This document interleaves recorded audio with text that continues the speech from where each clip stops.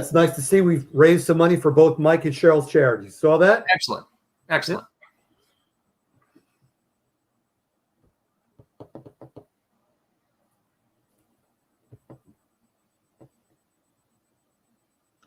Good to go, guys. Woot. Are we on? Almost. Yeah, we're live. I think he's got the intro running. All right.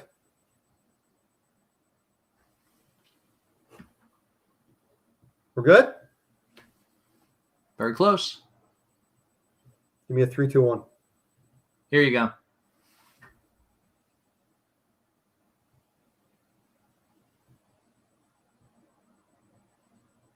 And we are live.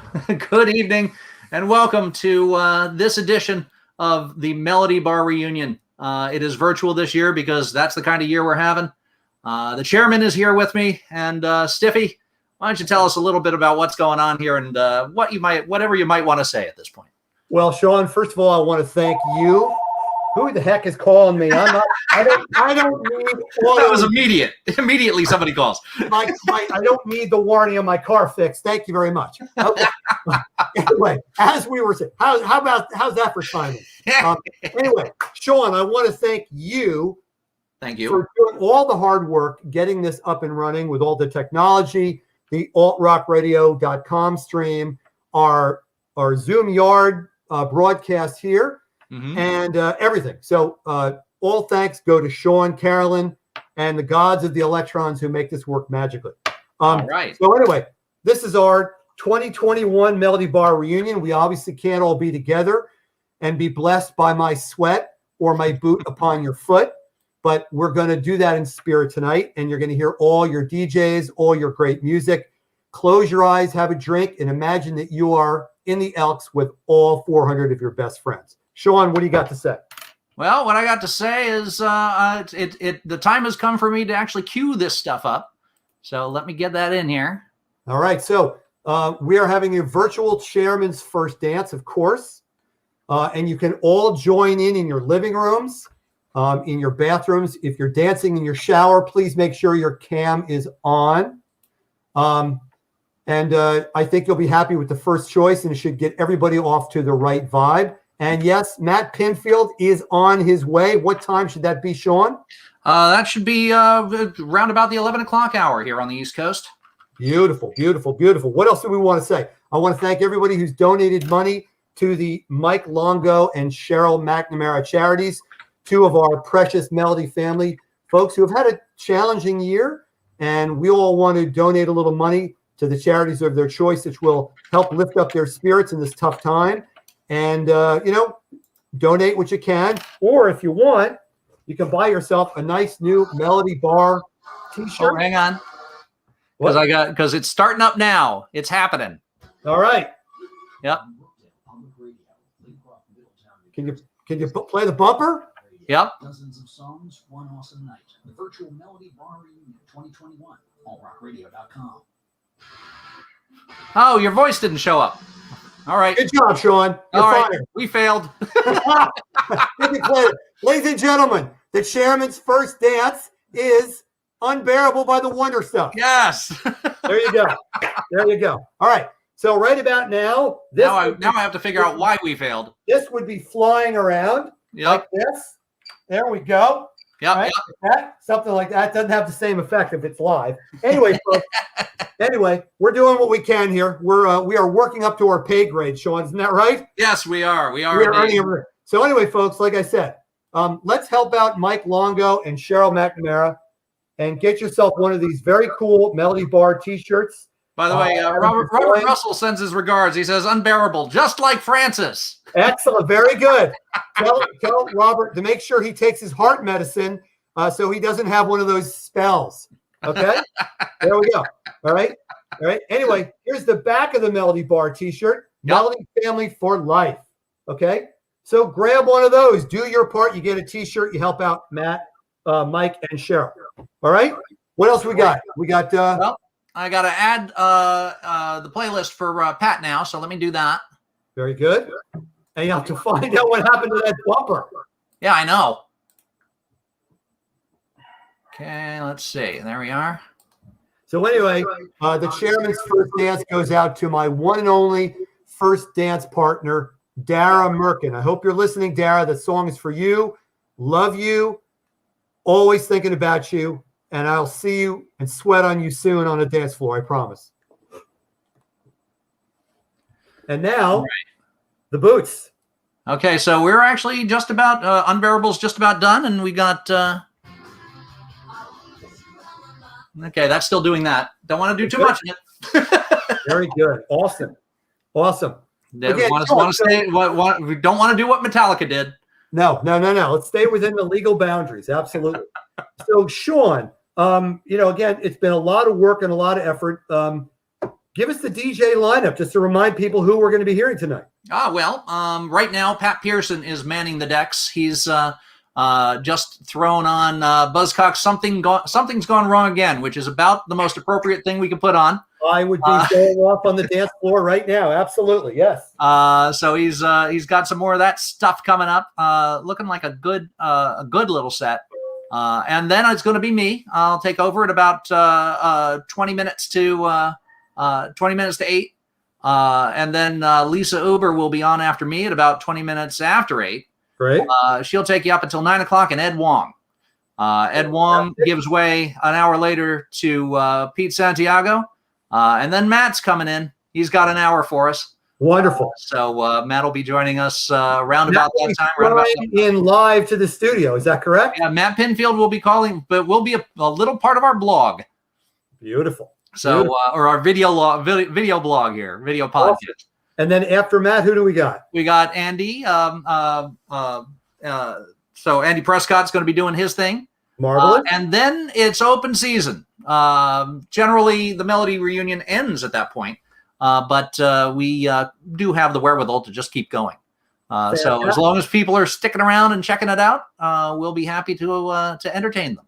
Beautiful. So would that mean that you be taking lots of requests at that time for anything we missed in the first couple hours? Sure can. I have a couple of requests now are coming in.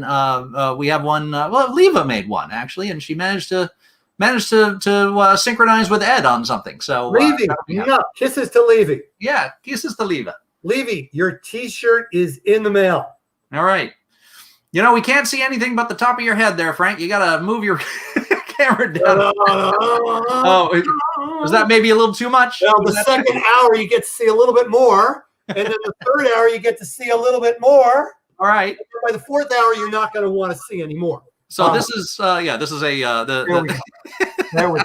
How's that? I don't know what I'm doing. I've never done this before. It's a taster. I'm a live entertainer. But this is important, Sean, right? That this broadcast is sponsored by Stiffy's Instant Protein Shake Mix.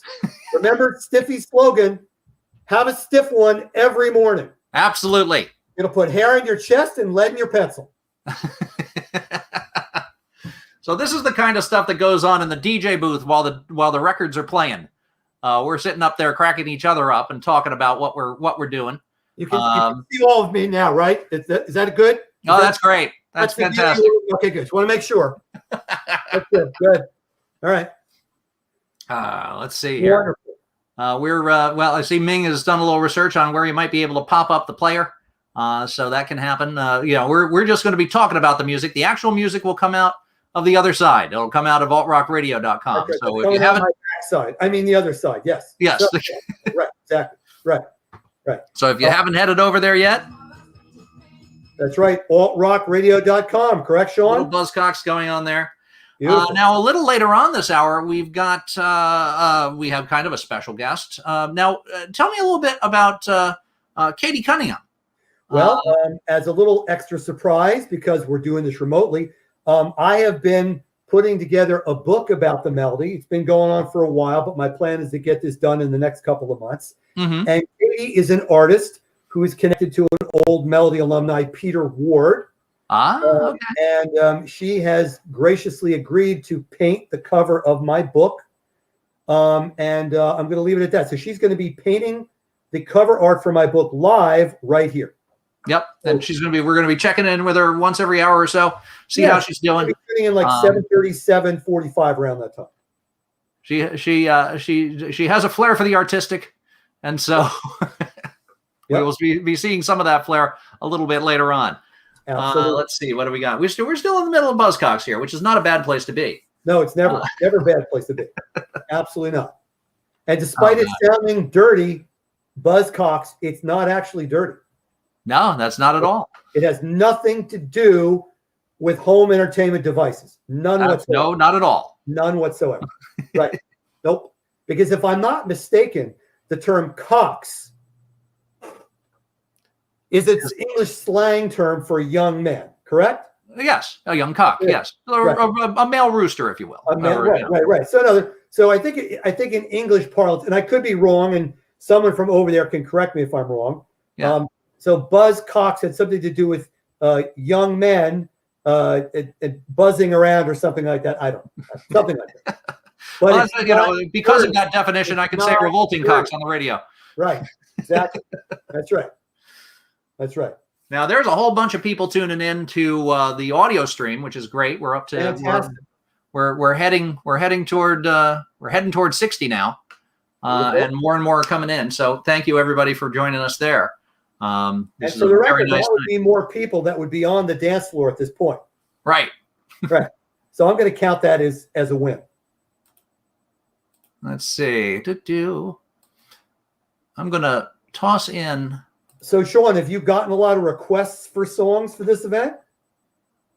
I've gotten a few. Not a lot, but I did have a few. And there is the opportunity for some people to make requests. Is that correct? Is that possible?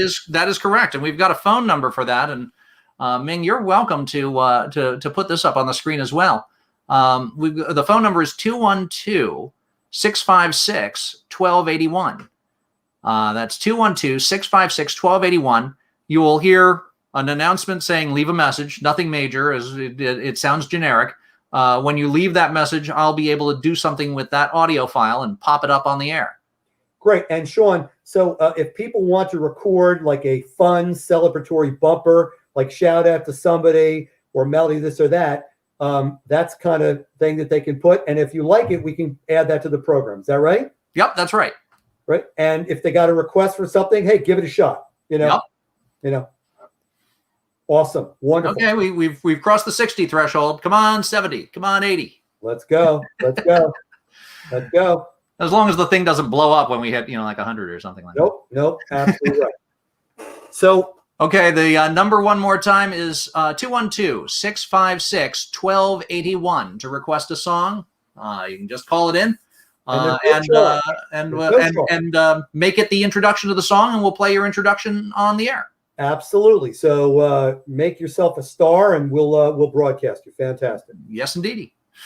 Oh gosh, let's see. How are we doing on time? It's 7 minutes after the hour. We've had 7 minutes of reunion so far. Normally by this time you're going, oh my God, it's going to be dead. No, at this time I've already said, well, I've survived going off to the first 3 strongs, and I have not had a stroke, so I'm good there's my stress test for another year. Yep. Normally I'll have had my well, let's see. Is that where that was? Okay, that's good. I want to double check the playlist. Yep, that's exactly what it was. We're here in ministry. First ministry of the night, kids. What are we hearing? We're hearing Revenge. Beautiful. So I know, Sean, as we all know, let's hear a little of that. Yep. There you go. No violations have been noted. Technically speaking, Sean, what's the length that you can play without getting smacked? It's got to be recognizable to whatever is listening in to try and figure out what's going on. Okay. So think about how long it takes for Shazam to figure out what song it is. That's about how long. Oh, that's probably about a second. Okay, so you got to be careful. Right. So is somebody going to come to that door and smack you? No. As a matter of fact, nothing will happen here on the podcast as you're watching it now live. Right. But if enough of it happens, they start, turning down the volume on it. So we don't want that to happen. Lawyers might show up with bills, right? And also we want it to be complete and intact when it gets saved. It'll actually be available by this whole shebang will be available via YouTube after the fact. So we're it'll just be on. So it's going to be there in perpetuity. Thank God when we were growing up we didn't have social media. Better nods his head others. Yes, thoughtfully. Exactly. Right. All those things are just rumors, and they'll never be able to be proved beyond just a rumor. Now, let's see. I got, it just occurred to me, and I just got some stuff over here. I think we should just, we should add a little flair here. Hey, folks, right? There's not enough t-shirt. There's not enough turntables in our. So we got that covered. Oh gosh. Very good. So let's see. I am going to get in touch with folks online. So when Robert Old Man Russell typed in, where did you see that message? Oh, he texted it to me. Oh, he texted to you. Okay, good. Right. So I'm glad he's figured out how to use technology because he's always it's good that he's done that. Yes. Right. Exactly. Right. Now, Miranda says, great job. A bunch of people are going, heck yeah, I love this. So, that was 3 weeks ago, but Miranda 20 minutes ago said, great job. So, so she's been paying attention. Very good. Let's see. What else we got? You got to follow the music. People are liking that. Virtual Reunions DJ booth is coming up soon. People are checking that out. And by the way, everybody, ignore that proprietary pharmaceutical industry information on the whiteboard behind you. There, just there. Don't look at that stuff. There we go. Good. Perfect. There, I just deleted a comment from somebody who tried to steal the traffic from the from every now and again when something looks like it's getting popular, you'll see somebody post post a link below it saying, and here's the link for that, and then it links off to something else completely. Right. So I think we want to try to keep the unselected porn videos to a minimum tonight. Would you agree? I'm sorry. Say that again. Well, let's make sure we don't get linked to porn sites. It's okay. Well, not till after 11 p.m. I'm not talking about any link to porn sites I may have. I'm not talking about that, Sean. And perhaps you should have rephrased that. But that cat's out of the bag anyway. Right. Now Mike Longo just checked in, so I want to get the web address texted to him so he can awesome. join us. Yeah, we would love for Mike to join us. That'd be great. Yep. So let me do that. So we've got some Depeche Mode for Mike coming up, correct? Oh, we absolutely do. And he had a couple. I don't think we have any coming up during Pat's set, but then again, I could be wrong. Let's see. And Cheryl McNamara, our other honoree, she's got some requests in as well, correct? Yep, she does. And by the way, we're up to 75 people. That's good. Now coming. Those bumpers, Sean. Yes. Any concern about them going out or not going out? Do you know what's up? Well, I am moderately concerned, so I'm going to see what I can do about that while continuing to engage in witty banter. Good. Now you could play the bumpers here, right? Absolutely. Okay. Matter of fact, right. Let's see if you can. Let's see if this gets picked up. Let's do. Yeah, because we've got this. We got APB rolling now, huh? What kind of girl are you? That's correct. Beautiful. Hey, everybody. Remember, tonight's event is in honor of Mike Longo, our big-time Coke dealer, and Cheryl McNamara. And to show how much we appreciate them, let's have the Melody family reach out to the charities of their choice and make a donation which will help the people in need. Check out the webpage for all the charity information, or pick up a super cool-looking new Melody Bar family T-shirt. All proceeds going to their charity. Check out the website for all the information and rock on.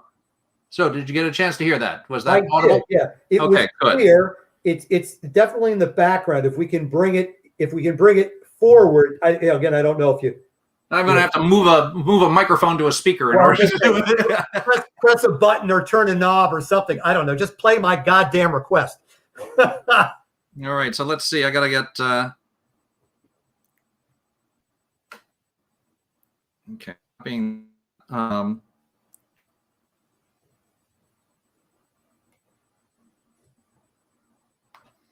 I'm getting in touch with Mike. This is exciting television. Just remember, when you're on a live broadcast, it's okay to pick your ear, but not pick your nose. Remember That's true. That's right. See, this is fine. Yeah, Right? that's So okay. that's okay. Well, don't get in there too far, man, because things get ugly Well, real no, fast. right. If you linger for more than a second, it's like, ew, what's he doing? This is just like, oh. And then, of course, you realize that you look like this all night. It's That's right. Exactly. Keep that picture handy to bring out whenever you need it. For it. the nose, you got to step off camera. Yes. Oh God, that's a good. Okay, here we go. We're back. Oh.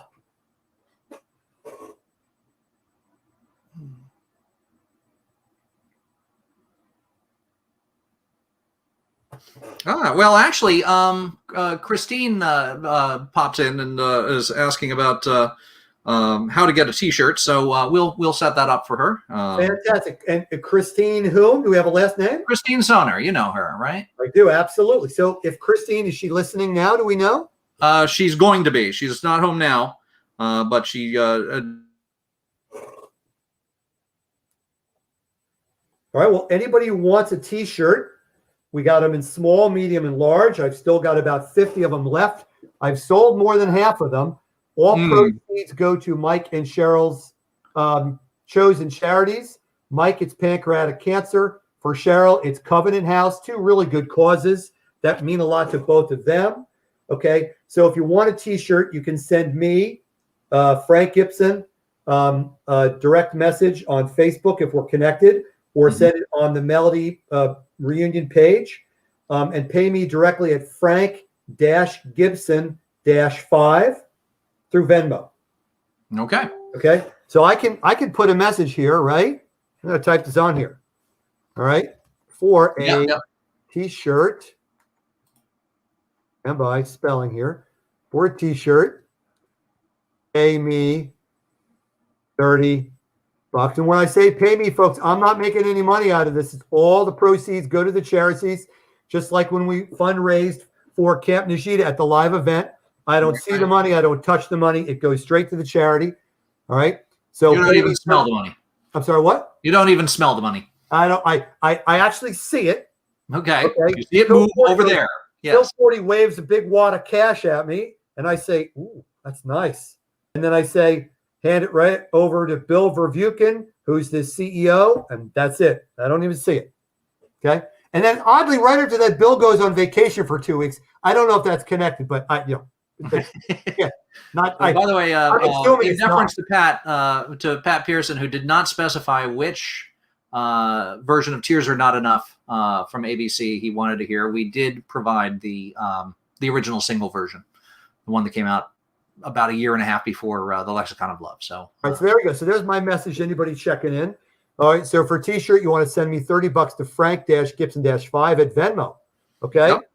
And then send me your address. Right. And it is. And your size. Mail. Because I've already got the T-shirts. I got a whole box of them. So let's get them moving, folks. All right. Yep. Absolutely. Let's see what we got here. We got. I do actually. Let me get over to the YouTube page just to see if anybody's chiming in over there.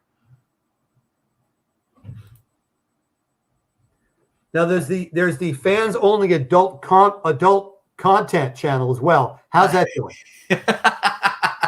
Because I spent an hour working on that video, Sean. It seems to only have fans. I don't know what it's all about. I worked on that video for an hour, and I expect a lot of likes. All right. I'm willing to degrade myself for a good cause, but I want to be appreciated.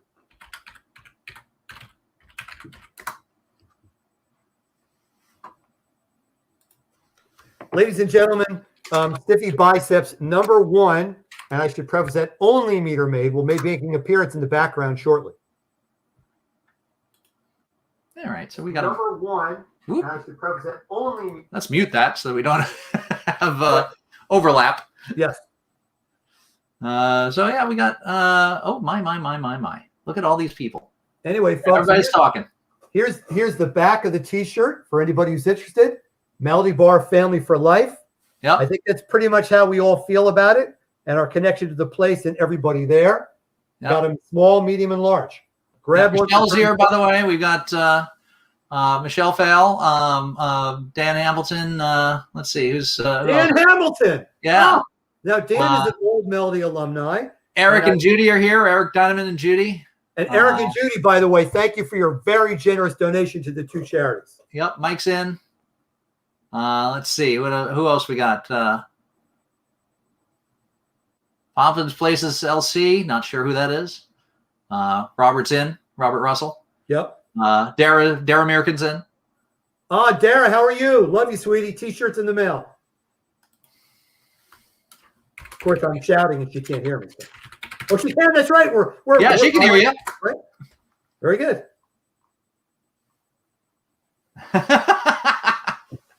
And Dan says, "Thanks for saying I'm old." Yeah.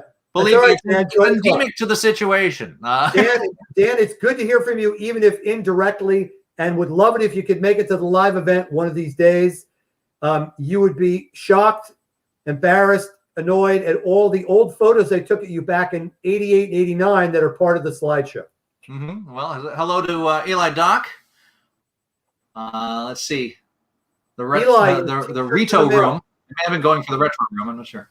Mike says he's got 4 ice cold Mexicokes standing by in his fridge, but he's not supposed to be ingesting that much sugar. Well, that's all right, Mike. That's all right. Oh, That's Pamela from J. nothing. August. That's Poppins Places LC. Right now we got the Mock Turtles playing "Can You Dig It?" Correct. Absolutely great Melody dance floor track from 1990. Yeah, Eric says, thanks for doing this, although don't be offended by the fact that we're listening to the tunes over listening to your banter. We're not offended. That's all right. That's okay. Nobody needs to hear me talking anymore. That's okay. We do have some other folks coming up later on. We'll shake this up a tad. We're holding down the fort right now. And let's see over on Fabulous Facebook. So we got it. We got a good number of YouTubers. Sean, how many are tuning in on YouTube right now? We got we got a few dozen. All right. In there. Yeah. Start. It's a start, right? Yep. Okay. Got a few dozen.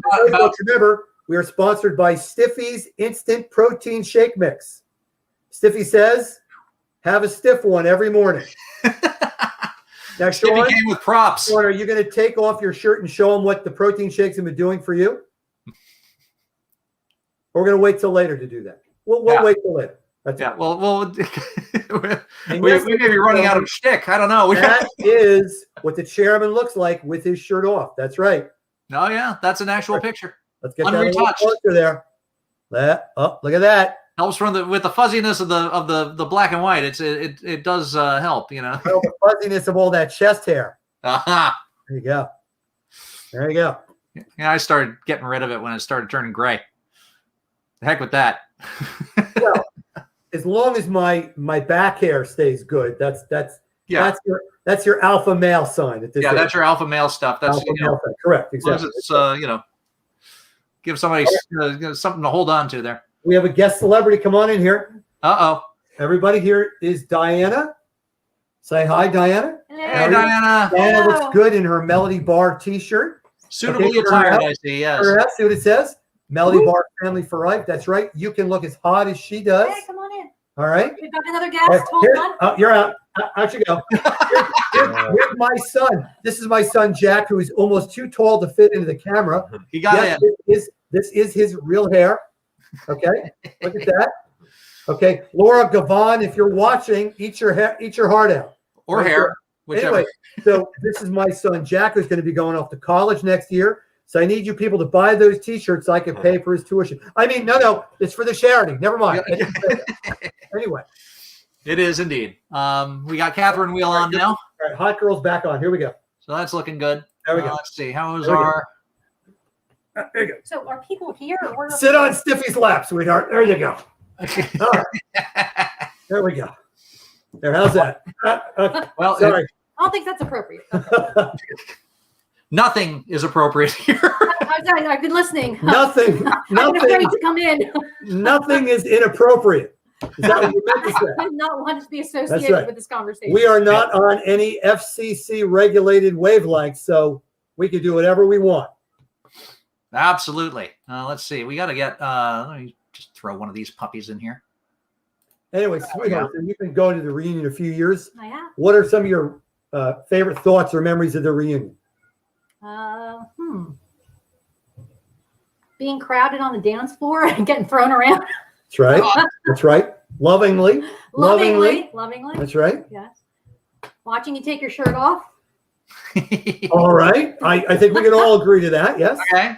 You mean the wardrobe change? The and the wardrobe yes, change, exactly. yes. They're always popular. Always popular. Absolutely.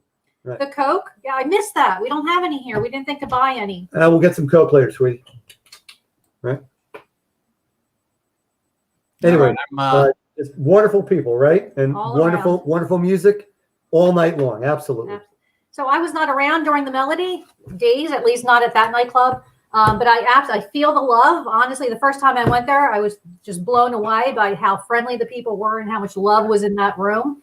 It really is something that is far more than just a nightclub. It just transcends time. It does. And it's not just a bar. So people would say, you're having a reunion for a bar, right? Just like that. And I'm like, no, it's a little more than that. They don't get it. But Well, those not of us, unless you come. If you come to the event, then you get it. then you understand. Now you hung out at City Gardens, I right? did. And you That was actually mine. you were at Club Zadar in Oh, New okay. Hope, so you know, okay.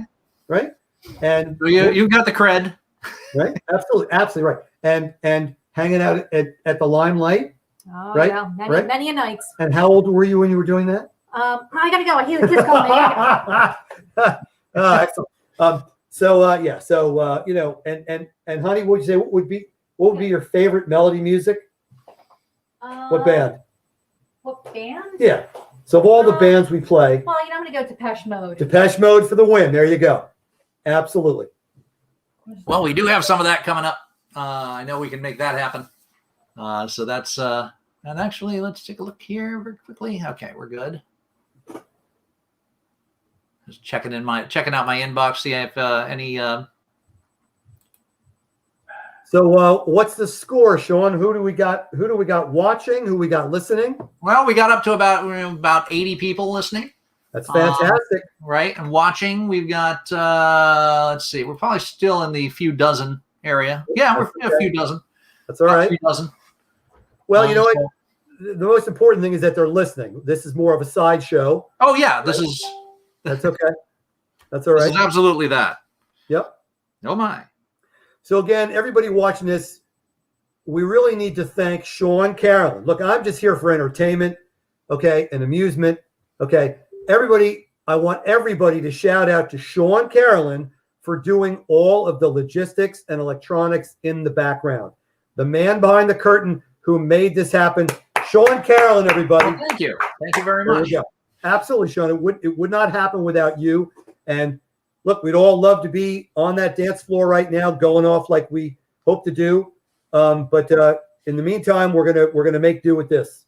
Well, I'd like to actually a shout out to our providers here, the folks at ashareduniverse.com. They're the podcast providers. They do all this really nifty stuff. They've got they have a little bit of magic they can throw out there to make the podcast snap a little bit. Like we got a Melody Bar picture behind us there. That's we did that with about 30 seconds left to spare before the beginning of the broadcast. Yep.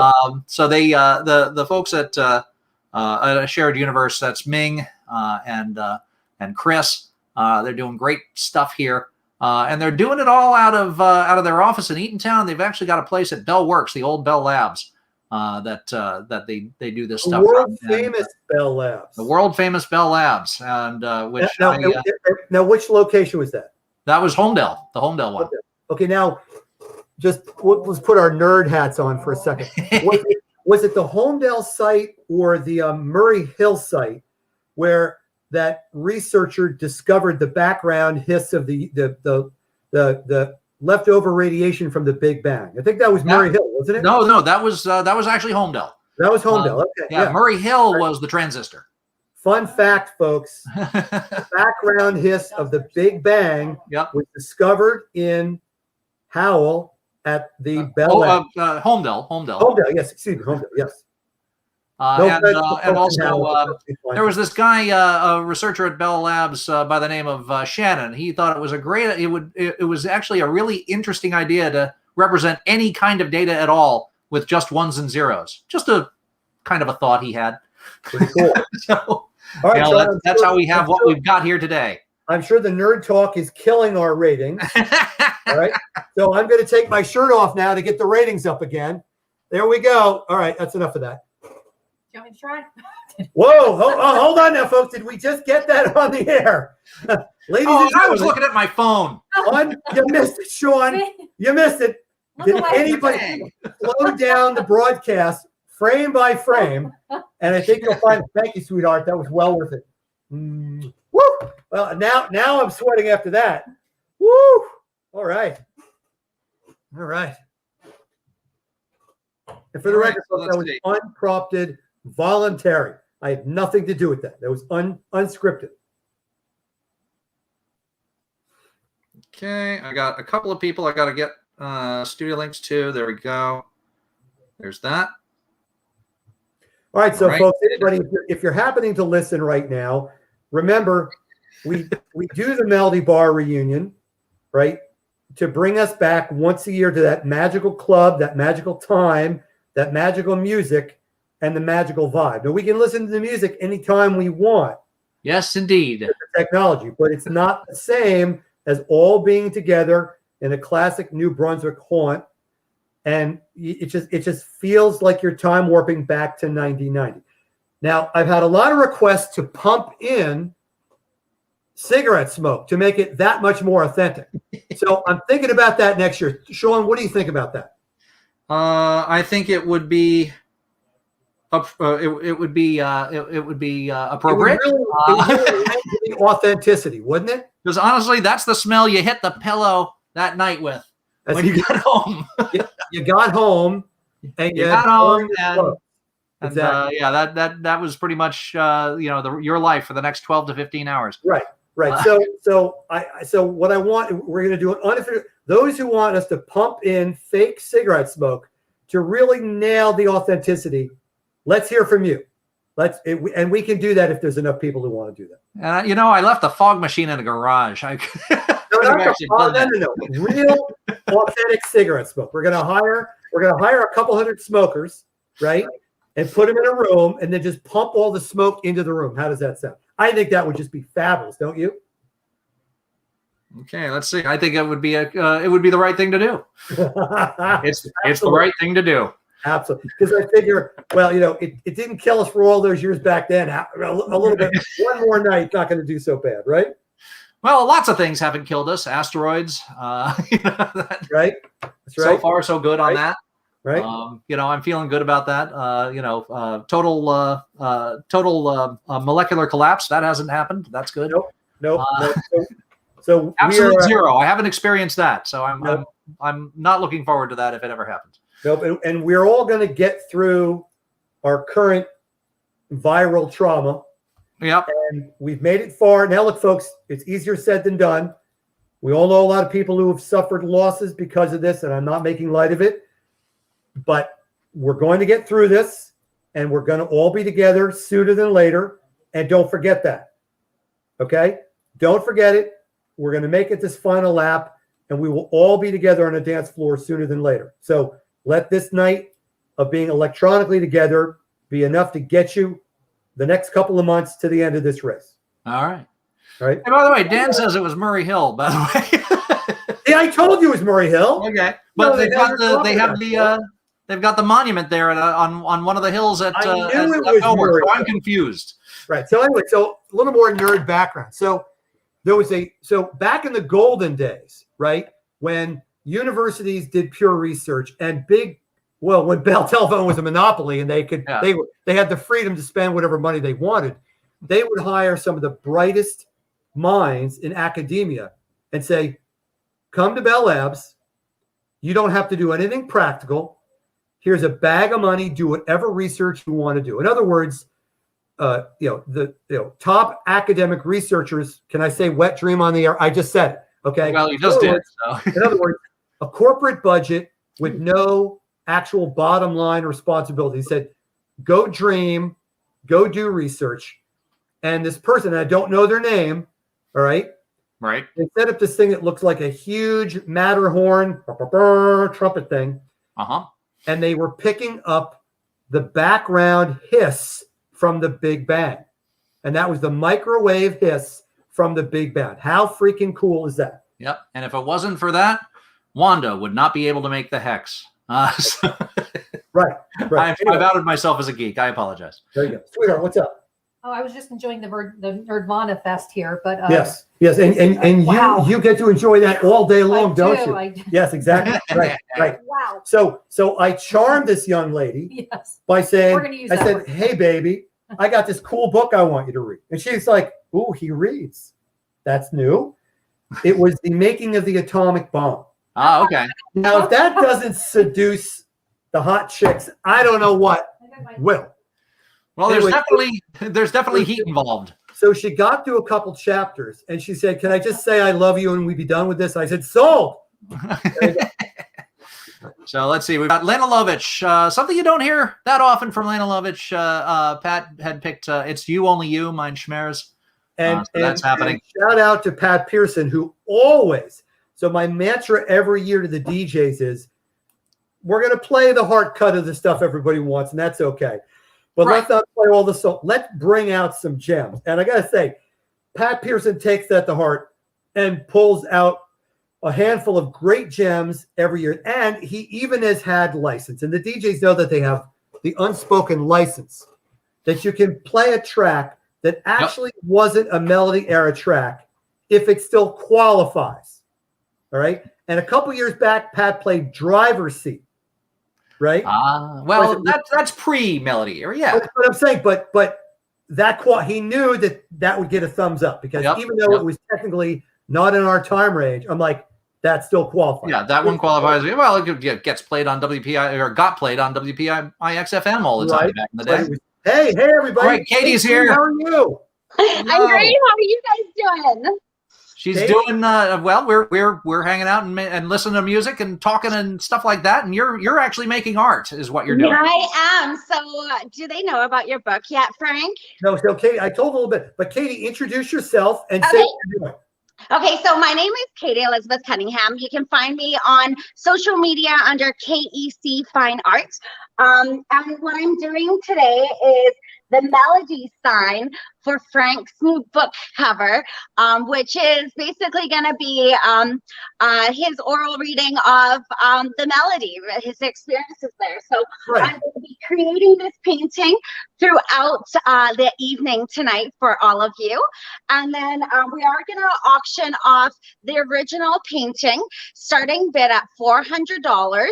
Increments, minimum bids go up by $100, and then prints will also be available of this guy too, and then portion of the proceeds will go to the charity.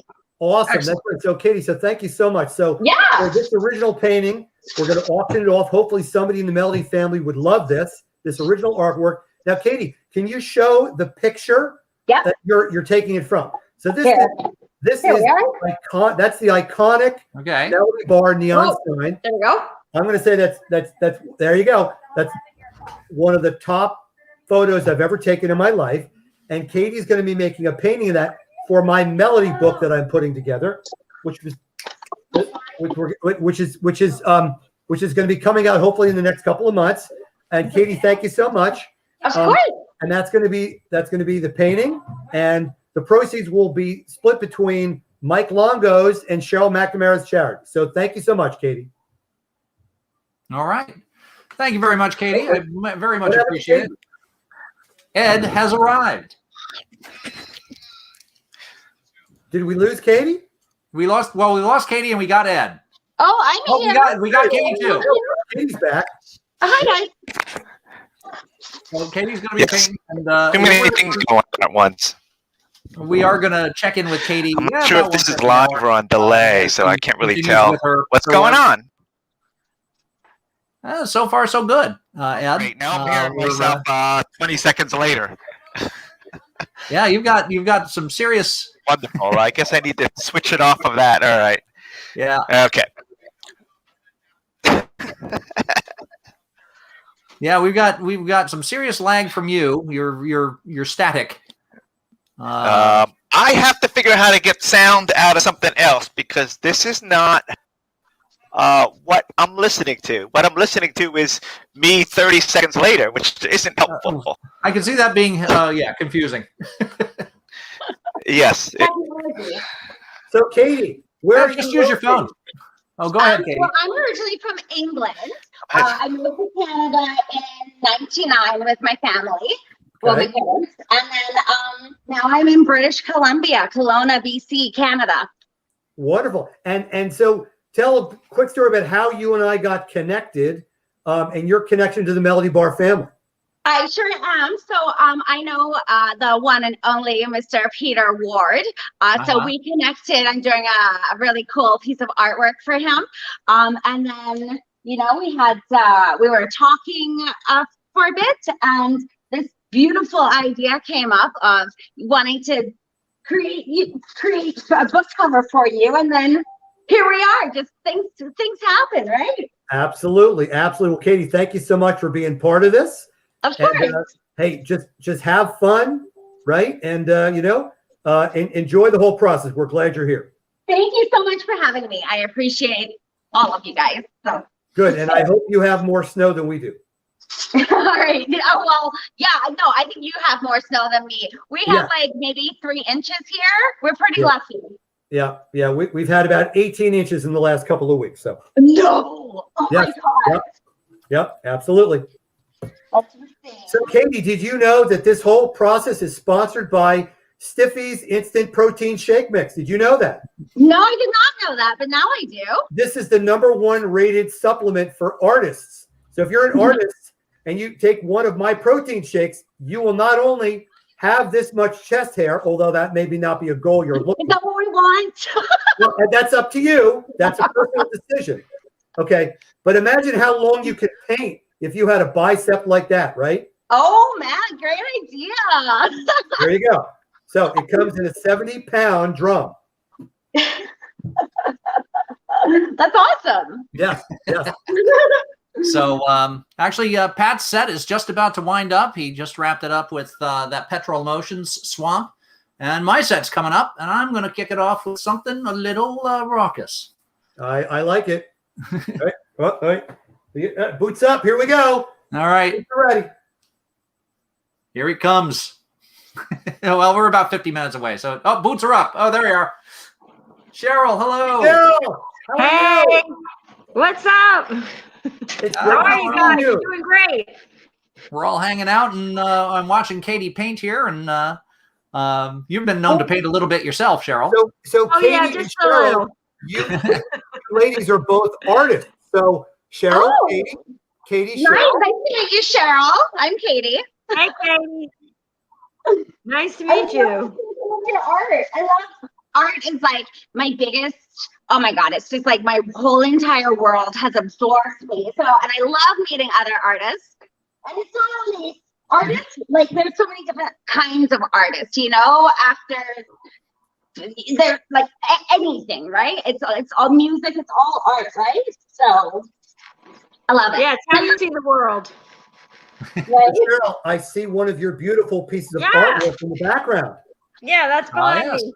Oh, nice. Behind my sofa. So Cheryl, art everywhere. Cheryl, I'm glad you could make it. It's wonderful to see you. Well, I'd just like to point out, I have a little art too. This was Kirkland for $30. All right, Sean, settle down. I like that abstract vibe going on there, Sean. Right, and here's my artwork right here. There's my artwork right there. Yeah, there you go. You just gotta make a plaster of that, Frank. Right. I'm not done yet. I still got more miles for those boots. So I think we're gonna let Katie do her thing. Katie, we'll check back with you at about 35 after. Perfect. All right. See you soon. Bye, Katie. Bye. So Cheryl, you are one of our honorees today, and I don't want to embarrass you too terribly, but Cheryl was one of the first people I met at the Melody and inspired me to come back to the Melody. I love dancing, and everybody knows. And when I saw Cheryl dancing on the dance floor, I said, I'm coming back here. And, and if she will allow me to dance with her, I will. And I tried not to be overbearing. And you were very patient. You were patient with me, Cheryl. Thank you. Oh, we had a great time, Frank. Right? We did. Right. But then you said, all right, this guy can dance. It's okay. Yeah. Right? And I always loved dancing with you. It was the highlight of my week to go to the Melody and dance with you. And we became great dance floor friends. And here we are, 30. Yeah. All these years later. 35 years later. You believe that? Crazy. Crazy when you think about it. Well, that's why your T-shirt is so great. That's the family slogan. There you Turn go. around. There you For go. life. For life.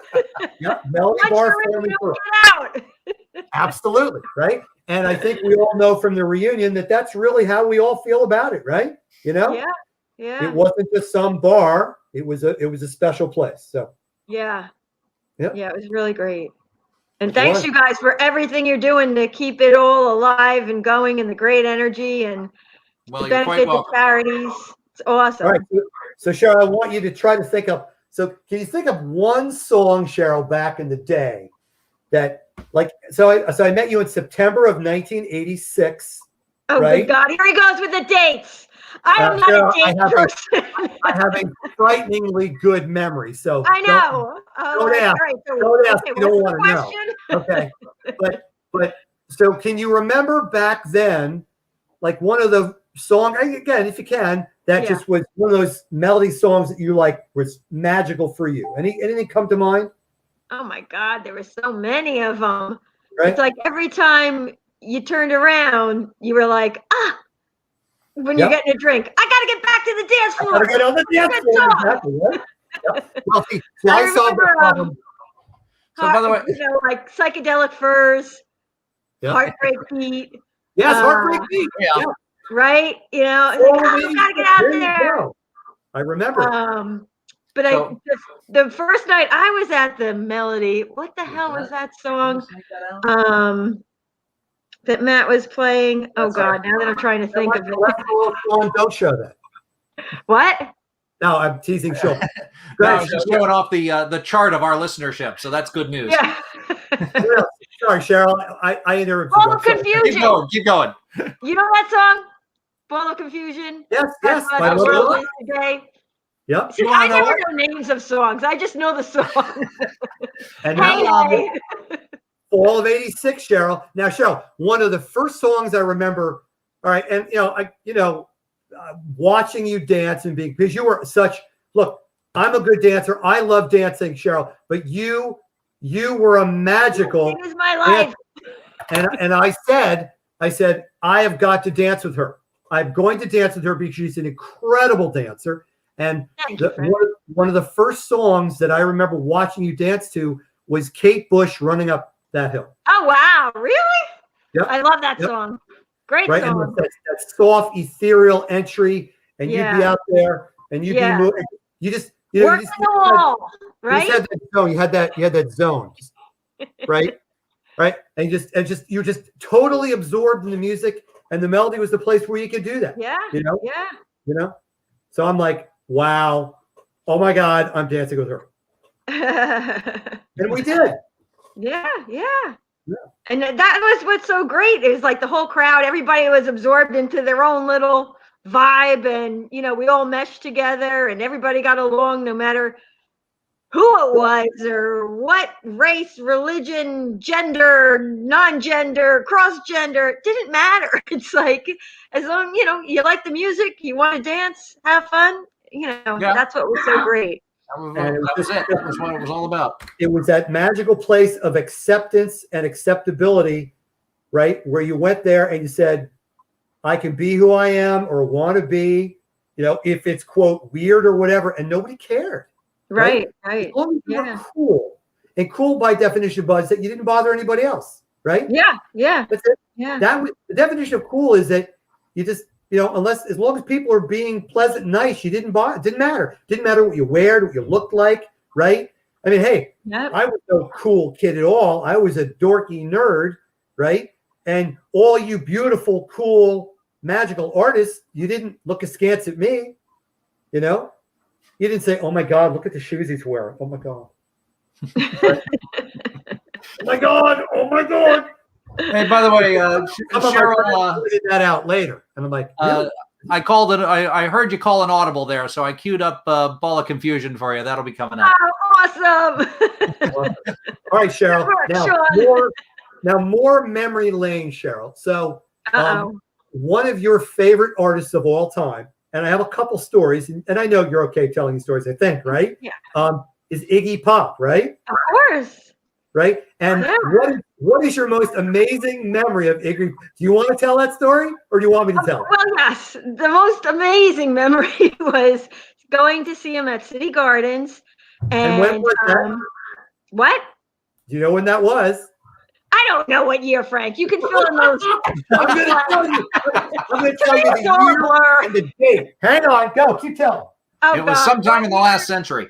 Yeah. It was when we were going to the Melody. See that book right it's in there? the book, right? It's in 200 the book. nights, 200 stories. My book, right? It details every concert I saw back in the glory days. Oh my God. So you tell the story. Go. Okay, so we go to City Gardens to see Iggy Pop, and Michael was with me, and he goes, we're crowded in the group there. Michael goes to the men's room, and while he's gone, Iggy leans out of the audience, is in front of me, and starts kissing me. As one does. Now let's characterize that a little better, Cheryl. So you're forgetting some details. So you, my dear, showed up with a painting. Yes, I did have a painting of Iggy. Yep. And you were in the front. You were in the front row, right? Okay. And you probably I always went to the front. I can't. Right? If I'm going to a live show, I got to be in the front. It's like so there we are. So I see you. I'm like, hey Cheryl, how are you? And you're like, hey Frank, how are you? And we're having our Melody reunion. So you're looking at Iggy with those come here eyes. Okay.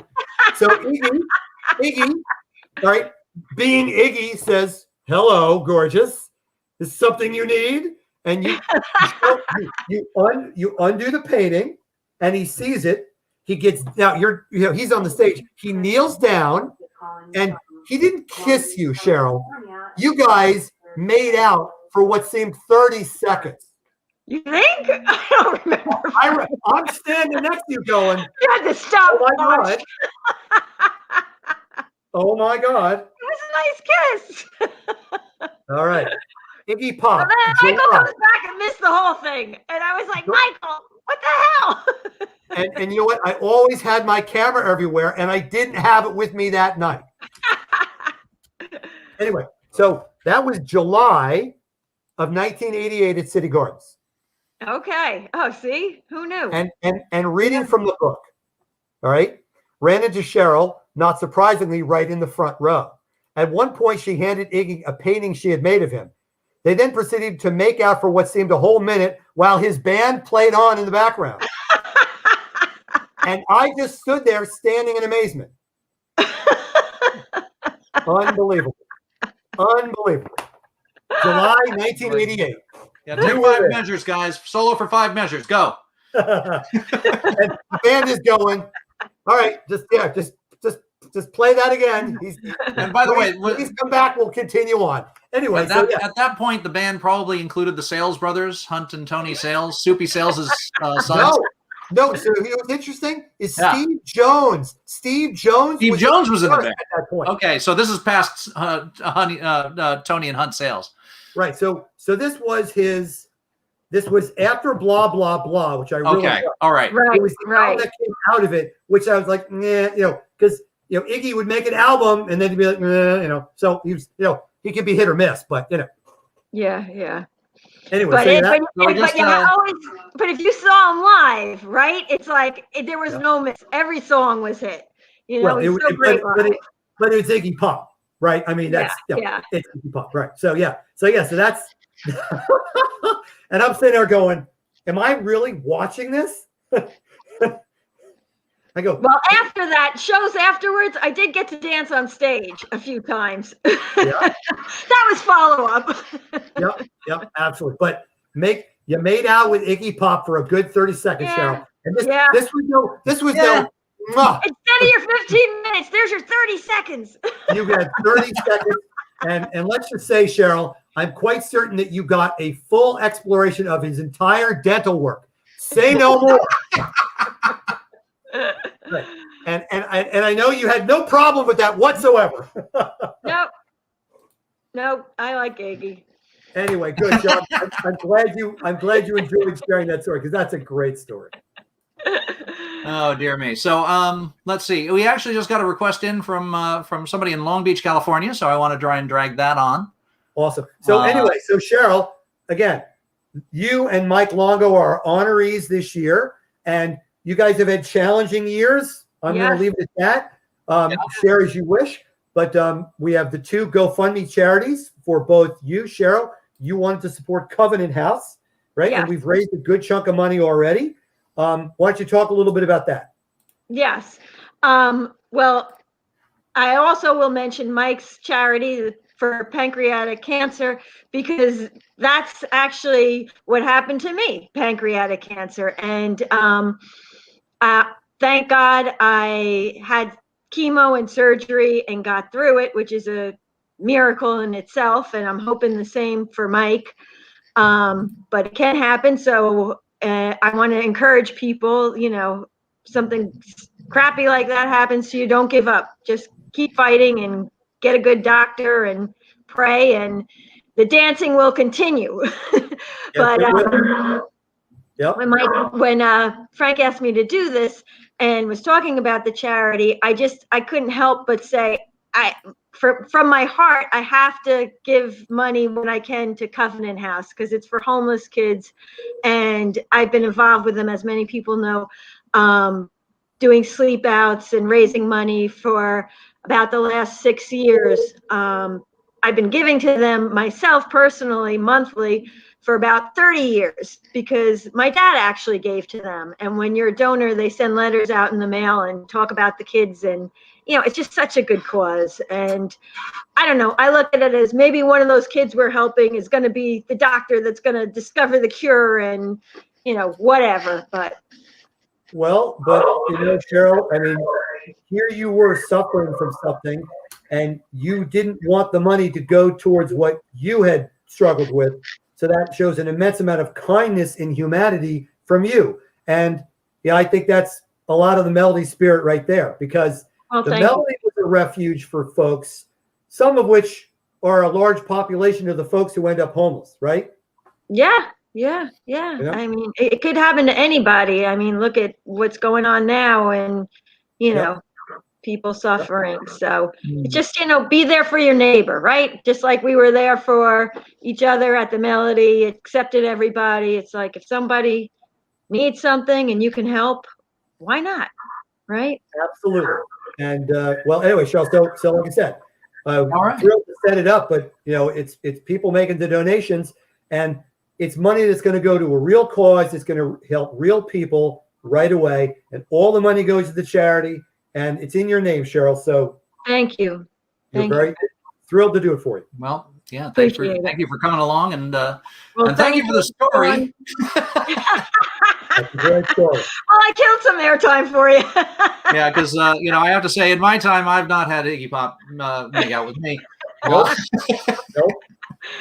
I did have your life isn't over. It could still happen. it could still, now, for the record, I don't know if now is the era of when you want him kissing. I don't know. Maybe not. Right? Wait 2 weeks, have testing. We can work around it. I don't know. Let's not pick. No, I don't see that as a goal. I actually don't see that as a goal. Exactly. I'd be happy with. I was far too concerned, actually, with Susie. So, let's see. Cheryl, how's Cindy doing? Cindy okay? No, she's going through a rough time right now. She's in the hospital, and just pray for her. Yep. Okay. And I hope she got the T-shirt we sent. I'm checking, but I honestly don't know. Okay. Well, anyway, it was Hopefully sent, and I'm sure she got it. So maybe that puts a Yeah. little smile on Yeah. her face. So please give Exactly. her a kiss from me. I Right? will. All right. And again, we go back a long way, and I hope she's going to be okay. Yes. Thank you guys. Really Yeah, appreciate you're quite welcome. Thanks for joining us. Well, Of Cheryl, course. you're welcome to tune in or tune out as long as you. But I'm glad you're here, and Thank you are one of our honorees. And enjoy the rest of the stream. And I look forward to dancing with you again when this is all over. Amen to Oh, that, yes. Frank. We love you. Okay, love you guys too. Yeah. We'll see you close to- you again when this is all over. Amen to Oh, that, yes. Frank. All right. Hey, Mike. Love you guys too. Hey, Sean. Big time coke dealer. There he is. Amen to that, Frank. Hey, Mike. So, what's the band on the shirt, Mike? Is that a new band? Can Mike hear us, Sean? I hear you. You hear Yeah. us? I don't think that's a new band. I think we got something queued up from that band coming up. How about that? So, Mike, what's your number one Depeche Mode request, Mike? It's always Strange Love. Strange Love, absolutely. Oh, that'll be coming up later on. Santiago has dibs on Strange Love. So, Mike, I Yeah, want so that's going to be coming up later. I have one that's a little bit more obscure for you. Okay. Coming up in about 2 songs. So stay tuned for that. So, Mike, I want you to tell me your first time at the Melody story. And I know you've told it to me already. It's going to be in the book, but I want you to tell here. My first time at the Melody, I believe And first, I was a big experience. I was a big fan of Matt Pinfield. I listened to him on the RSU and on 106.3. And I knew he spun at the Melody. And I called him up on a Sunday afternoon at HTG. And I requested a song that I'm having trouble remembering right now. I think it was Madonna. The Lucy Show. It was Lucy Show. Yeah, it was Ah, an idea. Yes, great. yes. And I said, I'm going to go meet this guy. So I went into the Melody and I sat at a table, and it was very early and nobody was there. And Matt showed up and I introduced myself. I told him I'm the one that requested the Lucy Show, and he said hello, and I helped him carry his records in. And that was my first time there. And I loved the experience and kept going back ever since. Awesome. And when did you fall in love with Depeche Mode? Did you know them before then, or did you meet them at the Melody essentially?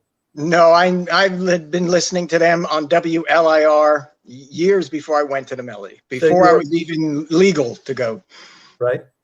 Now, Mike, I remember you and I dancing a lot together at the Melody. Is that right? Nope.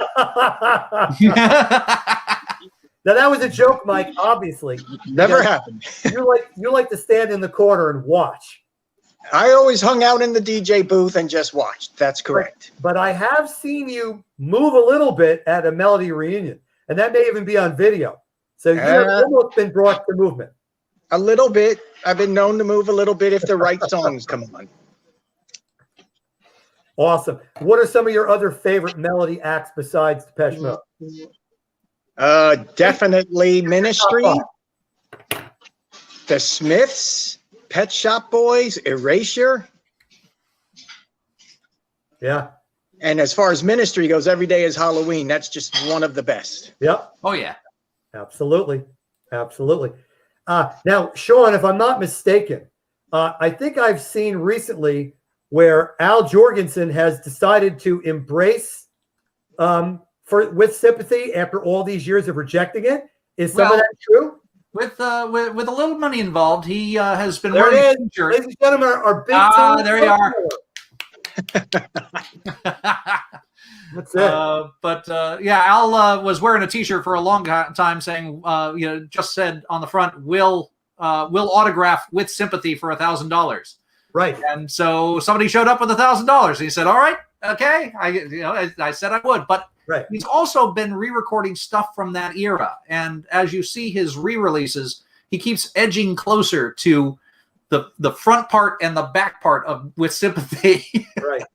Right. Hello, who's that? That's my wife. There you go. Hello. How are you? Welcome. I think I saw something on a Ministry Facebook feed where he was actually like embracing it a little bit. Like he's finally said, "Oh, the hell with it. Everybody loves it. Why not embrace it?" Well, it would be about bloody time. I think so too. Yes. I think so too. Right. And what I love about ministry, and I think we all do, was so you loved With Sympathy, because how can you not? I mean, that is a perfect synth pop underground dance record. And at the same time, you can love Stigmata. Right. And you can love The Mind is a Terrible Thing to Taste. Yep. And I remember the first time I heard A Mind is, and I'm thinking, that's ministry? No, that can't be ministry. And yes, it was. Well, you can actually, if you Neil Young's Bridge benefit, which he had for years, the Bridge School benefit. Ministry showed up one day and started doing Grateful Dead covers acoustic. So I mean, they can do anything. Well, I wouldn't be requesting that, but hey, that's okay. Right? Nor I, but they can do it. So, right, Mike, what do we got here? Here you go, Mike. Here's a little bit of Depeche Mode happening. There we go, Mike. And I haven't heard this one on the floor at the Melody, so I wanted to hear it. So, Mike, you got your T-shirt. You like it? Yes. Awesome. And but I gotta recover some of this lost weight and get the port out before I could model a shirt like that. Okay, that's fine. That's all right. We'll get there. But again, Mike, you and Cheryl are honorees, beloved Melody Bar family, and that's it is what it is, bud. And that's why we're raising some money for your charity of choice. And we've raised, I think we're approaching $1,000. You want to talk about your charity a little bit? Okay, well, as you know, I was diagnosed on July 31st with the pancreatic cancer. Yeah. And it was the terminal kind that Alex Trebek had. And one of the things we did was we did a lot of research online about treatment options and what we could do.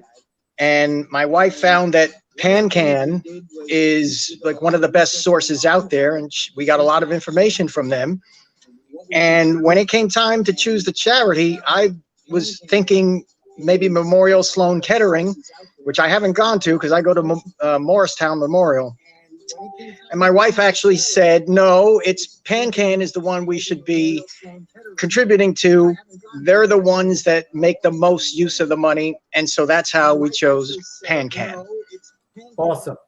Awesome. Well, look, Mike, we're, the proceeds from all the T-shirt sales and people's direct donations, there's a GoFundMe right there. So that money's going to go great. We're going to give what we can and hopefully make a little bit of difference for somebody and maybe for you. I hope so. But you are our. We're going to give what we can and hopefully make a little bit of difference for somebody and maybe for you. I hope so. We love you. Yeah. You are our. Thank you. That's it. You're a big time Coke dealer, Mike. You never thought you were going to be a Coke dealer. Congratulations. There's your Coke. I love the way that label stuck. Yep. Mike Longo, big time Coke dealer. And I love the fact that we're just out there with it. He's a fucking Coke dealer, and that's it. And you got a problem with it, Mike will take care of you. Right? Anyway, so Frank, I wanted to share a story. Yes. I know I told this to you, but when I went to the Melody, I just hung out by the DJ booth. I knew Pete Santiago, and I knew Matt Pinfield, and I knew you, and maybe one or two other people, and that was it. Yeah. And there was my best memory of the Melody was one night Matt was spinning, and he disappeared. Where he went, who knows, but he was gone. And the music's playing, and I assumed he'd be back in time to cue the next record, and he never showed up. So standing next to the tables, I looked in his crate, and I pulled out the Smiths record, and I queued up, and I played Headmaster Ritual. And I had watched him do it so many times, I knew exactly what to do. And you came running up, and you're like, oh my God, I can't believe you played this song. And then you ran out to the dance floor and started dancing and kicking people in the shins.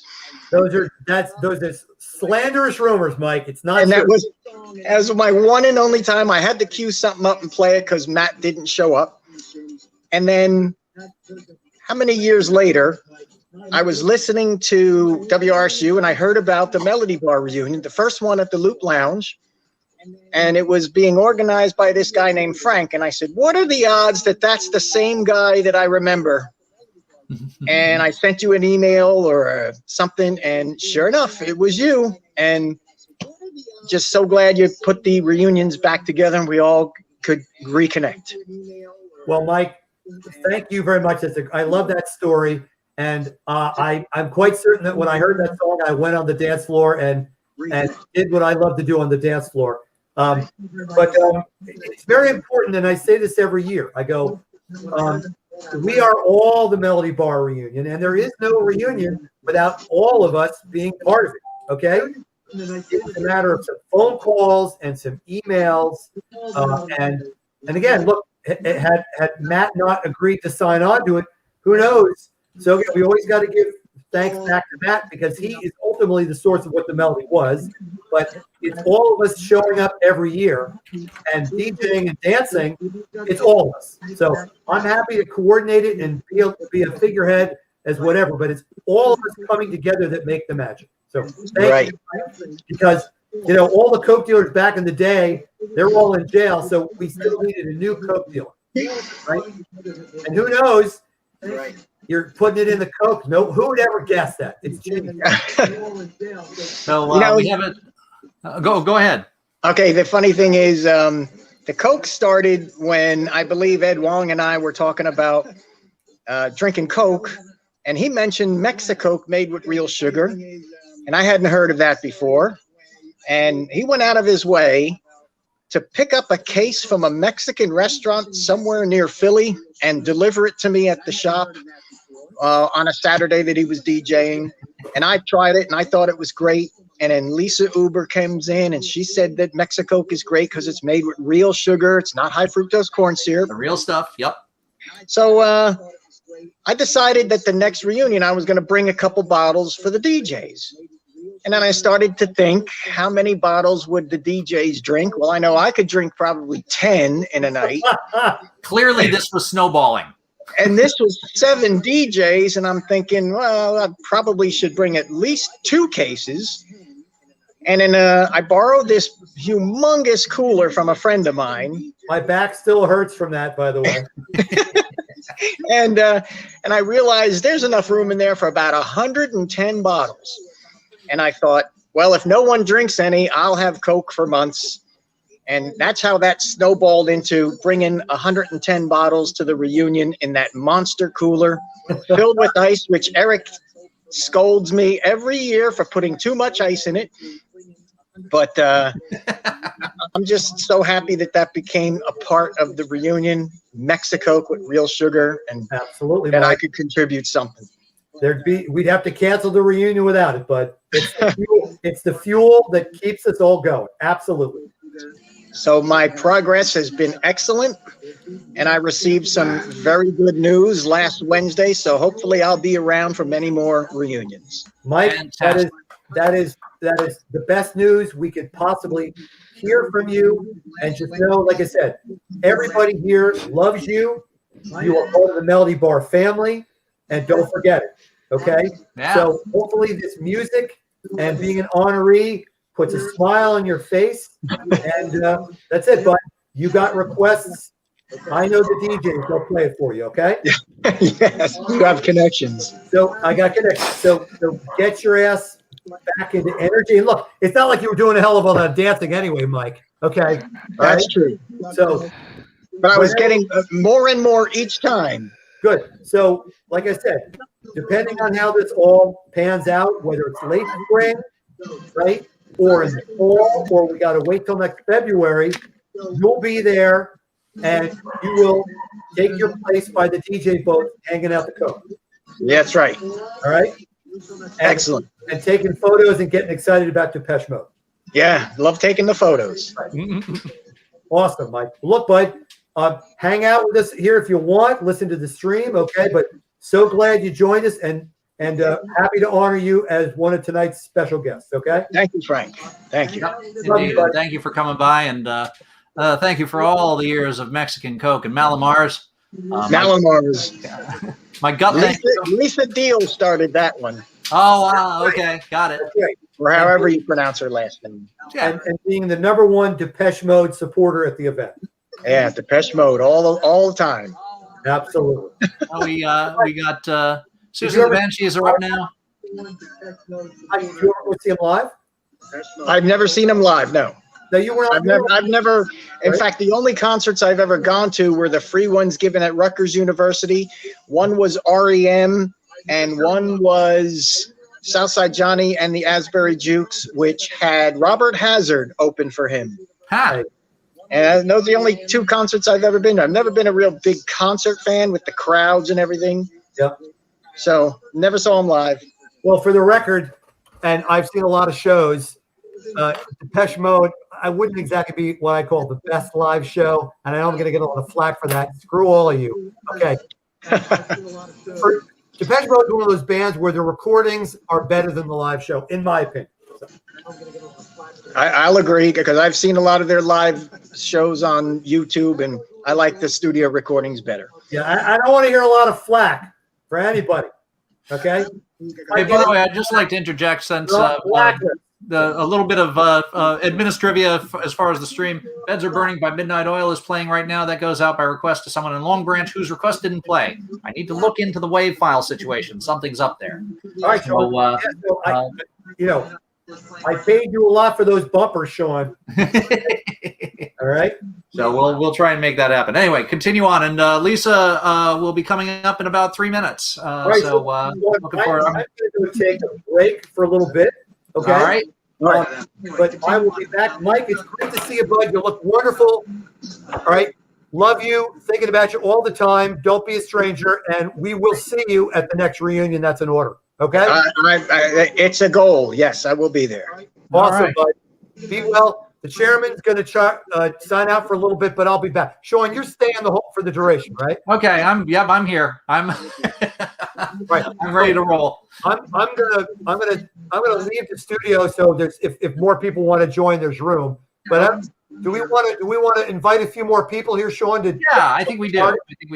So why don't you reach out to some people or put a blurb up and see if we can get some more people to join? Okay. Yep. All right. This is the chairman. Right, so I'm going to be trolling for people, and if you get in touch with me and via Facebook if you want to folks, join our little shindig. Protein instant shake mix. It'll make a man out of you. Right. Mike, this is the stuff you trained with, isn't that right, Mike? Oh yes, yeah. Way back in high school, I did train with that. Yeah. Look at that arm, ladies and gentlemen. Wow. If I could love myself anymore, it would be illegal in 6 southern states. That's all I have to say. All right, folks. Anyway, listen to the music. I'll be back in a bit. Mike, be well, buddy. Take care. All right. All right. I'm busy trying to copy something here, so let me do that. Mike, be well, buddy. Take care. All right. Got it. And doing a little cleanup over here because Lisa would like to join us and needs the link. So here comes that link. So we can have Lisa join us, and Ed is we've got Something's Gone Wrong Again was the first song we played after the Chairman's Dance, and I think that's covering this evening's situation. So we hope you're enjoying what you're listening to out on altrockradio.com, where we're playing all the stuff that we're playing. Hope you're enjoying our banter here as we go through talking about the stuff that went on at the Melody. I have some things to show off. Maybe let's see if I can. I got a couple of Two Guys record cases. I don't know. I think. Yep. Ed is in the midst of technical difficulties, and we apologize for that. They're very funny technical difficulties. Thank you. Astounding crisp, though, Ed, when you come in. I'd say just hold up your cell phone and do it that way. I don't know. Whatever you want to do. Now, of course, Ed actually, in deference to Ed, I should mention that he is going to be doing his own thing with his rig.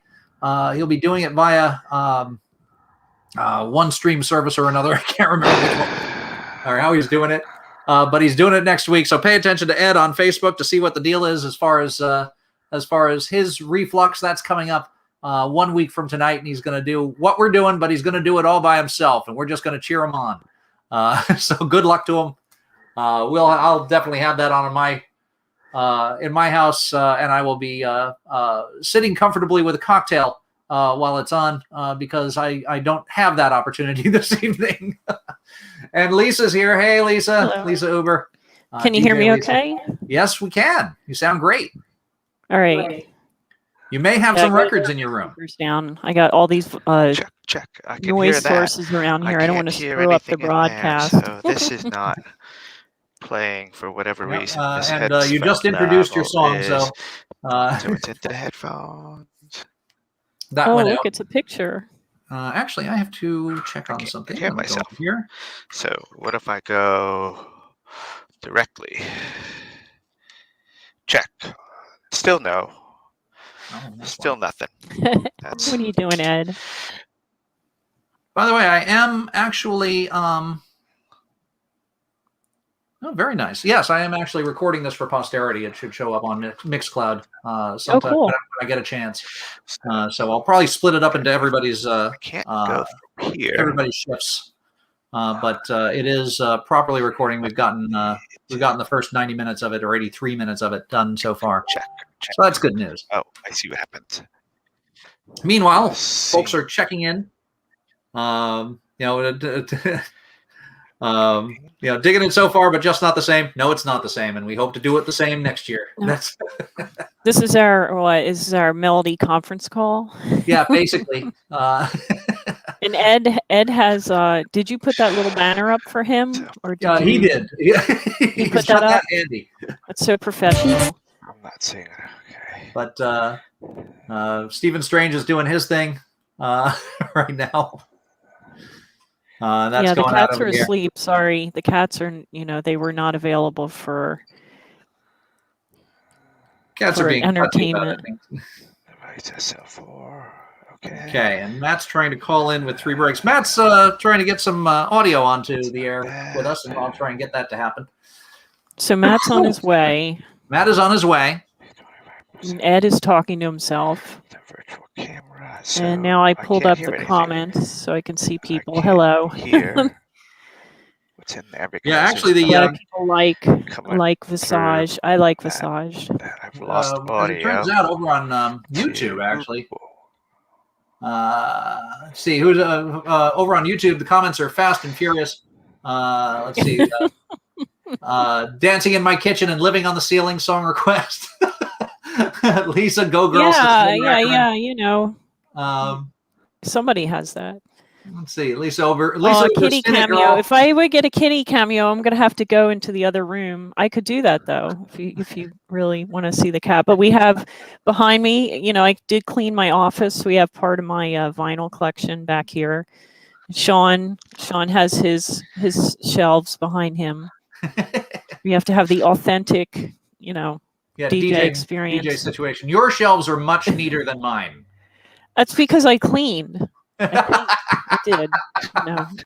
And I also work here during the week, so it kind of has to look like grown-ups, sort of, maybe. Right. So that you got to have the high class background. There's a person on Twitter going around that watches TV news shows and judges people on the quality of their room decor behind their remote call. So, oh my God, that's funny. All right, so I think people want to see the cats, so I'm gonna That's all right. I'm gonna just check. You know what? This is Check. the internet. Hey, Ed. Cats are always good. That's working, but I can't hear anything. aw, Oh, Ed. but we can hear you, Ed. We can hear you, Ed. So as soon as that happens, I lose audio. Okay, I'm gonna put you on mute, and I'm gonna OBS. come right back with the cat. And thank you, Eli, for your thank you, by the way. Thank you, Eli. I Doc. have And, audio. Laura's there, and people are going, Lisa, yes! So there's a little bit of that going on. So I have the audio there. Check, check. The kitty cat's check, coming. Check, check. That's the live, but I don't have any cue. I don't have anything on the, so the audio dies off of the computer. Great. Okay. Let's get him in front of the camera. Oh, there you go. All right. This is Walter. He'll be 2 years old in the summer. The problem is I have. And he's a audio over snowshoe. there. That one, unfortunately, is. All right. And I'll way go too get the other old. one. Check.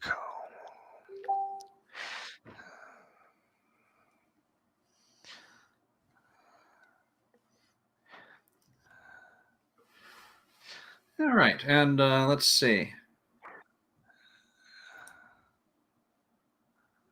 By the way, we have Katie Cunningham. She's made a little progress on her painting. Lisa, I'll fill you in on this. We've got a person who's doing the painting that Frank will use the painting as the cover of his book on the melody that will be coming out as soon as he has it entirely complete.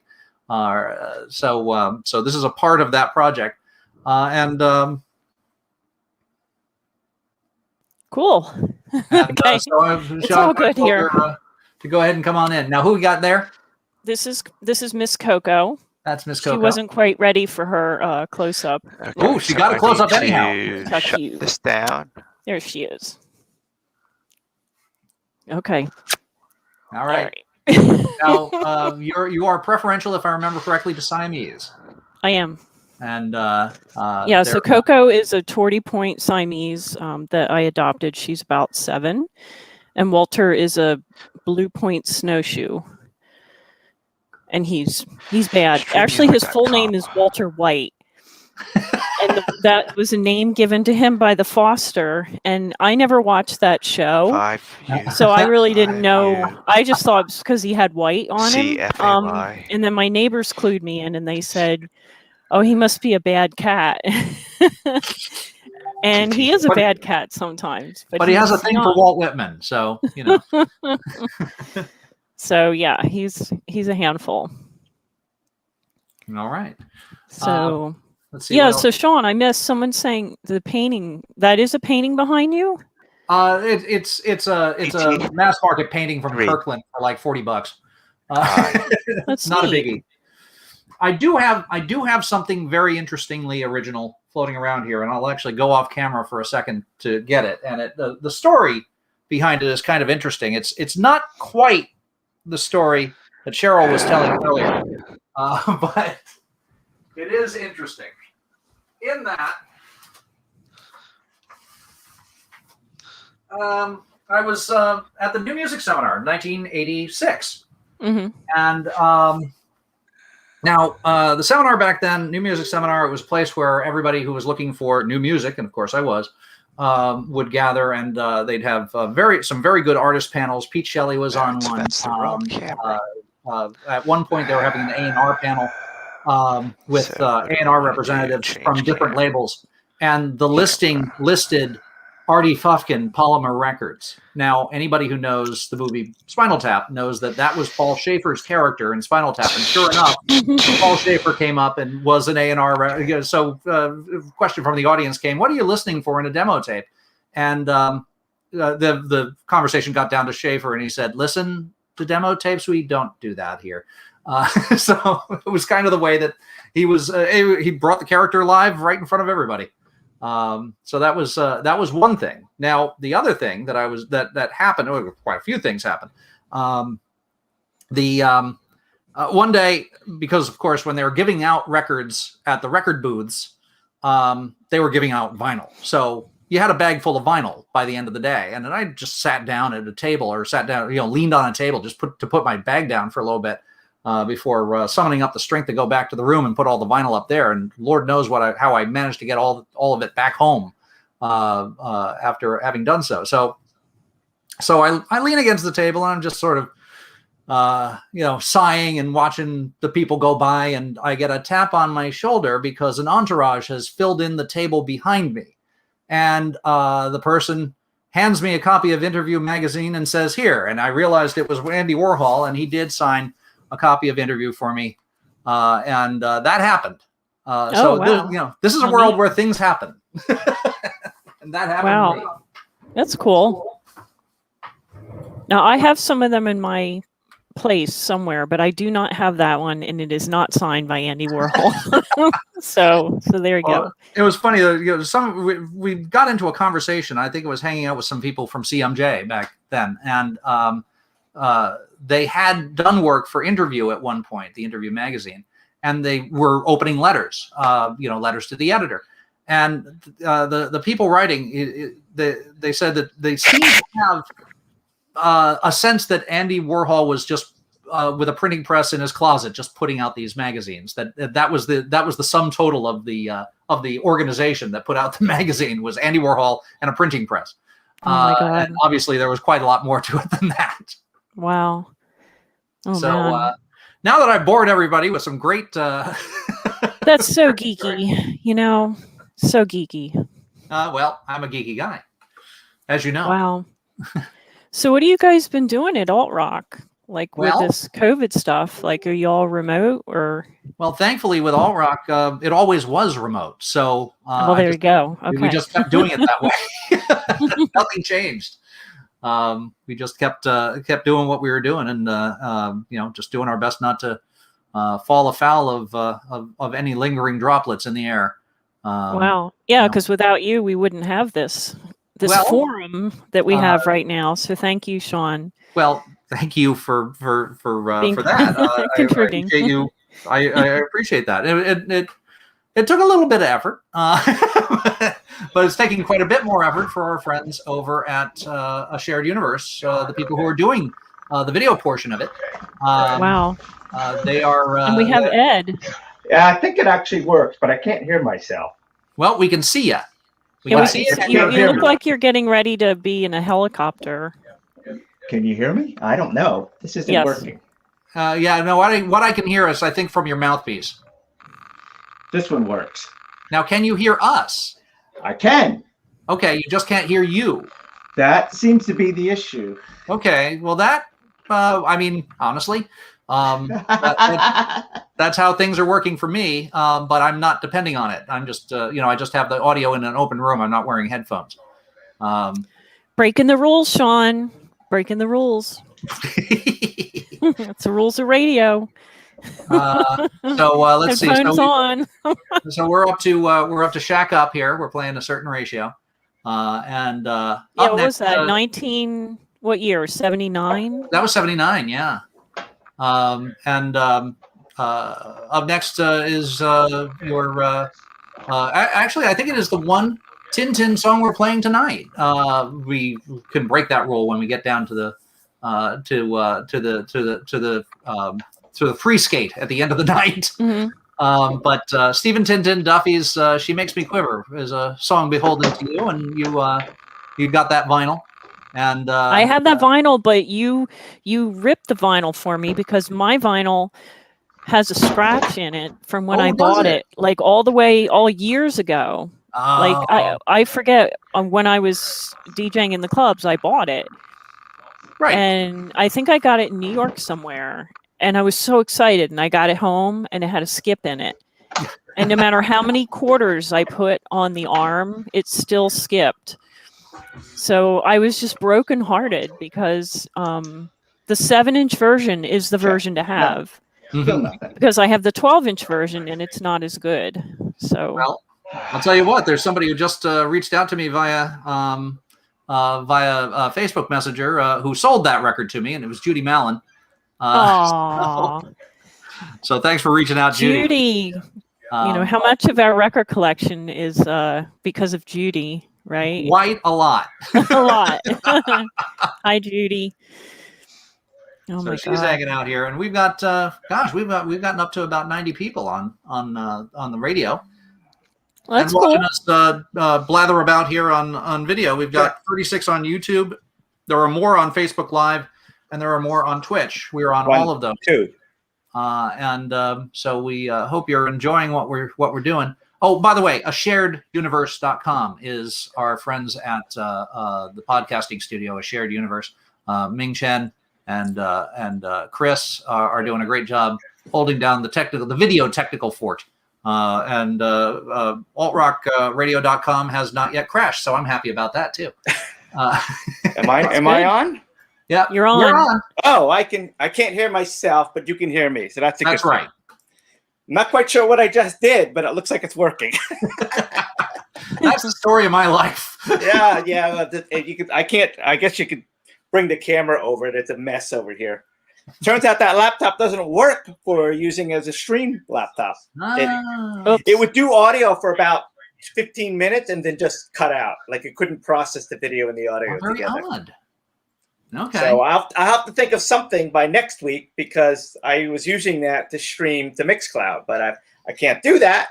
Right. And it could get interesting. So, Ed, even at home, you look like a mad scientist.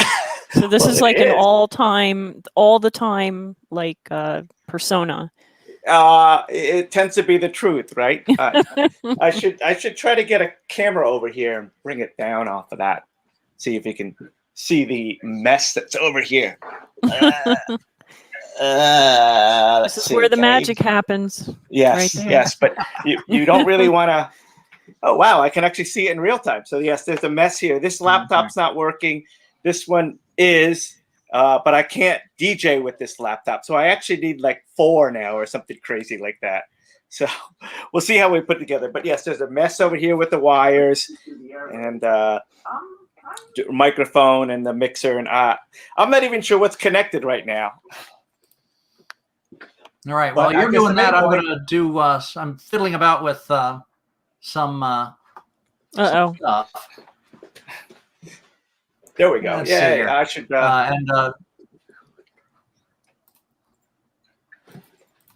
I'm trying to do is we've had a problem. The audio coming in from the for us, the audio coming in from the phone number has not been playing on the air. It's just been it queues it up.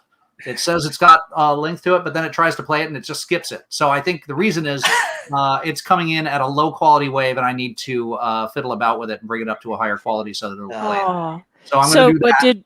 Did my Yours voice play. tracks work? Yes, your very nice voice tracks work that you sent me via email.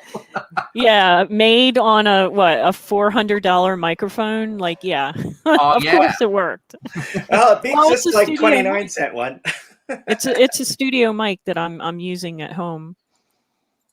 All right, so I'm gonna focus on this for a second so that I can actually get it done, as opposed to being a glib host and that sort of thing.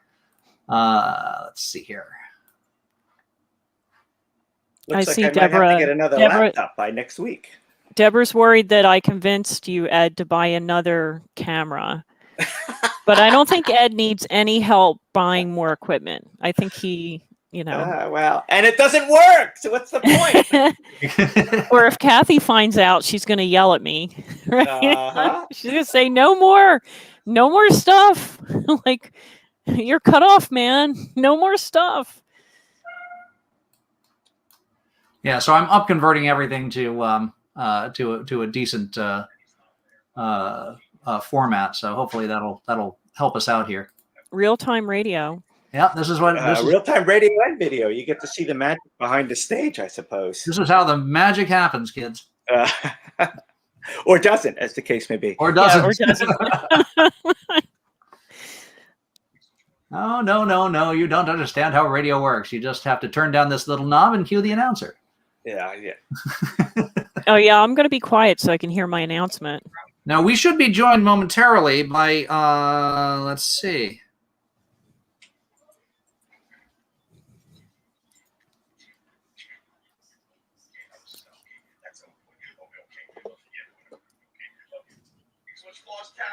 I think Katie's SMS was having a difficult time. Katie's the person that's doing the artwork for Frank's book, and we're looking to see her pop in at some point in the near future. Is that the person that was painting before? Yeah. Okay. Yeah, I had the volume down then, and I was like, someone's painting. Okay. We're all about the arts here, man.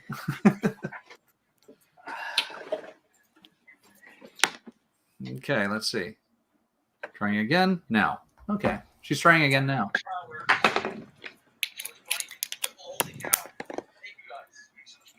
One, two. Check, check, check, check. No, that's not in that microphone at all. So that was not good. This should be into that. Into. All right.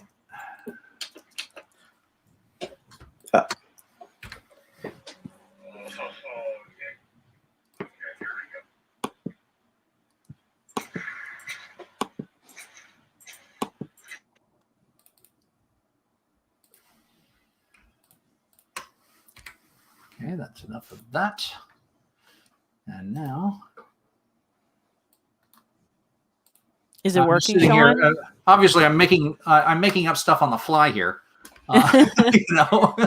Yeah, just don't be messing with my set, man. No, your set's golden. And someone had a perfectly timed request for the Smiths. That's funny, right? You see that? Did that happen? Ah, perfect. So you, let me just check the history, but I think, yep, your intro for P Machinery is went out just fine. It did. Yep. I heard it. Okay, cool. Yeah. The magic was one of the things I was trying to do. I was trying to be able to cue back and forth between the live feed and the studio here, but it got really confusing because the stuff was delayed by 20 seconds.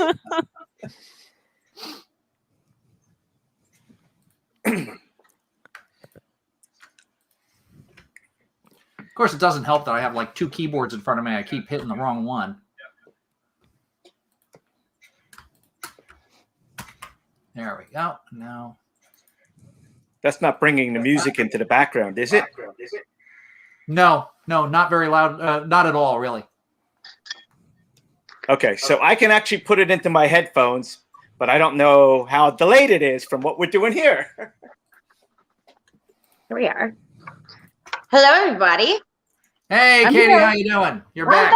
I'm back. I'm good. How are you guys? I figured out how to get the chat back so I can see everyone's comments now. So, hey, everybody. Okay, very good. And we're working away. So we got we have more black, and that's good because honestly, that was a big color at the melody. Oh yeah. And let's see what are we. Okay, I got Ed's stuff. That's good. All right, so Ed, you've been upconverted to 320K MP3, so you should be golden. So it's faked, huh? Yep. Strange how it wouldn't take the lower quality, but it will take it wouldn't. Fake converted. And in actual fact, I think that's something I have to address with the service because I had originally selected that they send high quality 16-bit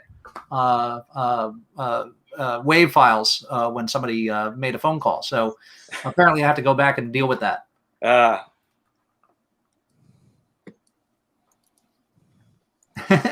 Yeah, and Deborah's asking, isn't this all pre-recorded? How can people still request?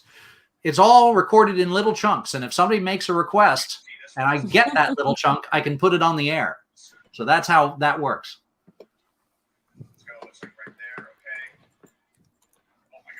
Okay, I see that Eric has confessed that he may not have worn black at the melody.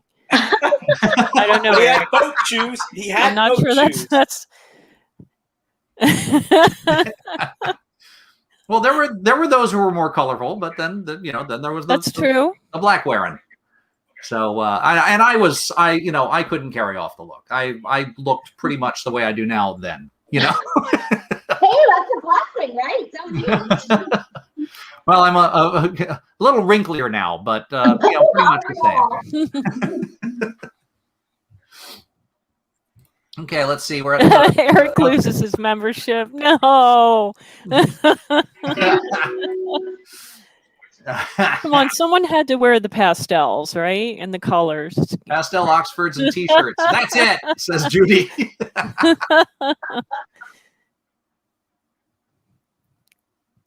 Yeah.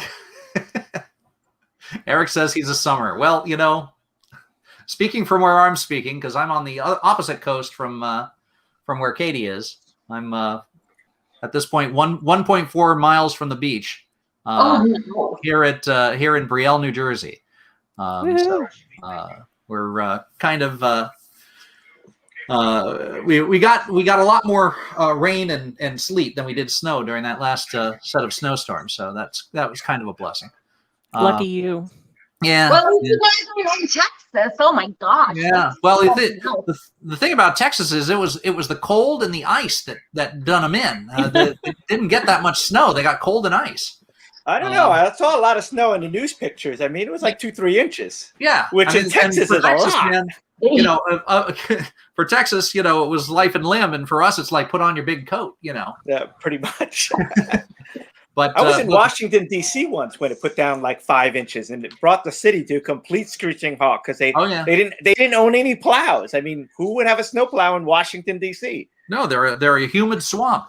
You know, so that's just sort of the way it is. Let's see, 57 years of marriage. That's a lot of years of marriage. That is a lot. Wait, what? I'm pretty sure. Well, she may think it's been 57 years of marriage. That's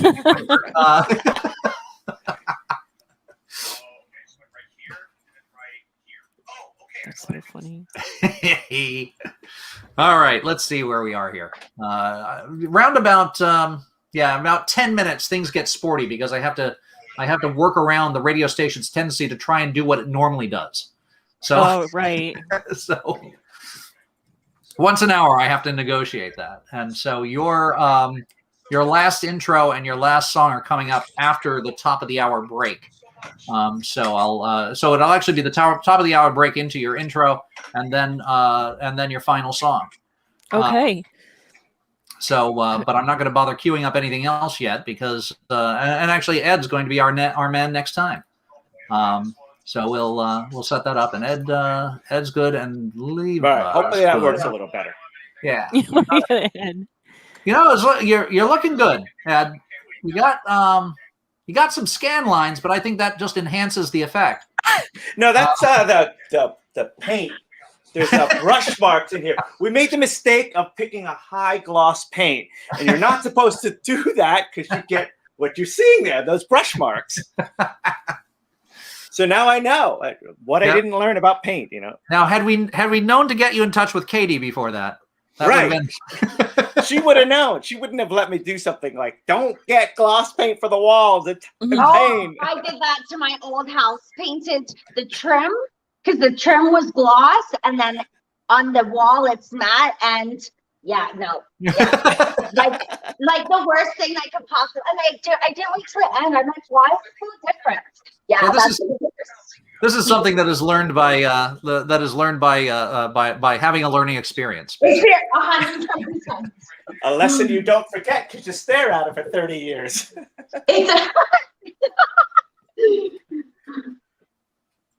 So let's see. We got the anthem is on, of course, right now. How Soon Is Now by the Smiths is on.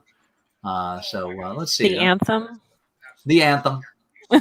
It's the free bird of the alternative set. I had to.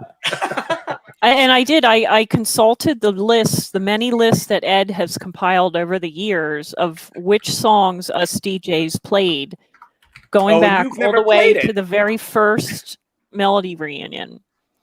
So I tried to pick some things that maybe I didn't play that much. And I think for this one, I actually picked a couple things that I've never played before. And I can't remember which ones those are, but yeah. So still trying to keep it interesting. Right. Trying. Let's see. I'm trying to catch up with some folks. Okay. I finally caught up with Katie telling me it's not letting her in. So you're in now. That's good. Oh, hey, look. And by the way, John Christ's comment, I think, is a winner. To get into the spirit of the night, I made sure I parked in a bank parking lot. The problem is you have to get accosted at 3 a.m. in the back parking lot. Right. Yeah, remember that. You know, I lost my wallet in that parking lot. I'll tell you, like, I don't know what year it was. It let me think. It had to be probably like in the early 90s. Yeah. And I didn't realize I lost it. until I went to the grocery store, and I'm like, oh my God. And I'm freaking out. And then some person shows up at my house and they're like, oh, we found your wallet. And I'm like, oh my God, like, how does this even happen? Because, like, if you know where that parking lot was, you're like, Right. you forget it. It's gone. And not only did they find my wallet, it had like the $5 bill in it because, I had like no money. Right. That was And the money I you just had. was like in tears. I'm like, this is the nicest human being in the entire world right now, because this person found my wallet, looked at my address, and brought it to me. Like, so yeah. That was a good story. Yay! Milton. There are There are occasionally good honest people out there. there. Let's see here. Oh, thanks, Eric. Yeah. Yeah, Andy Prescott says, I want to send video of me sleeping. Get ready for 12:20. That's when he's up. Oh, is he a vampire? The opposite, I think. He's going to be on really late. Yeah. Yep. Although I was quite surprised that Matt picked a set that really came in pretty close time-wise. Yeah, no, that was, and he was, he got that set list to me via a single text. Just typed it all out. What? Did he type it on his phone? Oh, Yes. man. That's Yeah, and here I made you like an Excel spreadsheet, and I calculated all the times. I did that too. I thought I was. And the I'm only one like, crazy. oh, I went over 5 minutes. You're like, don't worry about it. Just keep the song in. Like, what a nice guy. What a nice guy. Yeah, but he pushes Andrew all the way over to the end. So he could do whatever he wants.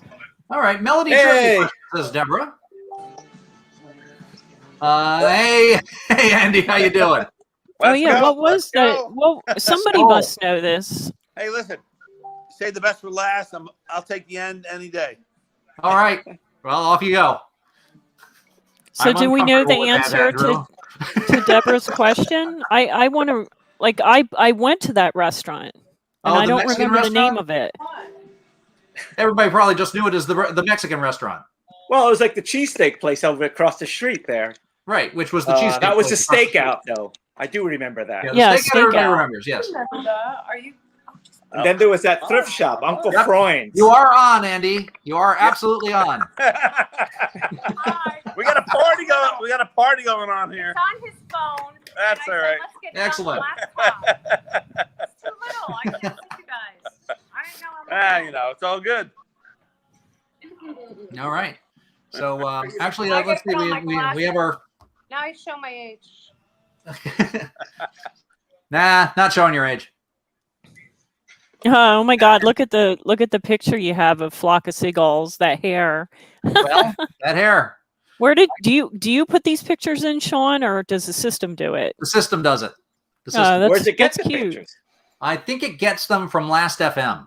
It's adorable. Oh, okay. So I think it's actually it's a oh they actually may have moved to a different service since Last FM is kind of Last FM, and NPR may actually have put together a database. This is all coming to you courtesy of NPR, by the way, just in case you were wondering. Let's see. We got about 90 people listening on Alt Rock. We've got a few dozen, like several dozen, watching on YouTube. Oh, we're up to 45 watching on YouTube. Wow, what is up, everyone on YouTube? Yeah, we're Enter. and there's also Twitch channels and Facebook Live channels, which we can't tell how many people watched until they're done watching it, which is strange, but that's the deal. So let's see here. Oh, actually, it's getting that time. You guys talk quietly amongst yourselves because I have to start really prepping for the next hour. And making sure that I everything thought is you had supposed them to be all there. sequenced in the playlist. Actually, talk loudly amongst yourselves. That's Ed.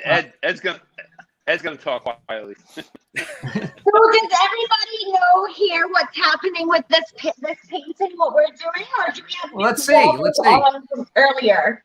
Actually, I'll reach out to Chris and our. That's exactly what I was going to ask for. All right. So what we got is paint on canvas, starting to look familiar to us. Oh, I see it. Okay. Like now. There's a lot to do. There's a lot of lines here, but it's coming. It's coming. That's too much. That's way too much talent. Auctioning off the painting, you guys.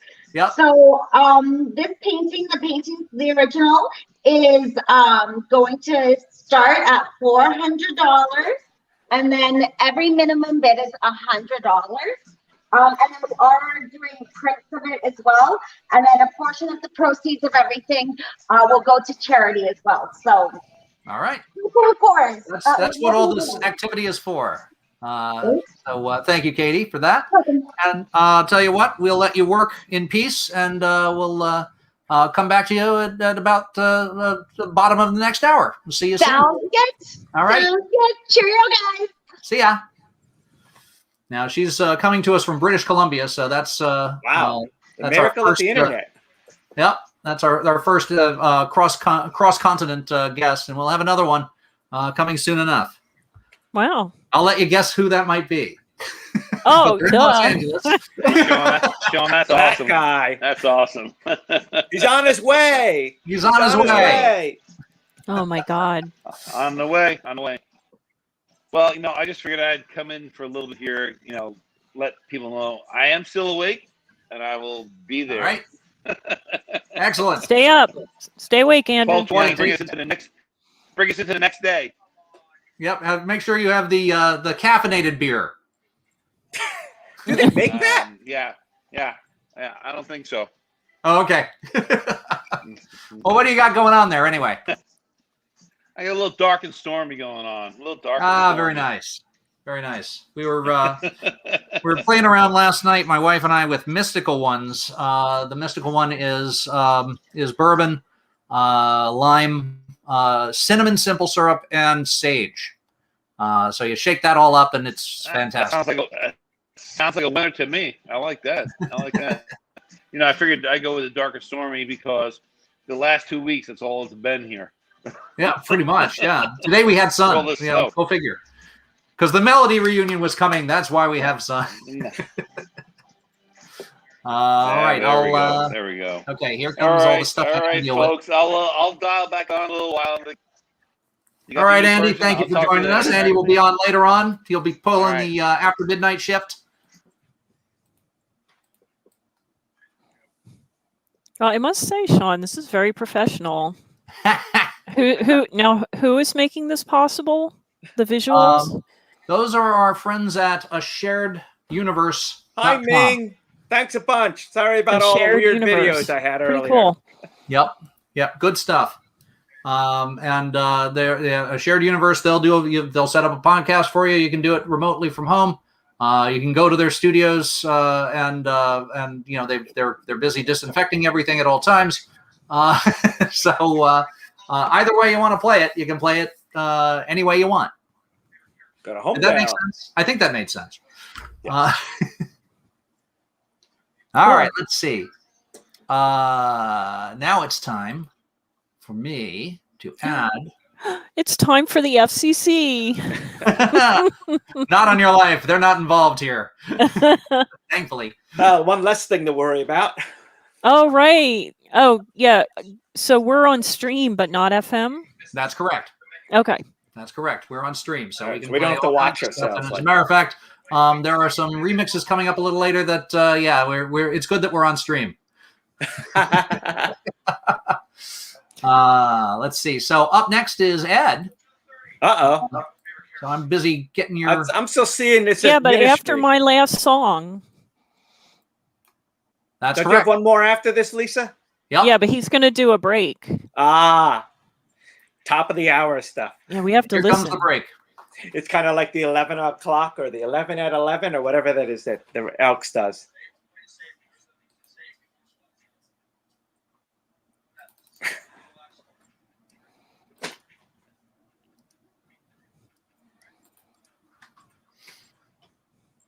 All right. Something. All right. Let me try and fix that. Bumpers.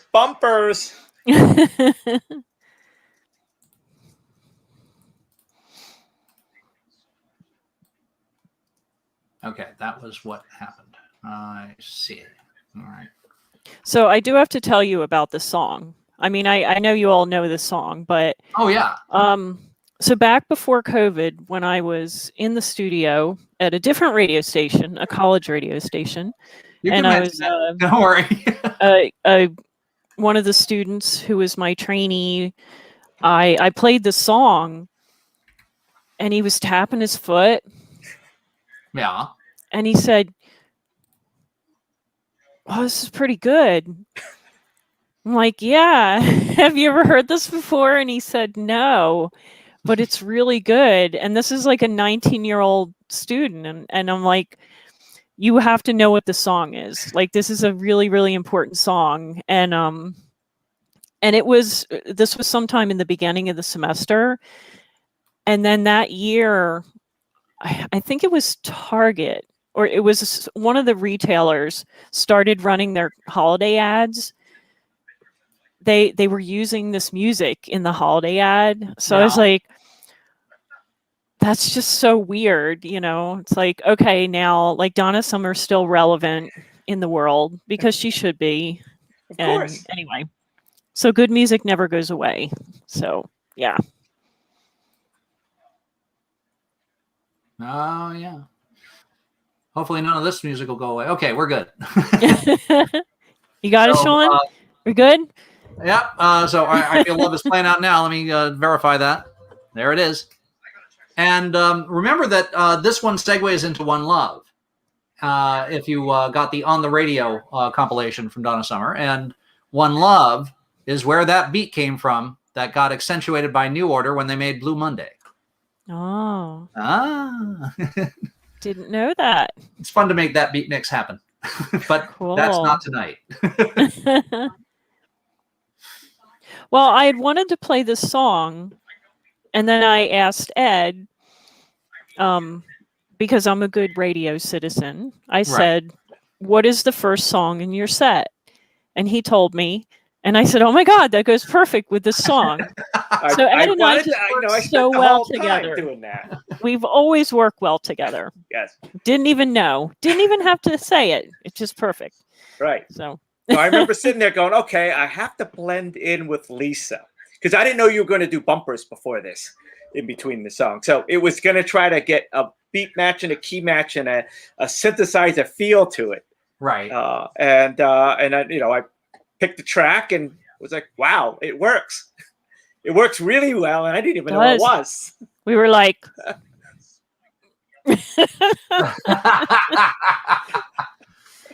so I am being requested in a Zoom meeting. no, that's crazy. Is that allowed? Let's see what happens here. Hey, if this takes down your video feed. Okay, we're allowing it. Let's see. That's there we go. We'll access the microphone and everything. This could Sean's got all the video. All the video. All right, so there's a whole bunch of people. Here's this. Okay, so this is happening. There's all kinds of stuff going on. And note the T-shirt.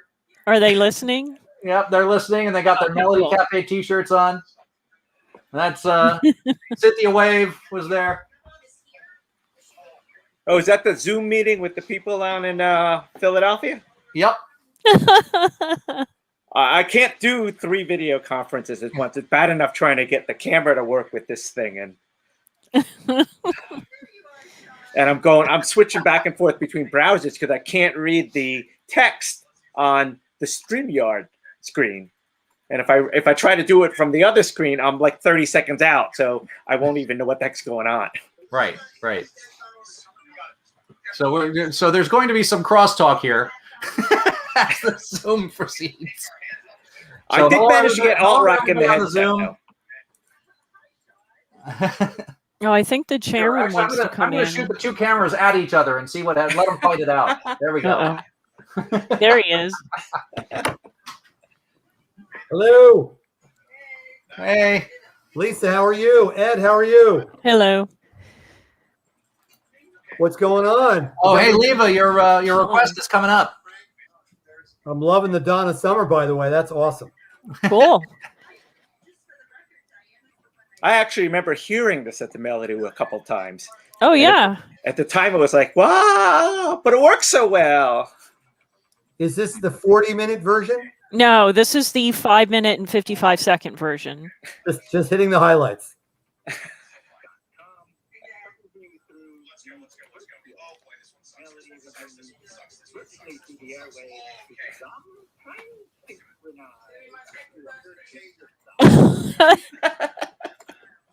I'm trying to get Matt to call in some stuff. What's the Matt update? Is he on his way?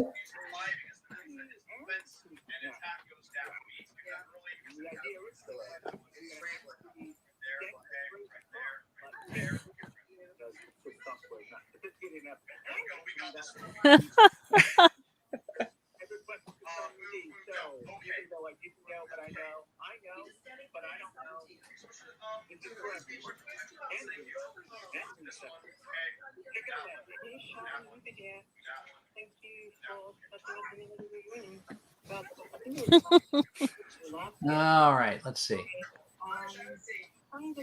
So I'll tell you what, since Oh, that was great. That was a fun. That's such fun. That's good intro. Good. Okay, Loved good. it. Let me see here. There we go. All right. Don't get us shut down for that. All right. So with that, I'm going to depart from this Zoom because it's tearing my head apart. So, so I At love least you you didn't guys. crash your computer like mine was doing. Bunch of folks from the Philly fam down there. You drag Robert on. See, Robert. You get Robert on here. I was chatting with him earlier on the Zoom. We have it on the other computer. Okay. All right. I need to get another computer. I'm gonna kill my connection, but listen, you guys take care. I'll see you later. All right. All right. You guys on this stream, stay with us. We're doing okay. All right. Yeah, I'll stay for a couple minutes. I think I wanna hear Ed's set. See, I managed to got a actually good get set. the thing into my headset, so I can actually hear Yazoo going in my headset, which is Okay. But I hope it's not going over your side. It's only in the headset, I'm guessing. I was hearing a tiny little bit of it, but I think I was hearing it from Stiffy. Ah, right. Well, it might be from me too, because like my setup here is like my stereo set up so that I can do all my voice tracking Right. and record like some radio shows, because over here on the right is all my equipment. So that means that the line out is tied up, as is the line in. So Right. we have the magic of the USB headset. But, I'm feeding the sound from your audio out my monitor speakers over Right. here. So, yeah. Too many working. things. Somehow it's all working. Too many things. And now I got to figure out how to redo everything for this weekend, next weekend. But too many things going on. Yeah, that's about the size of it.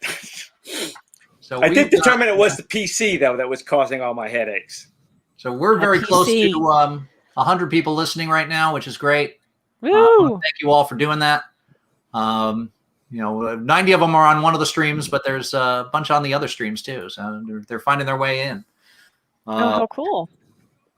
And over on, over on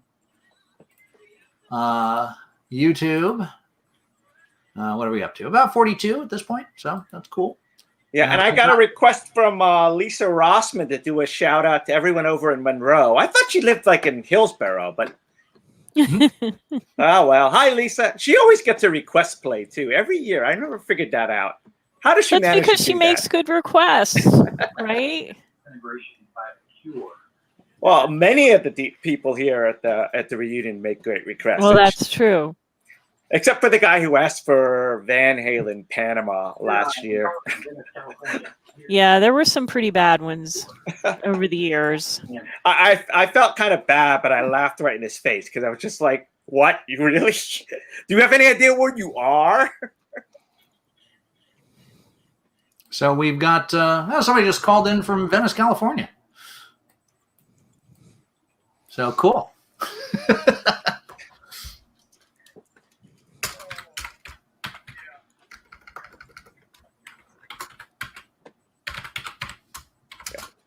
So somebody monitoring the chat room. There we go. Hey, yo, you got mods?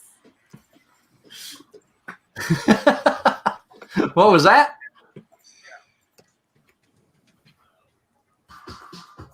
Situation still situating.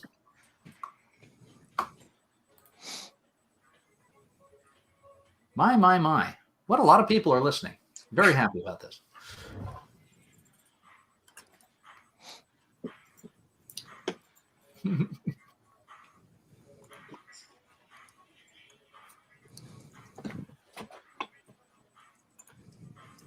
So everything went quiet. Did I say something wrong? No, I think we're just listening to the music. Yeah, it's like, oh, let's turn up the music. It's good. Yeah. Either that or we're just doing like our radio versions of ourselves, which you guys know is, like I still remember this one time, like when I was first at radio, and a couple friends were like, oh, we really want to come and see you in the studio. It's like going to be so cool. I'm like, yeah, totally. You can come to the studio. But I mean, it's really just like a studio and a chair and like some equipment and me. I mean, it's not like Howard Stern, and no one's dancing around, there's no cameras. Like, it's just, actually there is a camera. It's the security camera.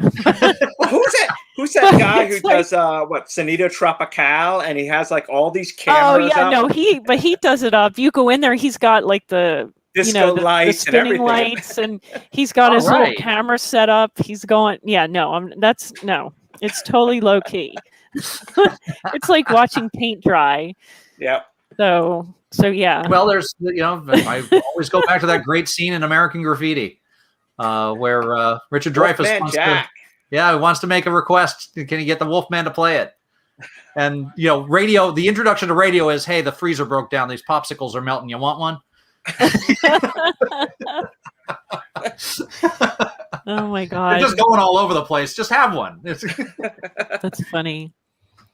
But yeah, after about 5 minutes into the visit, my friend was like, "Okay, we gotta go someplace." Yeah, dinner will be ready soon, so I'm gonna head out.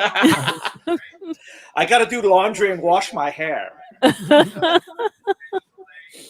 I'm short on socks. Yeah, it's like, watch me. What's our Depeche Mode count so far? What's that, Frank? What's our Depeche Mode count so far? I think we're only at about we're at 2 right now. Yeah, I did one and Sean did one, right? Yes. I figured Shake the Disease, other than being an amazing song, was appropriate for the COVID era. Absolutely. So, of course, I had to pump up Depeche Mode and put this one in for Mike. Hopefully we don't have that other problem, Sean, with too many songs from the same artist. As long as it's less than once 3 songs in 3 hours is the rule. Oh, okay. It's a 3-hour window. I couldn't remember all. Yeah, it's a 3-hour window. 3 by 3. Okay. Yep. Actually, let me make sure I didn't miss something here. There's that. Lovely. Yeah, do not distract the DJ. Do not distract. I don't have to do anything. Look, no hands. No hands. Right. Okay. So, Sean, have you thrown out the Zoom Yard address to get some more participants? I did. Actually, did I? I might not have. Well, because we have another Depeche Mode now. We have room. Yes, that's what I was saying. Yeah, we have Enjoy the Silence. Right. And we absolutely. Okay, so we're like once an hour, so we're good. We should be fine. Mm-hmm. Right. Yep. Absolutely. So, Strange Love is going to be played tonight, right? Of course. Oh yeah.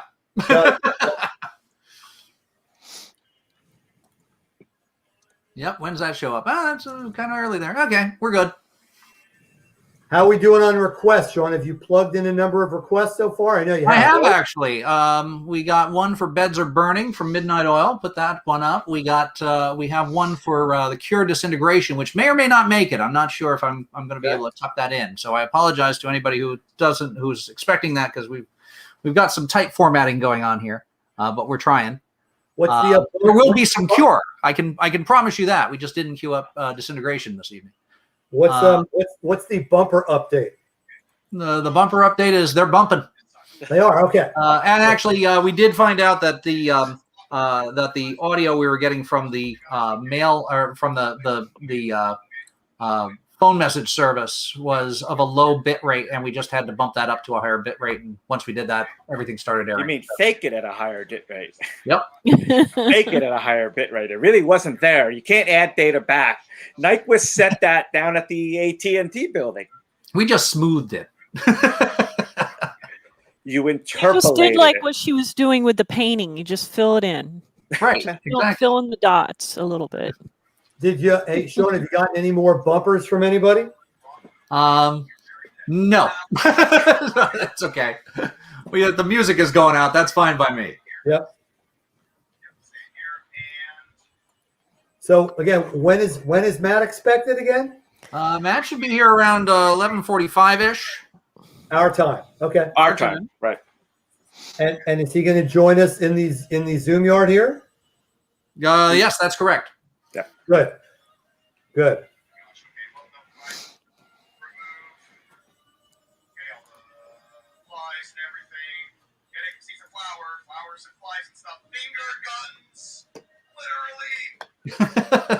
Something's going on over there.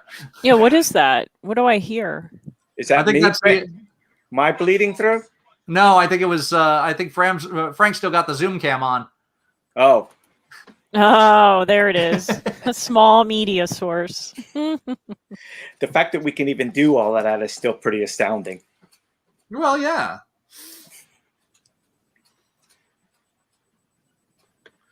Let's see. All right.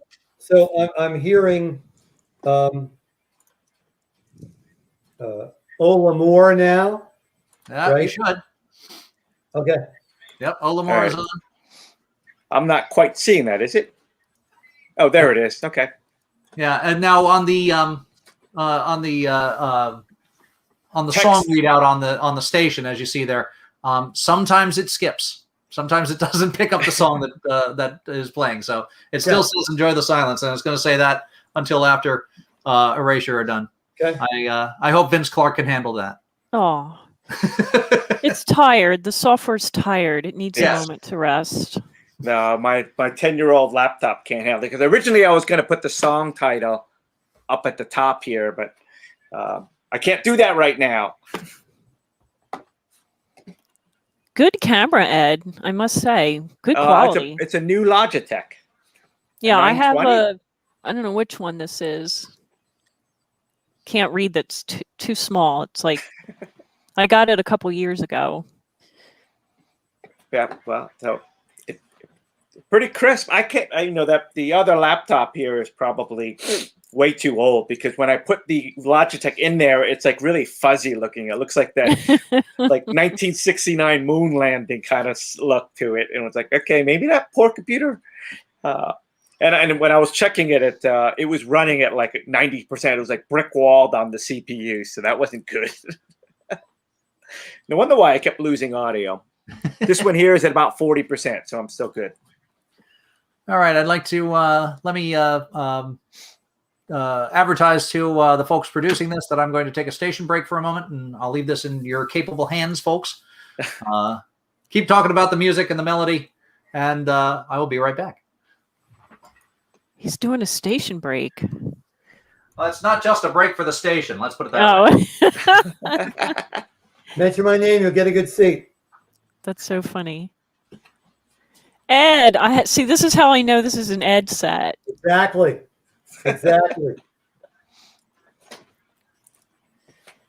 So I remember hearing this at the Melody. There's a bunch of them, like that one and Fine Young Cannibals, Johnny Come Home. That was like, there was like one summer where it was like every night, and it didn't matter. I mean, it was great, but it just constantly played, and sometimes you hear it 2 or 3 times in the night.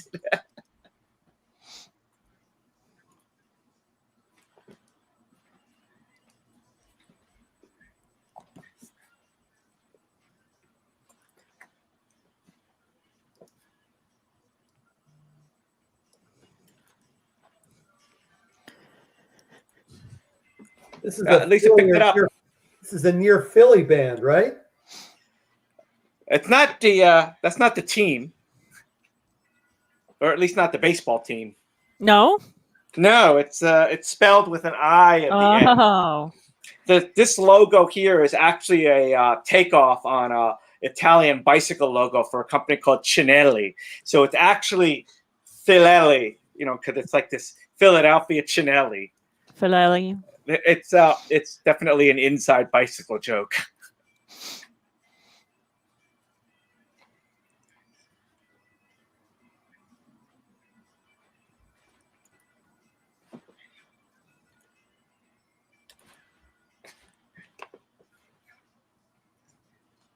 This is still kind of weird having it programmed for me. I know. It's like, I'm waiting to hit the button, or I'm trying to queue up the next song, but I don't have to do that.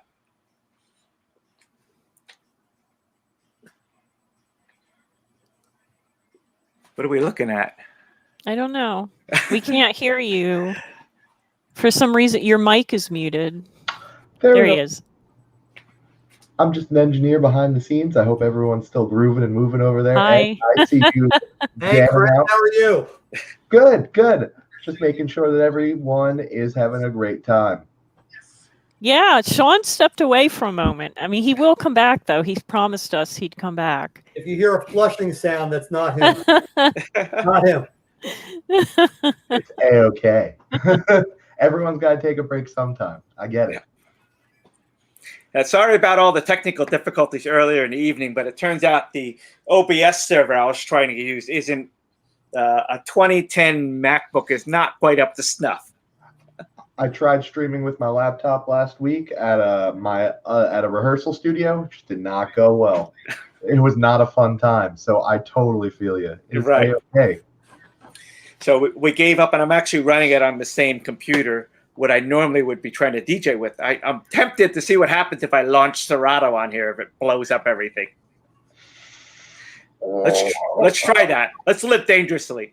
All right. All right.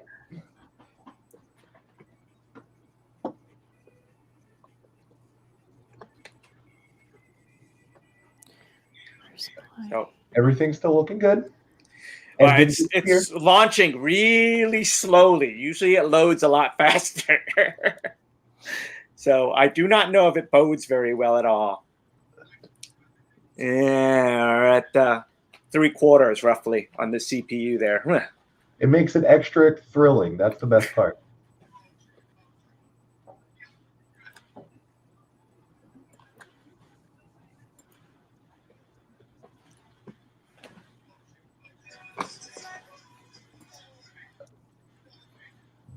Ed, what are we listening to? I have no idea. This is supposed to be it's the KLF doing their version of ABBA's Dancing Queen, which they call the Queen and I. Okay. I'm like, wait, I'm getting confused here. Okay. No, it's King Rock D and what was the other guy's name? Cowdy. But this was one of their Jimmy Cowdy. Yeah. Yes, this very illegal record. Wait, what are you doing, man? Well, you know, they had a sampler and they were like, hey, let's like push the buttons and sample stuff. Didn't get any copyright clearance for any of it. So I still remember Matt had the record and I wanted to buy a copy. And it was pretty hard to find anyway. But Judy, I think, sold out pretty quickly. And by the time I scraped up enough money to get there, it was like they were in trouble. It was out of print. You couldn't get it anywhere anyway. So the only copy I have is that they released another version of the song with all the samples removed. So you have this record with like blank silences in between, and it came with a cue sheet. It just says, cue up the Sex Pistols to this thing and push the needle. And it was just amazing. Like, it had this cue sheet of all the samples you were supposed to add back into it. So it was legal because there weren't any samples in it. But we didn't have this at the station, did we? No, Matt had it in his crates at the Melody, though. Oh, he did. It said 1987 in big black letters on a 12-inch single. Yeah, I'm trying to remember if I don't think I have this. Yeah, as I said, it was the one that they got in a whole lot of trouble for, and all the back stock had to be burned. Mm-hmm. So of course they took it to some island and burned it. God, made a film out of it. King Rock D.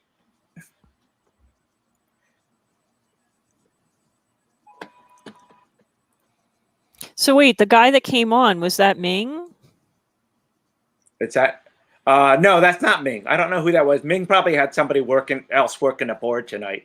Oh, okay. But that wasn't Ming. That's for sure. He was our support person. Yes. I'm a Mingling. There, you're a Mingling. There he is. He's keeping an eye on us. My name is Chris, and I'm the engineer making sure everything goes.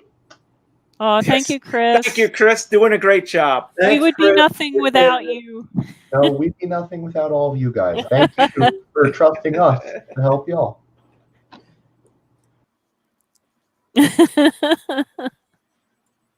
looks like the title hasn't. Well, gee, not a surprise. Yeah, I think Sean has to he has to come back and tap the side of his computer, and then it'll. Well, no. I'm not surprised that this track is not exactly identifiable in software because it's so heavily sampled. No, but there was something that came after Book of Love, though, that didn't get picked up, wasn't there? Let me see. Nope. Book of Love, KLF. Are we on DEF CON 1? Nope, we're still on Queen and I think. Yep. So, yeah, that's like a... Wait, what's the time on that?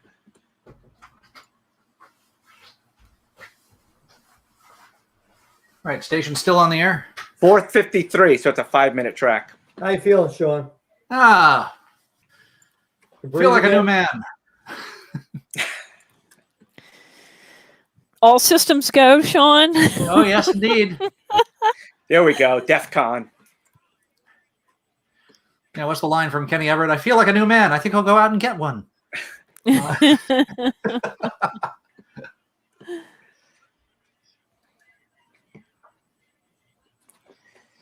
I remember seeing these guys with Matt and a bunch of others. I think you were there, Frank, at when they played at Cook College. At Cook College Student Center. September. Well, no, they were in that sports dome thing or whatever it was. They had like a bubble next to the student center that was for practicing or tennis or something, and they had it in there. What year was that, Ed? I don't know. That would have been like, I don't know when that was, 88, 87? I think I was at that show. That sounds about right, yeah. No. What are we looking at? 200 nights, 200 stories. Oh, okay. September 1989. I shall read. Okay. It's story time with the chairman. That's right. Last time I was with you, we talked about Cheryl McNamara making out with Iggy Pop. And I've still not recovered from that after 35 years. Moving on as best I can. All right, 1989. There we go. So that was the notorious night. Here we go. September 6th, 1989. Pop wit itself at the Cook College Student Center. 89. It was being expanded at the time.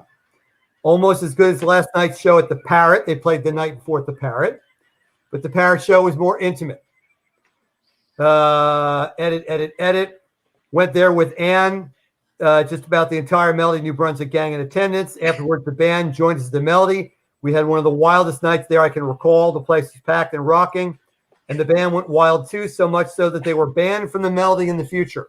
I took 2 great rolls of pictures of all the debauchery. What a wild, fun, sweaty time was. PWI was back at the Melody a year and a half later, and all had been forgotten. Let's see. I'm seeing. Let's see. We got some folks saw PWEI at the Brighton Bar. Let's see. Let's see. Just checking out some of the stuff here. Amanda Mingdon's here. That's she was making some comments, and Andy Prescott continues to be active in the chat.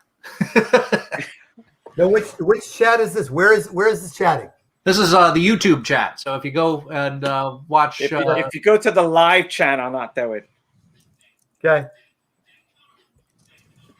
So I still remember when seeing this at Cook. I think Matt was like right over here. When they get to this part about Big Mac and fries to go, somebody in the middle of the audience launches a McDonald's bag, which comes sailing through, lands in the middle of the stage, explodes French fries everywhere. Not that I was surprised. That was, but it was great, That's rock and roll, baby. Yes, that's there you go. That's it.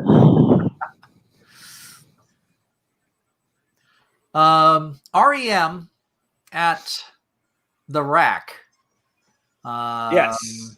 There was someone who flew. It's in there? Of course it's in there. All right. The glow stick story? Yes. Yes. All right.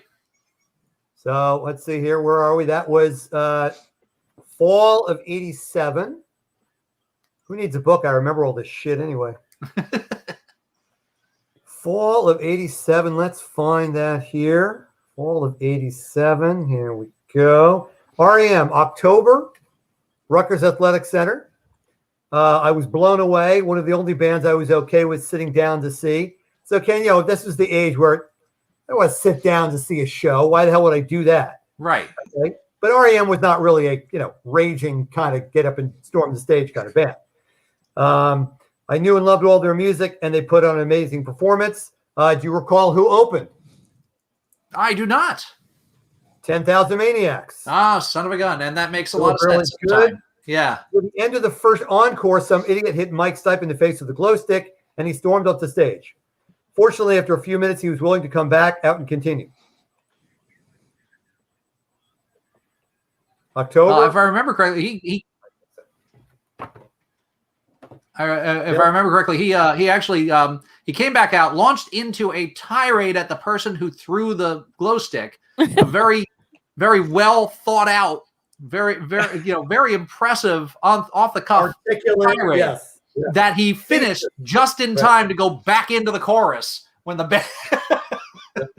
See, the only part I remember about that was when he was saying that he was going to walk off or not come back or something. There was the whole audience was yelling "a-hole" in unison in an attempt to try to shame the guy, whoever threw it.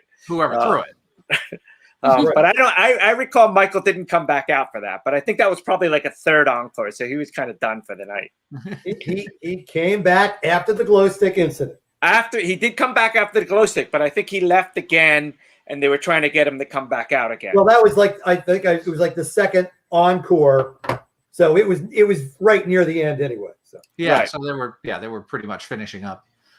Didn't he do a couple songs with Natalie as well? Did they do a duet on something? Yes, he came out for that. I don't recall. I do now that I remember that it happened. He did come out at that point. Right. Well, if I recall, the whole issue was that there was supposedly a couple at that time, or at least that's what the publishers were pushing out. Yeah, no, I mean they were clearly good friends. I think they remained that way. So that's cool. But yeah, I think there was a publicist thing going on there. Yeah. But that was a time for that. Let's see. Where are we now? We're in the middle of time zone is where we are. Yes. I still remember this getting it as a 12-inch at WRSU. And I think Matt had it as a black label 12-inch, just a sheet. And I don't think it actually came out with an album. You could only get it as like a 12-inch. And I thought it was really weird because I had the same song on both sides. It was like right. And they just did the one thing together. There was according to Discogs, there was one other time zone release. It never crossed my desk. But that record was a killer. And it was really kind of it seemed like it was an offshoot of the Public Image Limited sessions that produced album. So good that we got a little bit more out of that, because there was a story about how Miles Davis paid Johnny Lydon a very nice compliment at one point. He said, and he was in studio to record, and actually recorded some sessions with Public Image that they did not use. So it's like, we wonder where those had Miles tapes are. Davis and you didn't use them. It's just this guy named Miles, Yeah. But Davis said to Lydon, "You use your mouth like I use my horn." I did see an interview with Africa Bambaataa, who was saying he saw Johnny Lydon, I guess, as the Pistols, and he's like, "I want that crazy guy to do a song with." Well, he's also the guy that said, "Yeah, Trans Europe Express. That might work for hip hop." Yeah. Well, there was a lot of crossover going around this time, because hip hop really wasn't its own thing outside of the subculture that it was in, and you had like Blondie trying to pull stuff in, you had Clash doing some stuff, and you had this on the latter part of it. And I remember for some reason all of this being mixed in with what was that DC sound, Go-Go. Right. Time for sponsor break. Here we go. Instant protein shake mix. Your biceps can look like that right there. Right there. Look at that. You can touch it right there. Like Sliffy says, every morning, wake up and get a stiff one. All right. Here you go. Sponsoring this program, paying all the bills. Don't just biceps. No. Right. All right. Looks like Ed's introduction actually ran. Excellent. Amazing when the technology actually works. Well, we just had to get over a little hurdle there. So we got that covered. Now what's happening over here? Did you pull that jam track off, Sean? I did. Okay. That was the other thing that was interesting of the night, with behind the scenes here. I was trying to also put together a Matt Pinfield set. Yep. And also wanted to incorporate a lot of Matt Pinfield tracks into my set. And when we got the Matt Pinfield set from that, I was like, wow, I hit a lot. I hit about 50%. I was like, I think I got it down. I think I know how this works. I think Stiffy has come to realize what song you're playing. I think that the caffeine is kicked in on Stiffy's cam there. My toes are hurting already. I don't know why. Stop. Keep back 300 feet, man. Yeah, well. Yeah, so I guess he's up. Some folks are reminiscing about the REM show in '85. Right, that was that one outside at the Bush Yeah, campus. that was crazy. that was amazing. They filmed it for MTV, if I remember correctly. And the other thing, of course, I think they played the night before at Madison and the night after at Princeton, and both of them were like $30 tickets. But they played at Rutgers for free outside, where you could bring a barbecue and a cooler with cold beverages, and none would be the wiser. Yes. So you can understand that it had a lot of people there. Yep, and let's see. Oh, by the way, shout out to Mike Applestein, one of WRSU's DJs from back in the day. He's up on our chat. Yes. I and Eric remembers the first REM show I saw, which was the one where Let's Active opened at Bush campus. It was kind of funny. I remember going to that show. I was way up front. I was with was I with Pamela Hawks? I can't remember. Very possibly. Possibly, yes. Yeah. And the acoustics in the Hardys left a lot to be desired. And it was all the wrong anywhere angle in that building. Yes.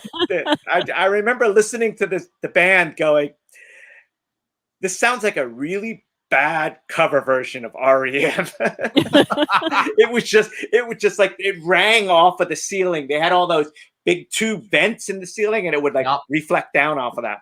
And even Mitch Easter, who did the opening act, must have had like 500 guitars there. He like kept switching guitars all night, and in the middle of the song, he'd pick up a new guitar. It was kind of weird. Even he didn't sound that great, so it was kind of disappointing to hear that. I mean, I was very glad I went, but at the time, it was like, this sounds awful. Yeah, well, by the end of the show, they were philosophical about it. I did actually get a chance to interview Peter Buck afterward, who sat down to a tape deck, and my brother was like, "Can I be the tape operator?" And he managed to do that. But Buck was like, "We never played a Hardee's before," so that was cool. Isn't that the one where they got the idea at RSU, him saying about the Carl counter and the colors in the studio? Very possibly. Very possible. You know, I need to dig up the old air checks to see if I can extract all those great bumpers from way back when. Well, yeah. Oh my gosh. Yeah, those were magic times. You know, it's not like that anymore. Let's see if we get some more bodies in here. Some more bodies? Yeah. More bodies?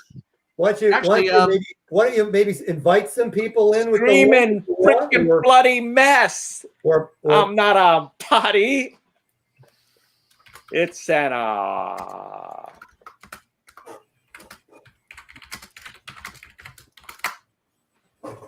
So Katie's about due to give us an update on her progress. Excellent. Yeah. So whenever she's ready to do that, and I'll actually hit her by text too.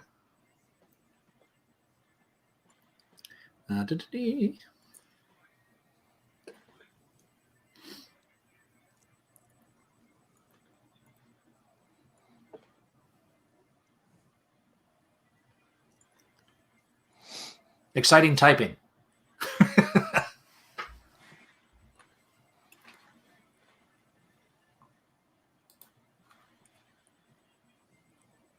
Okay, we got Planet Love going on here.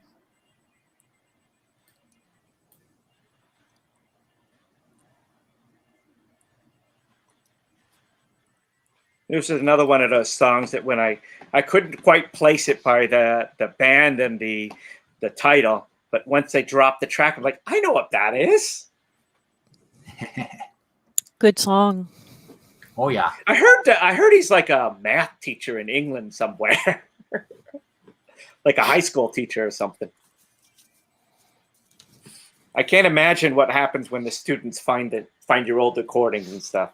Let's see. Gotta find a track.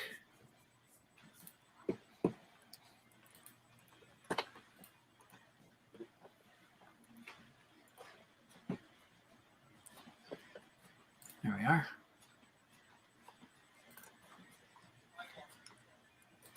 Okay, don't need that any longer. Don't need that, or that.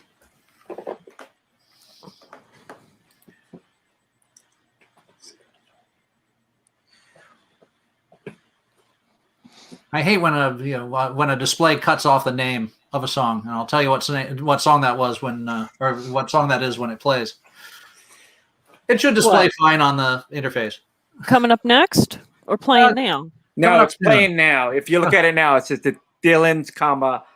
Yeah, but if you mouse over it, it actually has the name.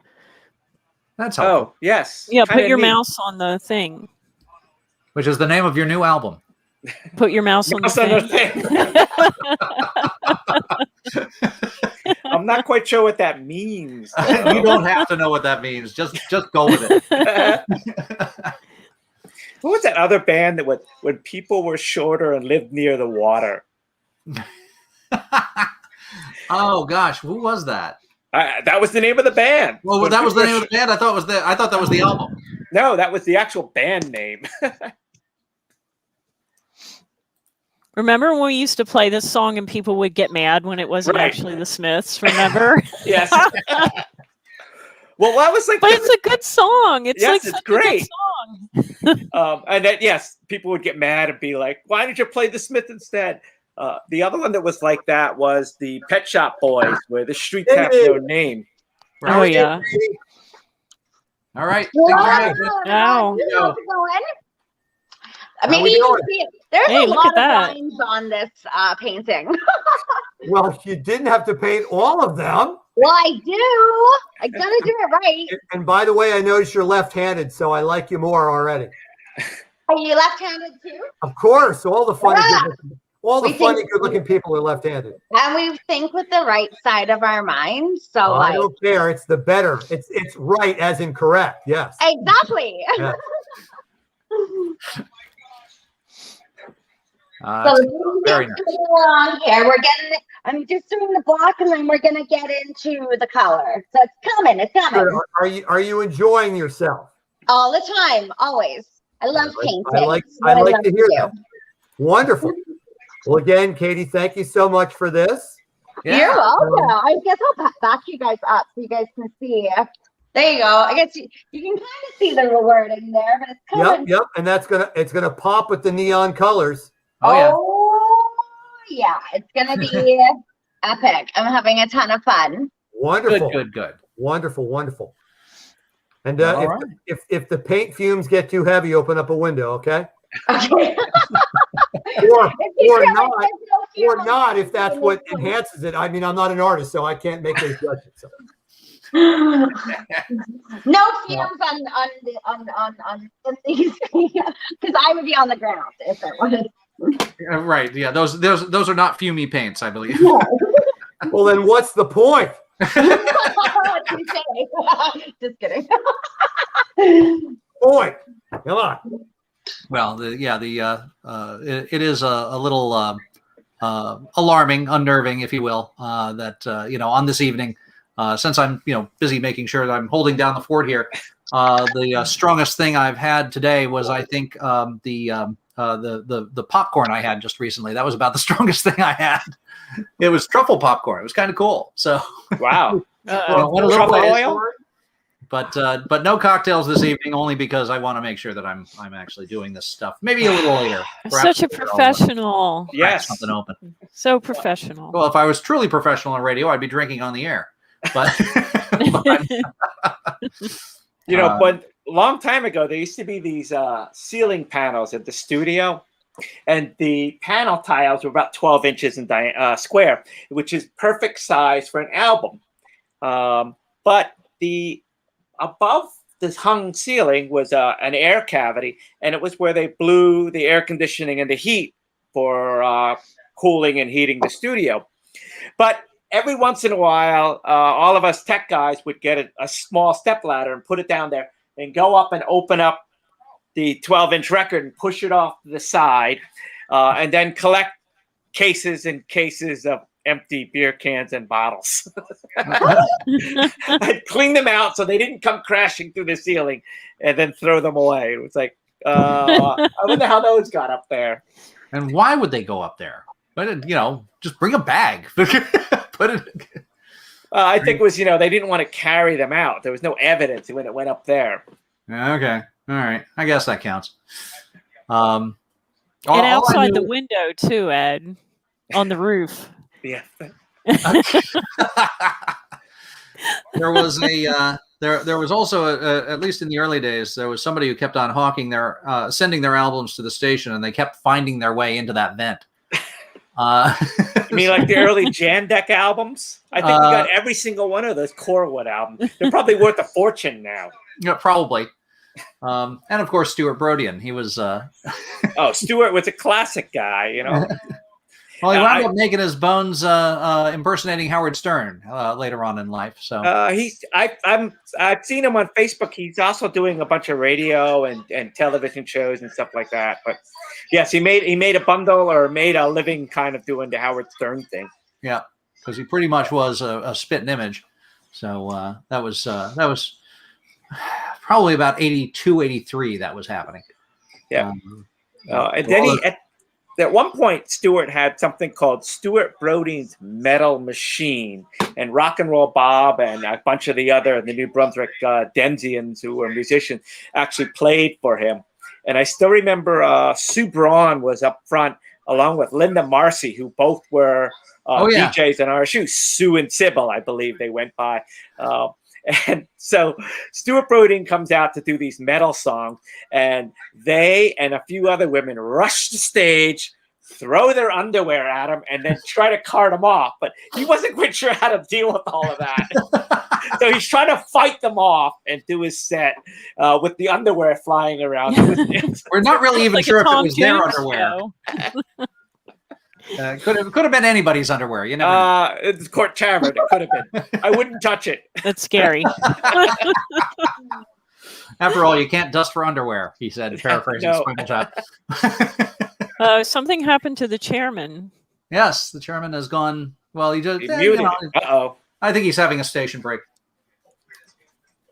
Because whenever your station breaks, you want to do that in the privacy of your own station break room. That's true. So, Katie, I see the color is coming in fast and furious. Yeah, look at that. First of all, I'm gonna do it's a build up to get the right color that I need. So I'm just doing the underlay, and then we're gonna go more red. And there's a method to my madness, my friends. Excellent. Oh, it's pretty cool. Very cool. I'll Katie, tell you what. I'm really liking that, Katie. Awesome. Well, it's gonna be epic. Like you wait until there's so much to I'm do. writing that down. If it's not epic, It'll be epic, guaranteed. Do you know who you're she talking promised to? epic and it's semi-epic. She's out. Major epic. epic. Okay. Epic is not a commodity. Okay, Remember the that. most important thing is that you're enjoying yourself. Okay. Of course. Good. Okay, so the Ed dance meter is going up. I see it. Well, yeah, because I the see gear it. is on. Yeah, no, Well, we did have a request for disintegration. And we hope this will do. What is it? Susan Nathan used to do this thing with her hands, and it was amazing. Hand girl, hand motion girl. Yes. Well, Eric Gladstone used to refer to it as the melody hand dance. Yes. Linda Habash used to do that too. It was great, and she's really tall. If you don't know her, so still does. So she tower over everybody. Yep, I've seen her in action at the reunions. Linda Yes. was her move was to put her shoulder down and knock all of us down. Well, she can do that too. And Yes. then we'd be on the ground going, "Don't hurt me anymore. I'm sorry." You guys sound like a good time. Linda could pretty much take care of herself. Linda had no difficulty holding her own Yes. during a stopping. Linda was song, and remains a that's force for of nature, and we love her for that. Now let's see. We got. I see what's coming up next, and Ed knows what's coming up next. Yes. This, I was going to say something about the David Bowie track, which was, it was not something that I necessarily spent a lot of time listening to, because it was, belonged in my mind as, the know-it-all, right? It belonged to an earlier era. And Right. Matt used to drop a lot of the glam tracks, like the Bowie and the Sweet. And it was one of the things that really gave me an appreciation for the breadth of stuff that Matt was doing, where he could mix in from the 60s all the way up, and occasionally a 50 rockabilly song or something would get jammed in there, and it worked. You wouldn't think it would, but it kept the vibe going. But so they it worked. It did better than worked. It enhanced the experience. What was the one he dropped a couple of years ago at the Melody? Peace Frog from the Doors, and that worked terrifically. Yes, I still remember the time he dropped it, and I was just like, "What is this?" And I go up to look at it later, and it's like the Doors. He played the Doors. He played Bachman Turner Overdrive too. That was another one I remember. I remember Frank at that one. Okay, all right, because he was doing the air guitar thing. I'm not sure if he remembers. Bachman Turner Overdrive? Yes, at the Melody. I probably remember it. I don't remember rocking out to that one so much, but I remember at the end of the night, one night, it was probably a Sunday night, maybe a Friday night. He played, what did he play? He played Back in the New York Groove. Right. And we enjoyed the hell out of that. So yeah, he it was the kind of place and the kind of vibe where the appropriately placed track that wasn't necessarily from 1988 was that was part of the cool. Now let's see. We're getting up to that time of the hour when I have to start being on alert again. Paying attention. I thought, can't you cue them all up in sequence? Well, because the radio station tries to do what it normally does at the top of the hour, at every top of the hour, I have to reassert the playlist after the top of the hour comes. So, Zeta works much better then. No, actually, it doesn't, Ed. It's kind of, no, but see, and I know this because Mike has to do a lot of like weird things to get my show to work. So he has to use, like, Zeta has, I think, 3 different modes. Right. Like there's automation, live assist, and then live on air.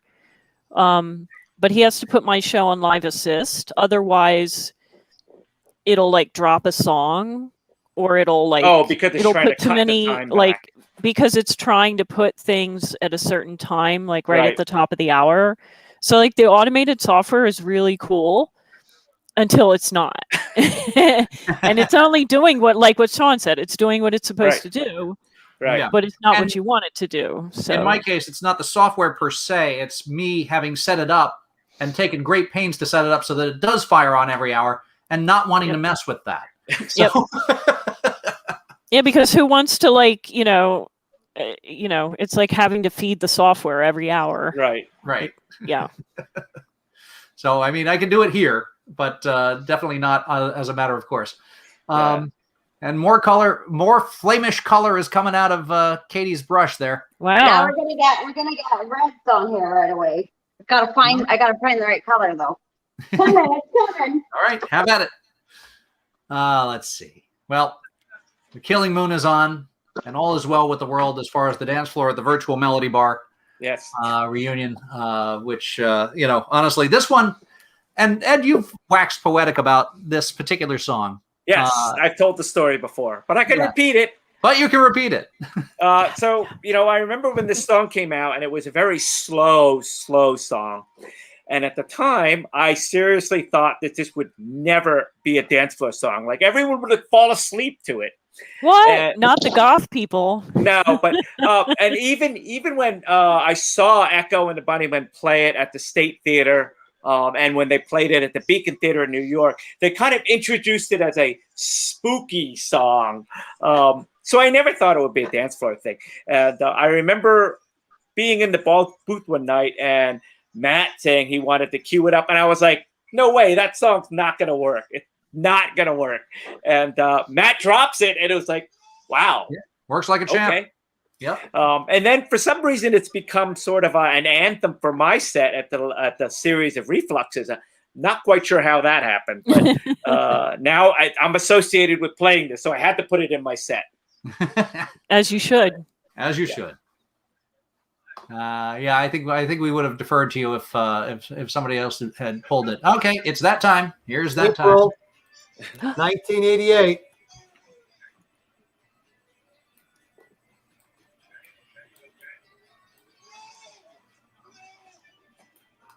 All right, there we go. Now we're set with that. And next up is Pete Santiago.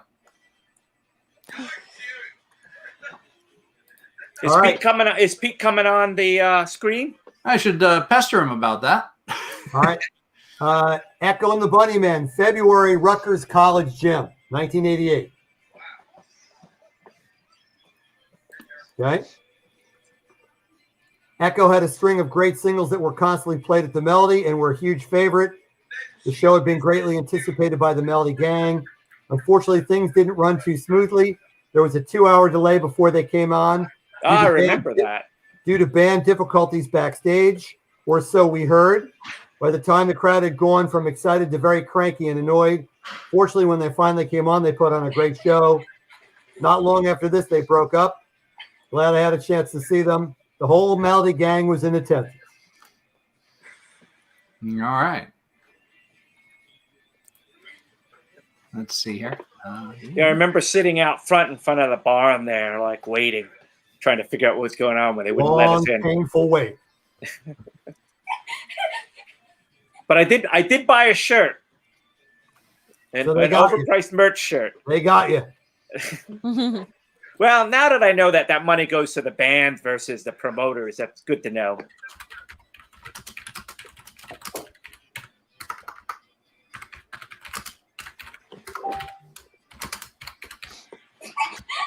Who's clicking away on the keyboards there? There's a lot of typing.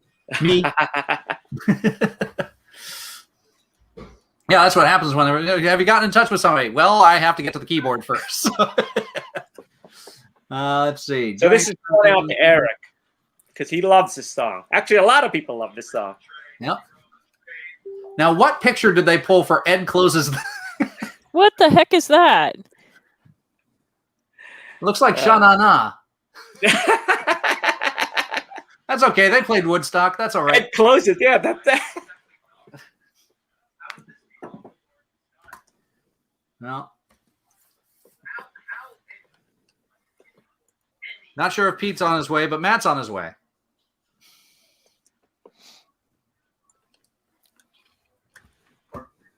Here we go. There you go. And this is for Pat Pearson, who gave me trouble, a hard time for playing the single version one year. What? I played the 3.5 minute version, not this 8 minute version. And Pat would not forgive me. He was like, "Why did you do that?" Yeah, there was a 3-minute version that came out with like what movie was it? Shoot. Oh wait, was it Train Spotting? No, it wasn't Train Spot. Earlier than that. Yeah, it was in what was that compilation 87 or whatever that thing was. Yeah, and it really did the song a disservice. I mean, that release. What came were out they trying to do? Were they trying to make a radio version or something from it? It's basically a radio version. I That's guess. awful. Yeah, and yeah, because I mean, even the 7-inch single plays at 33 because it's so long. Right. So So I still remember, first of all, how my introduction to New Order was through Sherry Hood, who at the time was she a DJ at that time? She later went on to become music director, and then later went on to become 4AD America, and managed Monster Magnet and a couple other bands, and now she's out. Stereo Lab. She actually managed Stereo. Oh, that's right, Stereo. Wow. She's now out west growing grapes for wine. Yes. Yeah. But I I've had some of her wine. It's very good. Sherry Hood gave me a copy of Power, Corruption, and Lies as a cassette tape, back when you could actually buy pre-made cassette. And I must have kept it for like 3 months. But of course, back then we didn't have a whole lot of cash. So it turns out I actually had the 12. I never realized I did, but I had the 12-inch version because there was this 5-song New Order EP, and it was on that. And so I was actually very familiar with the song because I had burned it into a mixtape. And so I always remember hearing that "I" part. I always wondering what that was, and then kind of going, wait a minute, that's not in the song anymore because of the 3-minute version. Wow. So, and then to find out that story later that it's a snowball was just sort of like, oh, well, that would make sense. But I think there's pictures of that era because he's wearing like really short shorts, like was popular in the late 70s, early 80s. Tennis shorts, as I think they call them. Hey Sean, what's our YouTube number? Let's see. For YouTube, we're at about 43. Okay. Listening to the stream, we're at we actually hit 99 for a peak. Nice. And by the way, that only measures YouTube. There's also Twitch and Facebook Live, which I can't get the numbers for. So wow, pick one of the above. We're doing all right. Well, because there's no music on the Facebook Live one. Yep.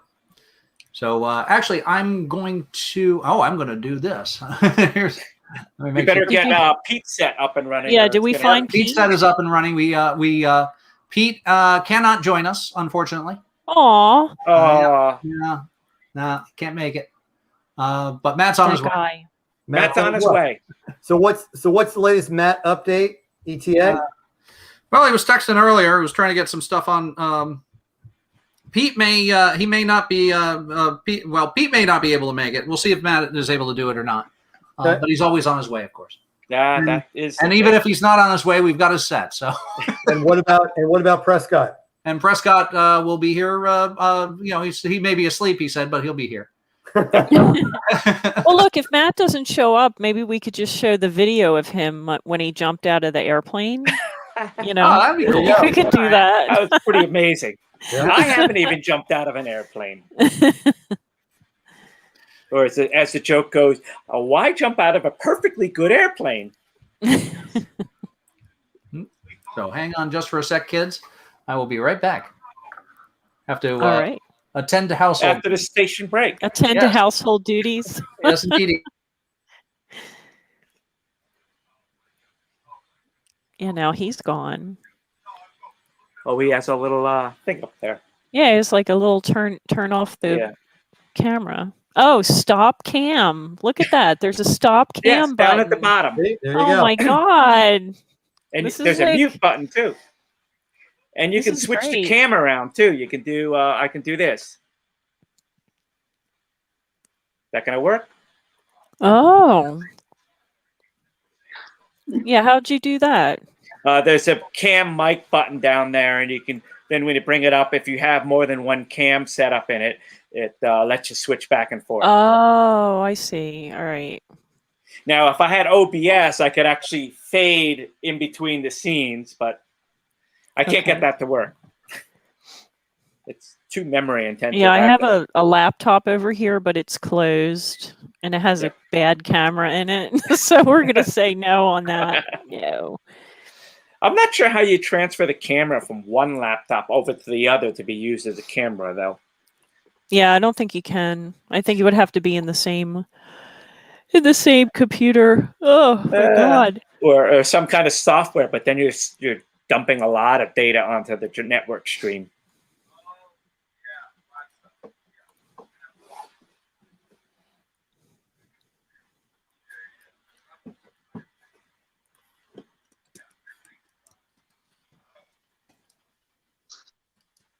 All right, I am going to be right back. I'm going to use this button, stop cam.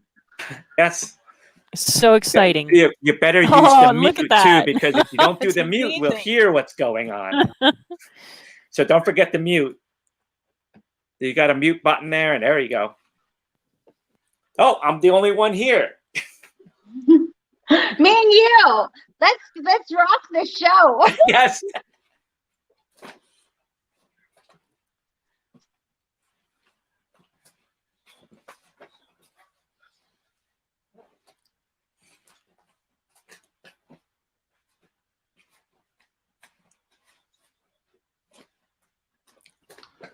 Seems like we're having a short commercial break. I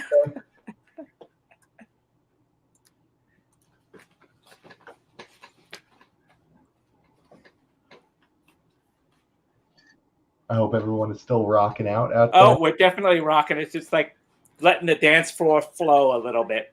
Yeah, right. But hopefully Sean's got the transition programmed well in his software and it runs over.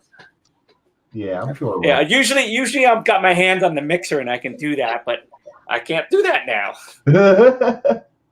It's very, very odd.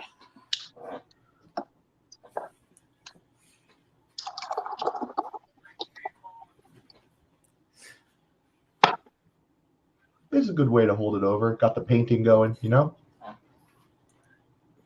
Someone will show up soon.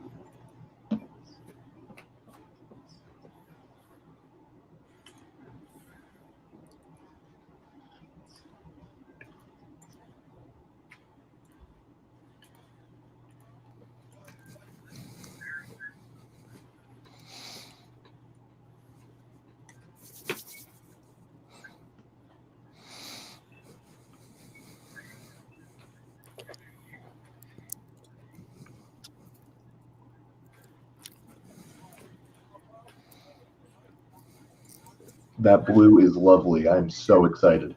Oh, yes. It's gonna really pop. We've got quite a few layers to go, you guys. It's not gonna look anything like this when it's done. But I will have, because I don't know if you can see, I'm doing actually like big globs of paint. Yeah. So I'm gonna need to take a break like in like, I don't know, 15 minutes to let this layer dry, come back and then repaint over it. But it's gonna look epic. I'm really excited for it. It's gonna really pop. Yeah, it looks great. Thank you. Hopefully we can raise some good money with it.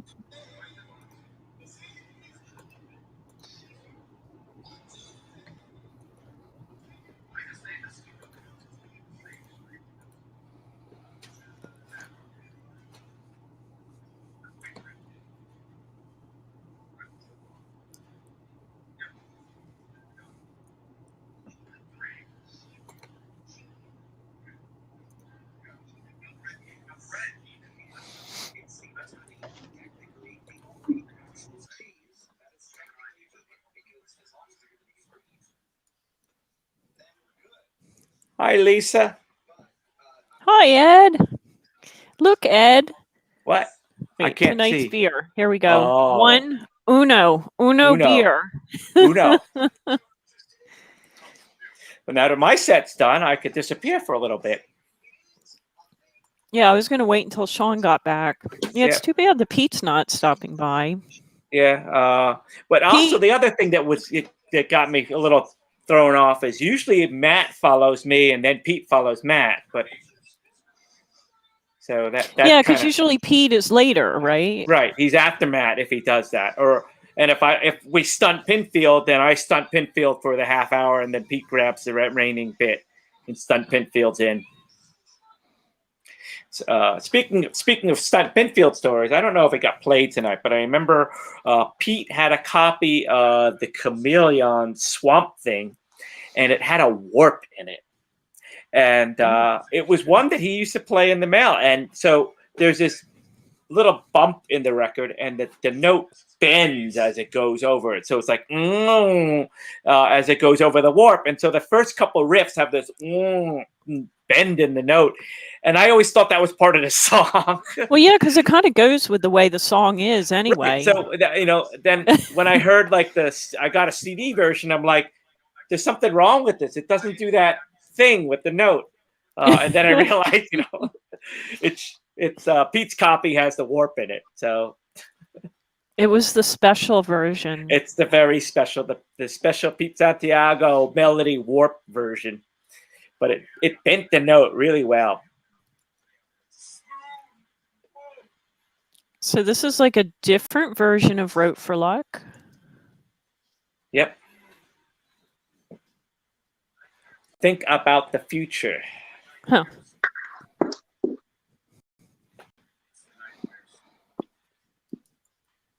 So, well, I'm going to go take care of some family stuff as it's 10, and I'll duck back in. Hopefully, Matt will be here at, 11 is it supposed to be?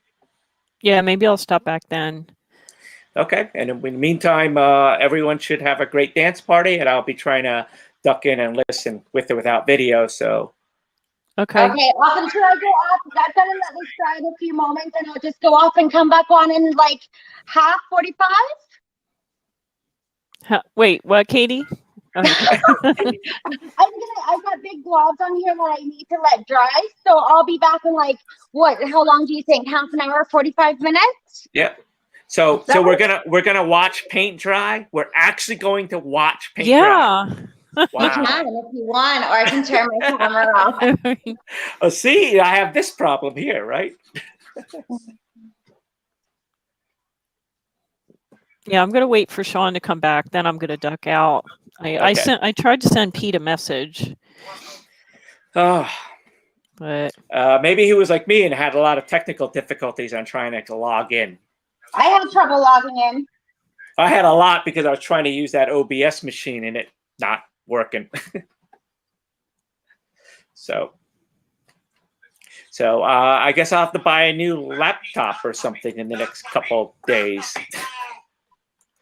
Or steal the kid's laptop so I can load OBS on it.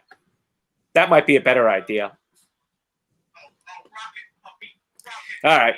I'm going to say bye, Ed. Temporarily. I'll be back in a little bit. All right. See ya.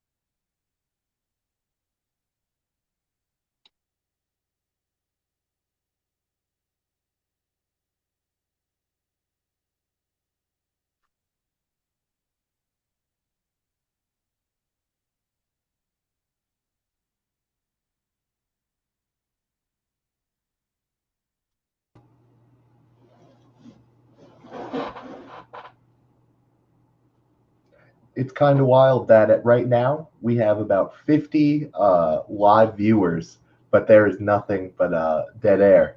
I We're know, all just because like enjoying the music on Sean the stepped playlist. away, the chairman stepped away, and I'm trying to get the guy whose set this is to see if he can come on.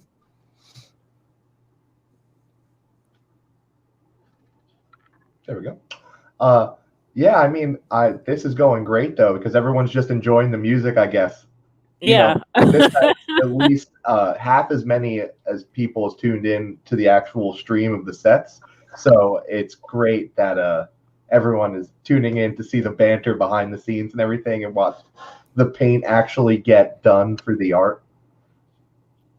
Okay, wait, Pete, what are you saying? You want me to wave at you? Hi, Pete. Pete, get your butt on the video chat. Come on. He's like, For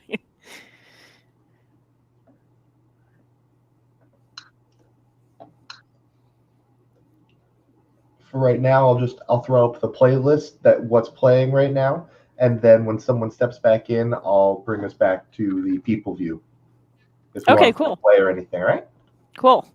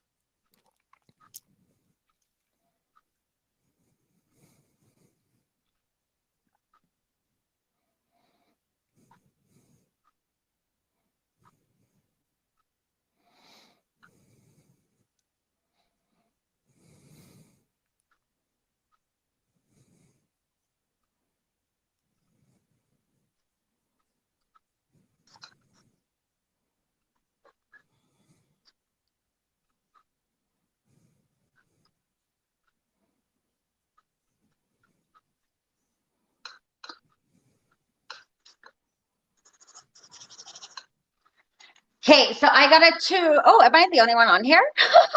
I'm still here.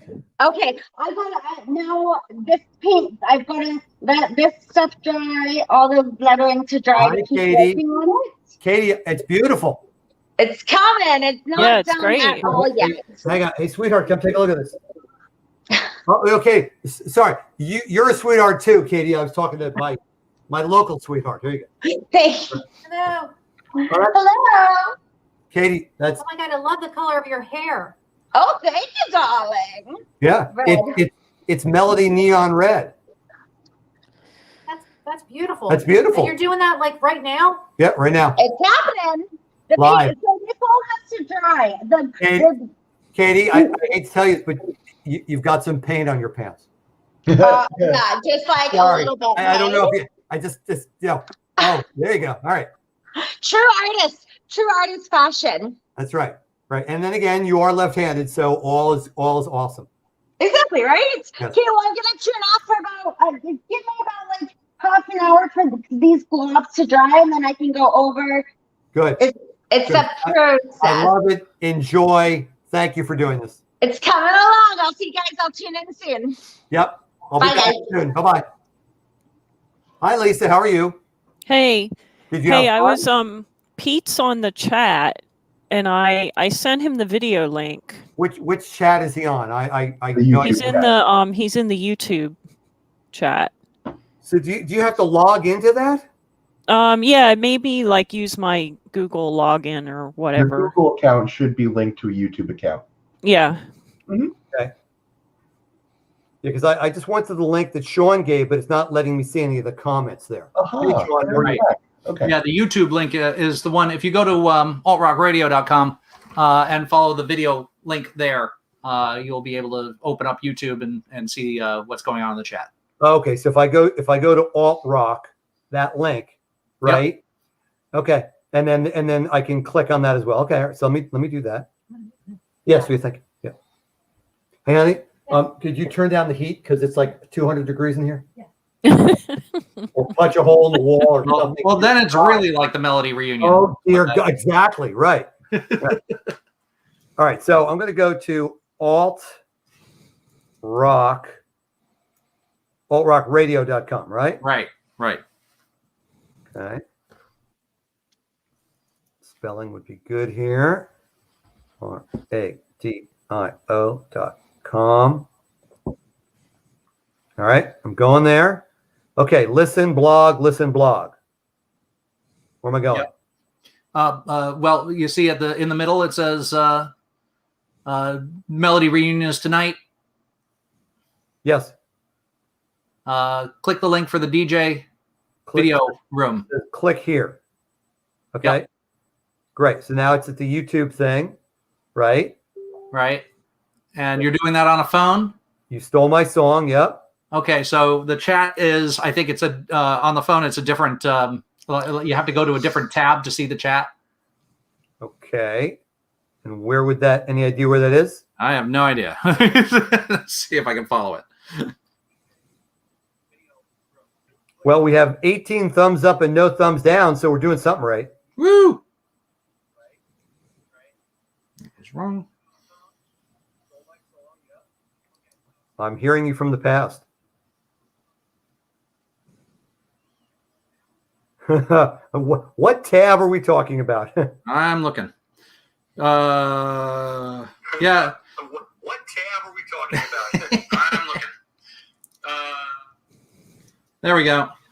So what I've got is, let's see if it comes up. Here's Inception for you. Okay. So now so you see that there's a chat tab on it. Oh, also my battery's low. So I'm at the YouTube link and it says sign in. Where's this chat tab? Well, if it says sign in, that's are you even seeing the video screen? Our video? Yeah, I'm seeing you holding up your phone, me, and okay. Lisa, and then below that. Go ahead. There should be a live chat link of some sort, unless you have to.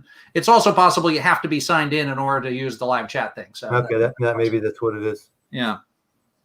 Like I'm the only person who's never ever signed into you. Oh, I just use my Google. I refuse to. Yeah, I keep myself signed out. All right. So now I'm signing in. Okay, now I'm back. Okay. Apparently I'm in now. I'm part of the gang. I'm hitting play. Okay.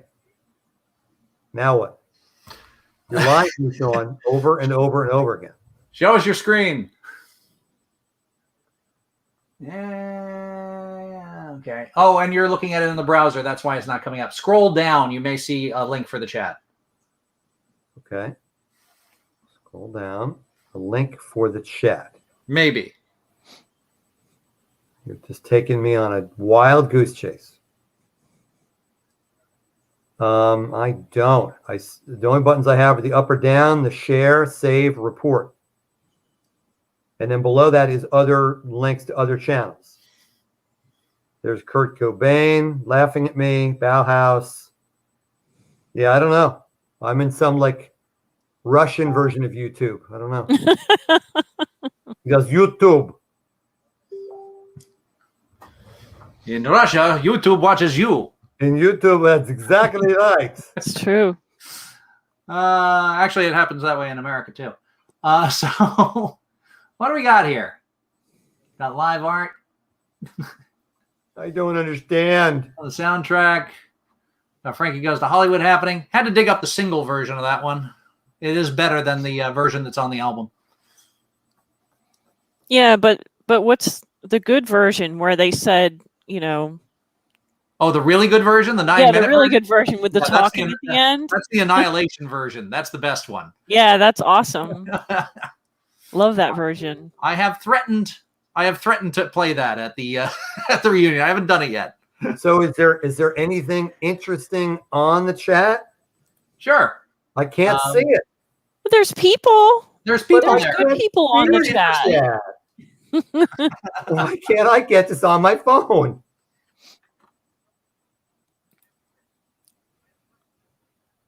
I'm trying to get Pete to come here. I don't know if he has the setup. Yeah. But he works at home, I think. So he's got to have a got to, webcam. yeah.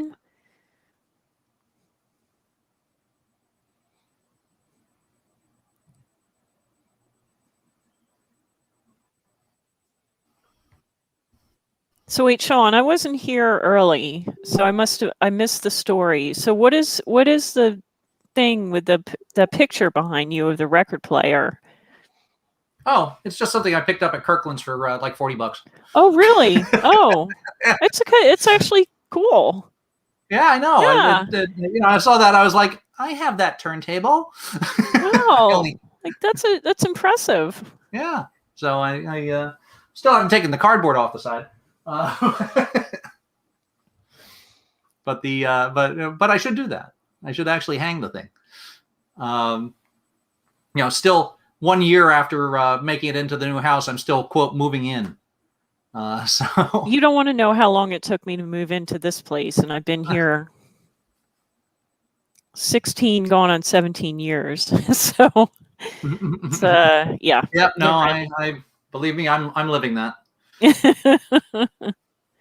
So yeah, Pete picked Beautiful and Balanced by Thrashing Doves. Now that is a track that was, it summarizes my early days at 106.3. That was a big record then. And that band became The Doves, and we've heard quite a bit from them. Oh, really? I didn't know that. I Same never day. made the connection. Yeah, they lost the thrashing apparently. They never really decided it was time. The thrashing had to go. Who else had a problem like that? Comsat Angels, I think, had to change their name like 4 or 5 different times. They were the CS. Well, and then more modern. What's that? You say party, we say die, and then someone actually died, so now they're just you say party or they're whatever. Just you say party. I don't know. I don't remember. Lord, it's terrible. All right, now I mean, it's not supposed to be funny, but it yeah. Okay. I don't remember. So it's terrible. So now I'm on the desktop version. Funny, but it Caller, could you please turn down your radio? Who's feeding back? Now I'm on the desktop version. Funny, but it Caller, could you please turn down your radio? God damn it! There he is.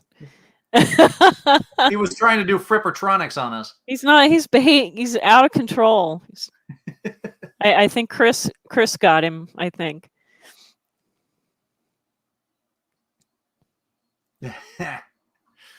Oh my! So yeah, no, Thrashing Doves, a good old record.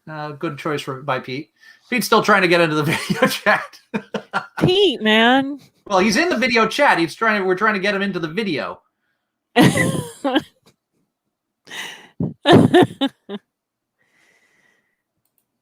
So he's got a good one coming up.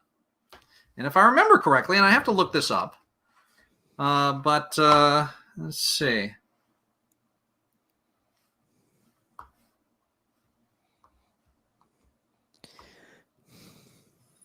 Well, it sounds pretty good. What is it?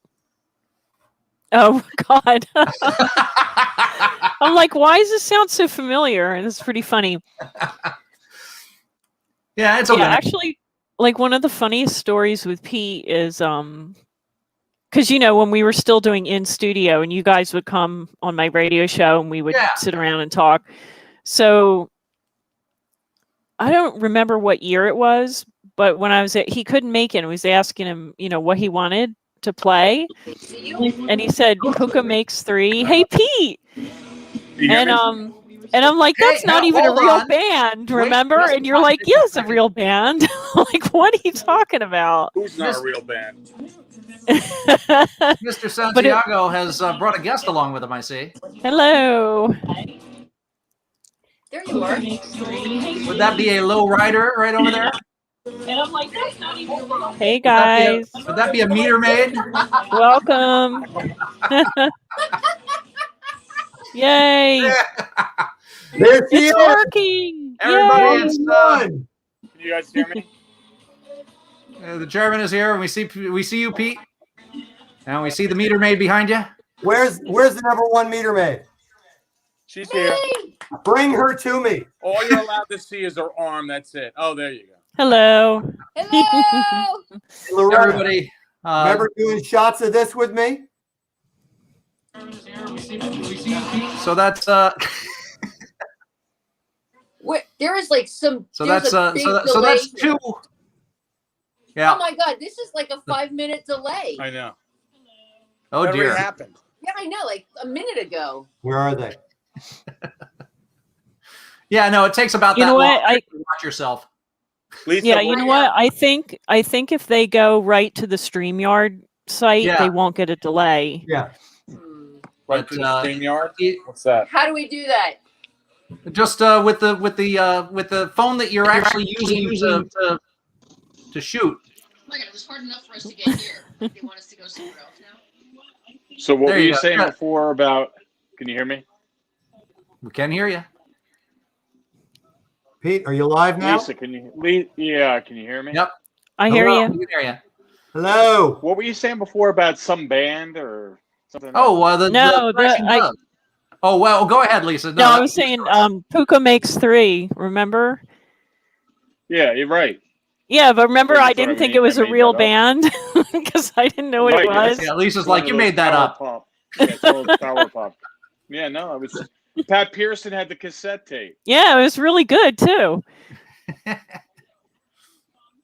Jeez, how come we're not in real time with what's on the screen? It's like a big, huge delay. Yeah, no, I hear you. That's crazy. So how's it going? How do we know how many people are listening or watching or whatever? Well, Sean's got the numbers. yeah, I only have some of the numbers, but we got about 100 people listening on altrockradio.com to the music that you've put together. We've That's got good. about Yeah, I'm not we got really about sure. 40 people on YouTube that are watching this all these shenanigans, and we got we also have streams from Twitch and Facebook Live that we don't have numbers for, but we know they're there. Oh, Twitch. So that's cool. Can I enter something in the So chat? Yeah. How do I do that? Right here. Oh, and Loretta's being the technician here. How's this working out? where? Do I have to click in there? He's clicking there. Where's your cursor? Right there. Oh, here it is. All right. Yeah, so the best thing to follow along is to follow along on the device that you're using as a camera rather than trying to follow along watching YouTube, because it'll just confuse you. Fuck. Oh. Yeah, right. I have headphones on so I can hear you guys better now. Okay. But Loretta hears me Now, like whatever's being seconds later. Loretta is whatever she's typing under my name. That's Loretta. That's not me.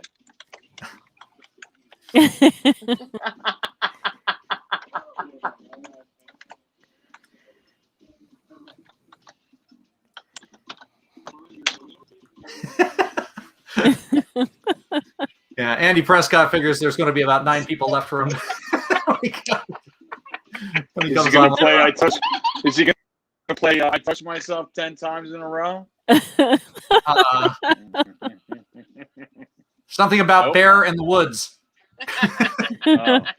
Those are bear shit. Oh, can I say that? No, why not? It's okay. You can say shit on this stream. It's all right. You're on the stream. All right, It's cool. okay. All right, cool.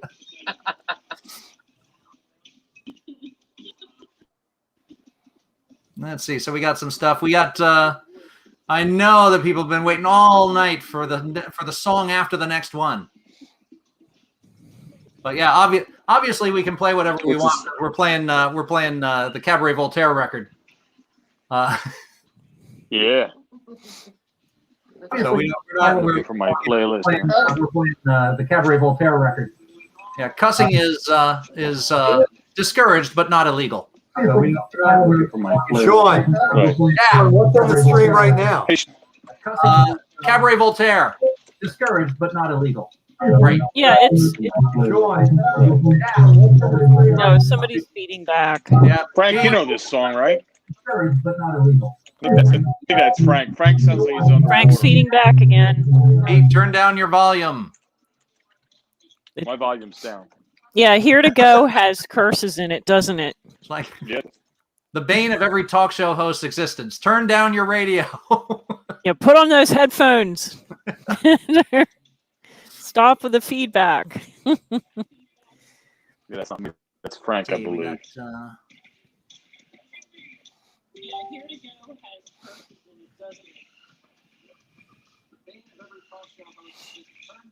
Sean, what were you saying before about Beautiful Woman Ballads? no, just that's a record that reminds me of my first days at FM 106.3. Yeah. Or early days, anyway. What does Thrashing Doves? Yeah. Yeah. But you guys are playing this stuff out of order. What you were talking about the song like 2 songs later?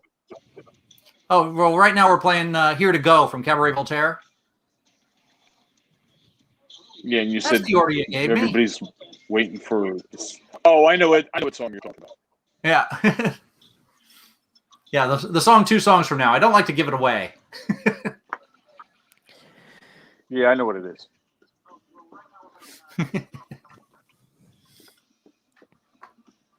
Where's Mike Longo? Is Mike Longo calling in?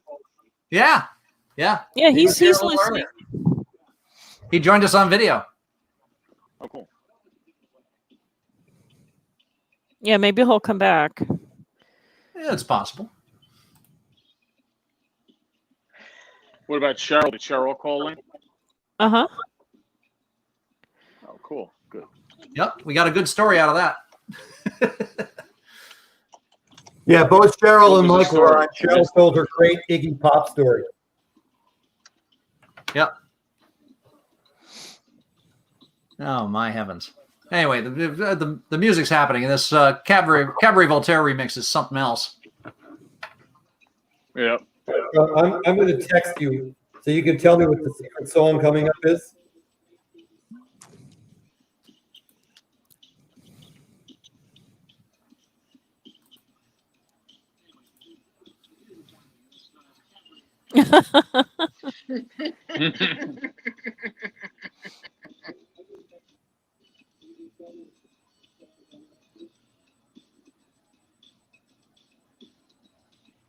The blondes. Who are the Yeah, blondes? what's happening to your is She's that your flipping. phone? Look at Pete's I think it's phone. sliding down. Yeah, Oh, It keeps okay. falling down. he's leaning I it up can against see up something, your- and it's just I going. can see up your pants, Pete. What's that? You get my See up pants? your pants. Now there we go. Shit, you cannot.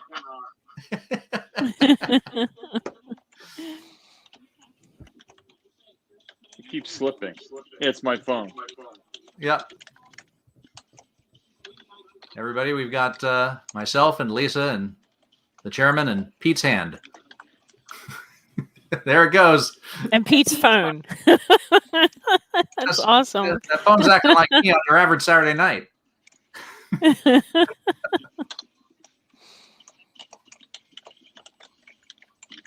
Hey, Pete, just have Loretta hold the phone for you, please.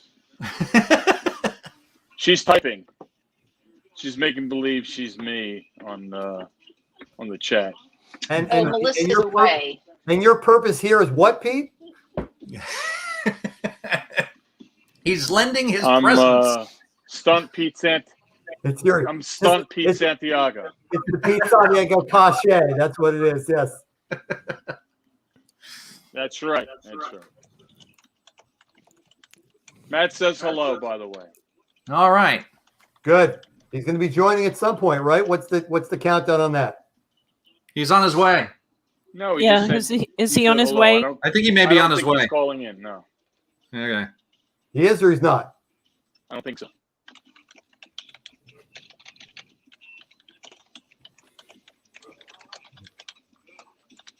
That's an attractive view of your knuckles, Pete, by the way. I like that.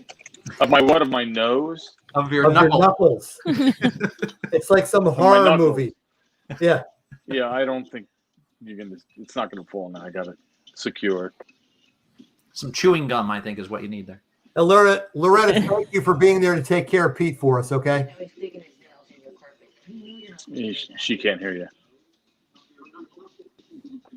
What about the blondes? Are the blondes watching or no? I don't know if the blondes are watching. Mary and Melissa, I suspect so, probably. Yeah. They're out there. They're at least listening to the music. I know that.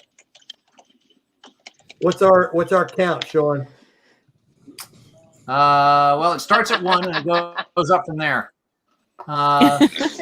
This is also delayed. Yes, very. So we're up. Our peak was 99. We're a little below that now, but not too far. We're in the 80s. But that was the point of coming together today, wasn't it? Yep. Now, what is that? What is that delicious looking thing that you have there, Lisa? Let's see. There we go. Ooh, very nice. I like it. I have my own blonde. Blonde. Put that up again. What was that? Let me see that. It's a. What does that say? Nice. It's I a should put a bottle of something. Belgian ale, There it is, Abbey right there. ale. Beer. All right. Beer. Abbey ale. Beer is good for you. Beer. Actually, I think I'm going to join Lisa in that pursuit. But the refrigerator is downstairs, so I'll be right back. What do you got? Yeah, he just wants another excuse to All right. go off camera. So, Pete, are you in charge of Matt tonight, or is someone else in charge of Matt tonight? Matt's on the West Coast. I'm not in charge of that. No, but I Talk mean, about you're it. like perpetually in charge of Matt, like no matter where he is in the world, right? I am. Yeah, I do what I can.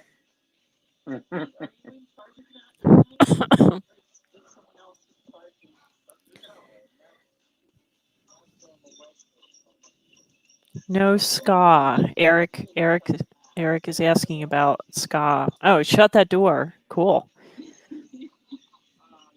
Yeah. Oh, you found? Oh, Sean. Sean was looking for a version of this to put on MP3. I guess he found it. Good. Oh, is it a This is the different version Wolfgang than the Crest. album version? Oh. No, but they couldn't find it. They found it. Do you remember this? This is not ringing a bell. This is not the one from the radio? No. This was big at the Melody. Yeah, this is a good track. Yeah. Lisa, what did you play? I played 10 your set. songs.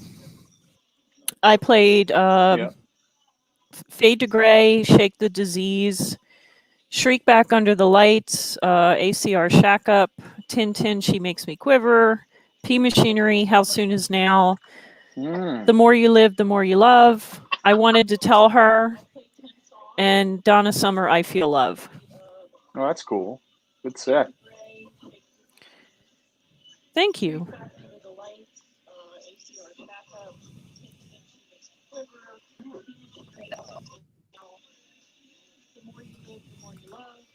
All right. So here we have a Sean's back. yes, we have the Ties the Room Together White Cream Stout. Cool. Hey, Sean, Mike nice. Longo's going to try to come in. Yeah, sure. Absolutely. Yeah, he said he tried to come in before, but he didn't get added. So I told him to come back and wait.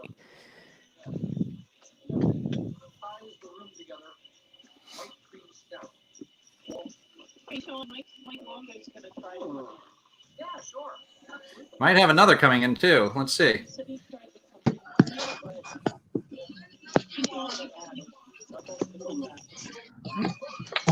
Might have another coming in too. Let's see. Hey, it's Mike Longo. What's up, Mike? Hey, Pete. Good to see you. What's up, buddy? Good seeing you. Hello, Loretta. Hey, it's Mike Longo. What's up, Mike? Hey, Pete. There he is. Good to see you. Dude, you look good. Here's Mike. Hello, Loretta. Hey, it's Mike Longo. What's up, Mike? Hey, Pete. There he is. Good to see you. Dude, you look good. What's up, buddy? Here's Mike. Hello, Loretta. Hey, Mike. Hello. Nice to see you. The famous Loretta who solved the mystery of the 80s song from WHTG. Say that again. She couldn't hear you. She got a headphone in now. The famous Loretta who solved the mystery of the 80s song from HTG. What song was it? Solve the HTG song. Oh. Can you hear me? Yeah. Naughty or nice? Oh, there's some weird feedback. Naughty or nice? Keep going. Ah. Right, Naughty or Nice by Rick Smith's band. Hey guys. Rick. Whoa, Matt. okay. What's up? It's the Adult Nets. Oh, It's it's the Matt Adult and Nets. Louie. Ah. Oh, there's Matt. Matt's there. Aw. Guys, how are you? Hey, we're good. We're good. How you doing? Nice to see you all. I'm doing great. I'm doing really good. I'm in Orange County, California tonight. But All I'm right. really happy to see you all. Good. It's Good. great How you to doing? see everybody on there. Hmm, And to see the legendary Melody logo. There he is. Right. It's great. What are you doing? Maddie! So what's going on, guys? Louis wants to say hello. He's Aw. there he is. He's got two different Louis! colored eyes. His name's Louis, but he's more like a Bowie because he's got two different colored eyes. Oh, look at the dog. Yeah, he's totally cool. Oh, there he He's hanging is. out. Louis! Yeah, say hello, Louis. Aw. So everybody, it's fun to be with you guys. I'm really excited to see all of you. Yeah. What's up, bud? Say hello. So it's cool, man. So the music's been great so far, guys, and I'm excited. I hope you like the stuff. I mean, I think the things that I picked are kind of similar to what I do. You know, some of the things that I rotated during the the Melody reunions that I've been able to make it to. So Yeah. but it's good to have everybody on there, and it's good to be with you guys tonight. Well, we got a bunch of people watching and a bunch of people listening, so things are good. That's great, guys. So I want to say hi to everybody and just tell you guys I hope you enjoy my set of music. Well, we got a bunch of people watching and a bunch of people listening, so things are good. Yeah, excellent. Well, guys, I'm not repeating myself. Somebody's got their volume turned my up. love to everybody. And, Yes, of course. And I can't wait till we can actually do this. I mean, last year I couldn't make it because I had that eye operation. I had a torn retina. But I will be there. I was planning on being there this year because I just said there was no way I was going to miss it. I'm here right now on this, but I look forward to when we can actually do it in person. You know, so, but I wanted to just send my love your way and say hi to everybody. And, Absolutely. And let you guys all jump back to the music. All right, it's good. To All see right. you. Great to see you, Matt. All right. Much love to you all. All right? Love you, Matt. Thank you for hanging out. Much appreciated. Melody forever. We'll see you soon. All right. Great to see you, Matt. There you go. Thank you for hanging out. Much appreciated. Oh, I got you, Mike. We'll turn it down though, or we get snacked by the copyright police. Thank you for hanging out. I hate doing that to you. It's torture not being able to hear that. Oh, are you breaking the rules? Hey, Mike, you hear this song? I hear it. All right, cool. Yeah, you can turn it up a little bit. It's not enough to trigger the copyright police. Some more volume. Okay. I hear it. You can turn it up a little bit. There you go. All right, so even though Matt was here, he's still on his way. Still on his way. I'm glad this all came together. This is good stuff. He's still on his way. Okay, wait. So has anyone said how many years we've been doing this now? Well, this Too many. would have It's been a long time. this would have been the 14th, I believe. Yeah, 14. 07 was the first one. Right. Wow. 2007. This would have been the 14th, I believe. Yeah. Right. Wow. Sean, that's when you wore the John Travolta leisure suit. Remember? Oh, absolutely. Yeah. Yep. Oh my God. That's when I met That you. was my white Ryan. jacket. That was the That white, was the white linen insane. jacket. You had a I red. have pictures of that. And the red shirt underneath. Yes. Yeah. And I love that jacket. Yes. Nobody else did, but you know. Yeah, but wait, didn't you tell me a story one time that your wife, you were looking for it and you asked your wife where it was and she said, I don't know. Yeah. But she probably knows where it is and she's not telling you. That's exactly right. Yeah. She was like, I remember once I heard, I'm lending it out for a Halloween costume, and it was a little bit like your parents telling you that the dog has gone up to a farm upstate. Oh no! So my jacket, I'm sure, is frolicking and playing on the farm.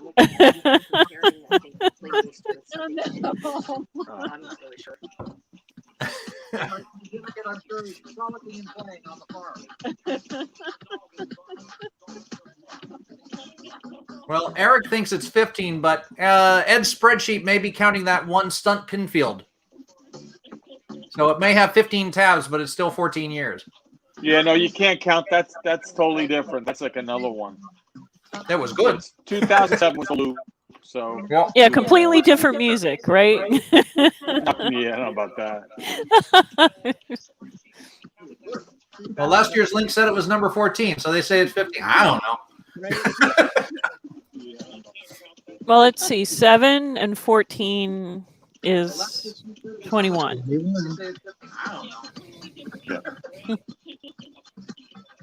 We'll let them hash it out on the chat. That's right. So, Mike, how many Cokes have you had?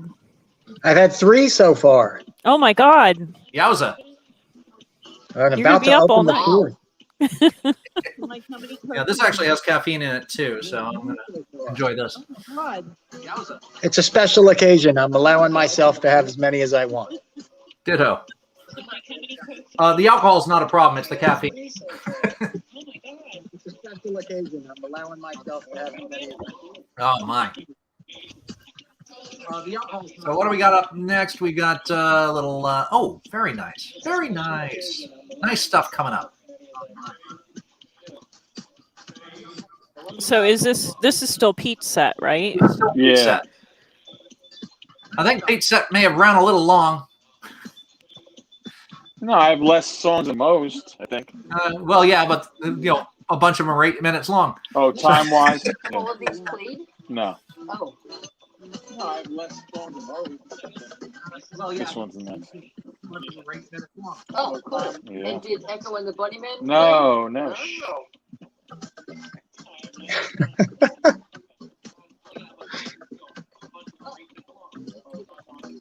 No. Let's see here. I want to make sure I've got everything the way it was planned out. Sean, so who's after me? Matt, I guess? Matt's after you. Yeah. Let's see here. Okay, yeah, we're in good shape. After you. Yeah, I keep. Virtual Community Bar Reunion 2021 on alltalkradio.com. Let's see here. Okay, yeah, we're in good shape. Yeah, I've got little bits of me in between the songs every now and again, just reminding you what you're listening to. Yeah, so this is out of order than the order that I gave you. You know that, right? No, this is the order. This is it. No. Pretty sure. I can check. No, this is the order. It doesn't matter. It's all there. Sure. I can check.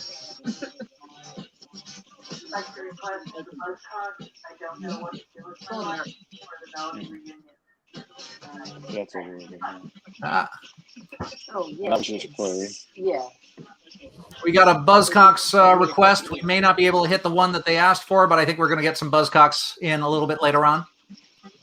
There was Buzzcocks early too, right? There was, but I'm pretty sure Matt put some in his set, so we'll make that happen. Yeah, it's in Matt's set. Yeah. Yep.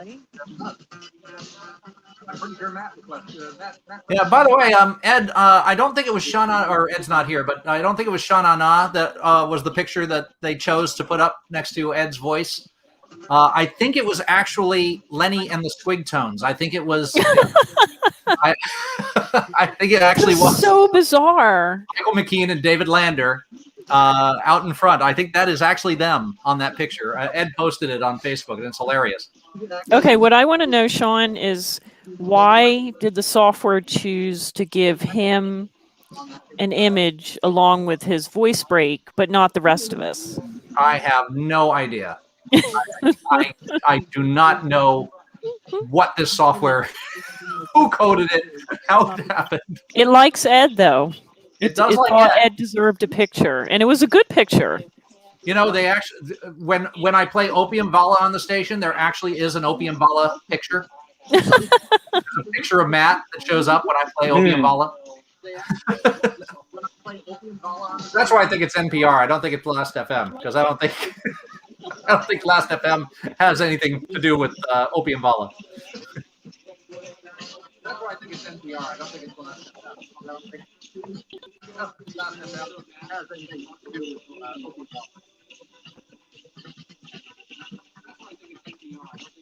That's good. That's good. I didn't play her first, and she's making a comment about that. I'm gonna let Katie know. Hey, did the psychedelic furs come up yet, Sean? No, but they will. Right. All right. Because some girls asking for it. Okay. No, but they will. Right.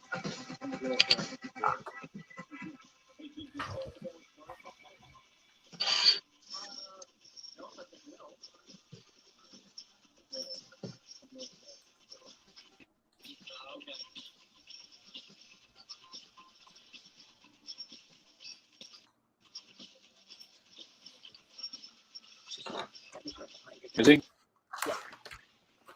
There we go. Who's there, Pete?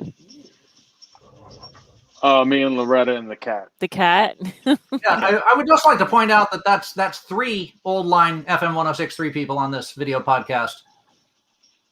Not bad. You, Loretta, and who else? Matt. Ah, yes. That's right. So that's if we could I should just call Rich and try and get him on. That way we can just fill out the day. That would be good. Yeah, sure. Yeah, we'll call Rich and we'll call Mike. on there. Yeah, right. Yes. Actually, I would like to give Mike a shout out because Mike was very helpful when I announced that I wanted to do this thing. My hard drive decided to respond by crashing, and so I've been resurrecting stuff from it. But Mike was very helpful in putting together a lot of the music that I was able to get together today. So many thanks to Mike Marone for really being a part of this. I really appreciate him having helped out. He may not have known he was helping out, but he did help out. I'd love to be able to drag him out to an actual event.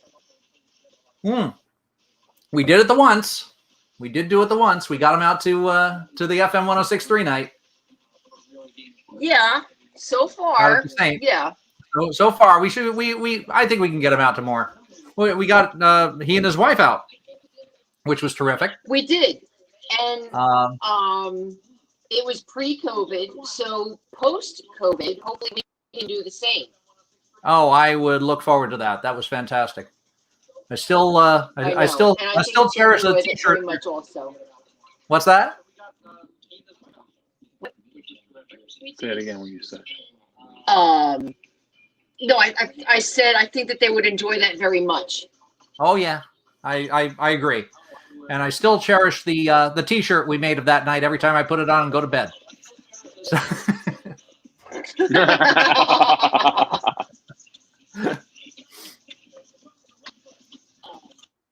although I have to say, you know, one of the things about having, daughters that have reached adulthood is they suddenly think your T-shirt collection is cool, and a lot of my stuff disappears. Like my the tour shirt from 2016 that went away. Really? My specials T-shirt that seems to have shown up in somebody else's laundry basket. So there's been a lot of filching of my the spoils of war. What about your CDs and albums? Are those disappearing as well?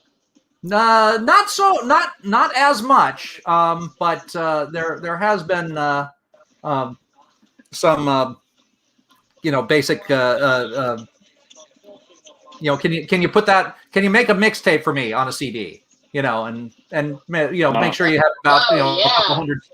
Yeah, so that's been happening. So I'm somewhat proud of that. Although I have to say, one of the things that when I went to college and kind of looked at everything I'd been listening to up to that point and rejected it, because when I went to high school, it was Led Zeppelin, Stones, Zeppelin, Who, Beatles, Stones, and not to denigrate them, but I came to college and went, okay, hold on, there's this whole new thing going on, and I'm not paying attention to this other stuff. And in raising my kids, they'd heard of The Cure, but had not heard of Led Zeppelin, and that was my fault.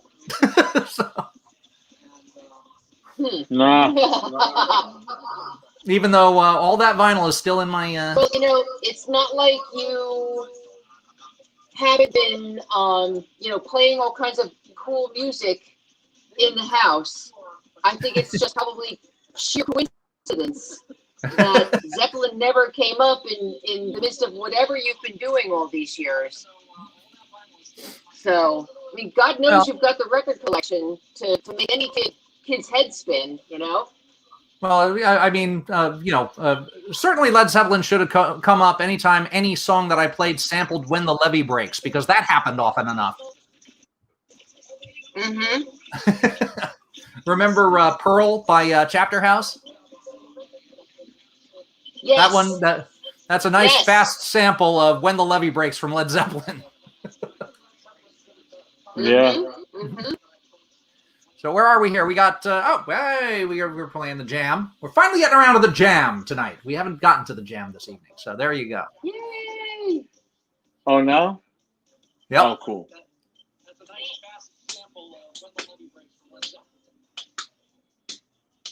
Okay, so let's see. I got to line up this. I'm going to line up another one of those right there. Actually, I'm going to put it over here. For the folks looking for psychedelic furs, that happened. So there you go. Or that may happen. It may happen. May happen.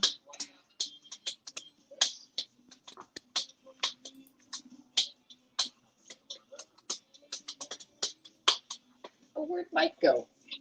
I think Mike's gone. Oh. Okay, Mike is sorry he had to drop. His phone battery got to 5%, and his screen went black.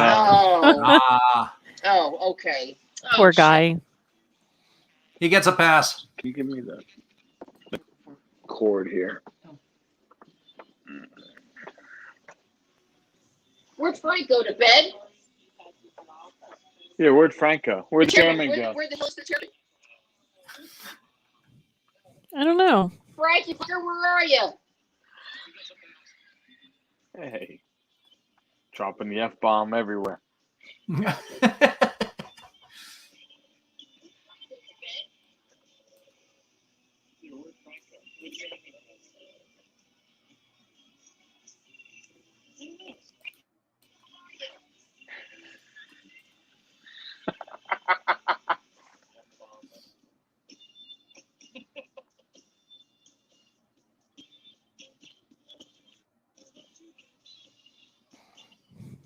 I went to bed. All right. This is a good Here we set. go. Walter's back. All right, Walter. No, when in doubt, put cats on because everybody loves cats on, So on the cute. internet. What a How you great doing, idea, buddy? putting cats on the internet. How you doing, huh? Aww.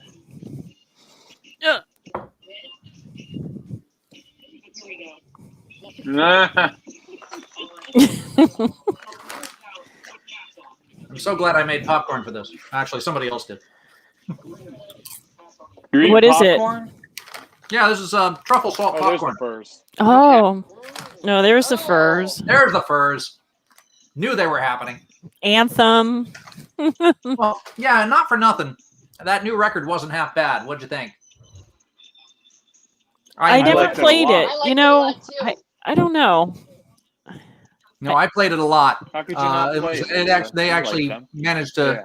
capture #1 for 2020. Like Uh, I probably Nice. needed to give it more time, but I think I was too like my favorite album last year was I know surprisingly a synth pop record. You're kidding.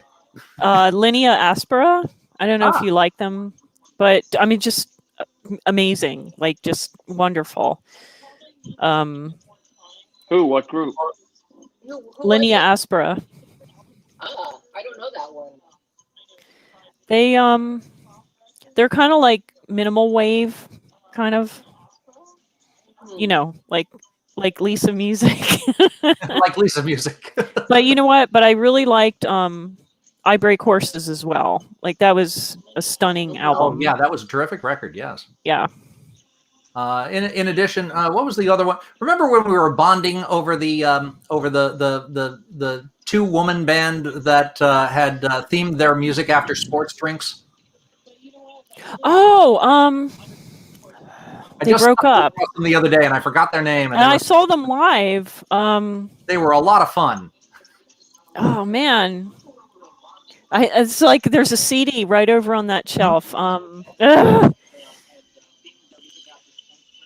Yeah, I can't remember.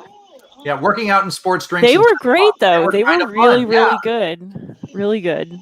They did that. I don't think they survived that album though. I think they actually broke up and one. Yeah, of the, they broke up after that. Yep. Yeah, which is a shame because they were a lot of fun. Although I remember playing something from one of the two that was quite good. So hopefully that diaspora will continue. Yeah, one of them was going on to do solo stuff. Right. But I just can't remember. It'll oh my come. god, this is good. I hate this. Is this me getting old or it's just like I'm just tired and I can't remember? No, there's a world of music. There's a sea of music, and we're floating on top of it. And sometimes we can't figure out. Yeah, it's like this many years DJing, your brain is like getting full. It's going Mhm. like this. Oh, Prince Rama. Prince Rama, thank you very much. There you go. Yeah, they were a lot of fun. But I always think it would be like all that stuff. If the melody was open, it would be played. Like Yep. we'd be playing it at the melody. We would be playing it. Yes, I agree. So I gotta say, I mean,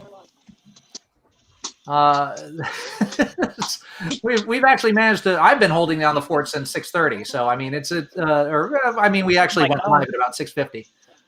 So I'm feeling pretty good about myself, except for the extended absence. But sometimes one must have an extended absence. That's true. Oh, here we go. That's why they made 12-inch singles. You betcha. That's true. Well, actually, this doesn't translate to the 80s because I was trying to help my wife find her phone. Oh, okay.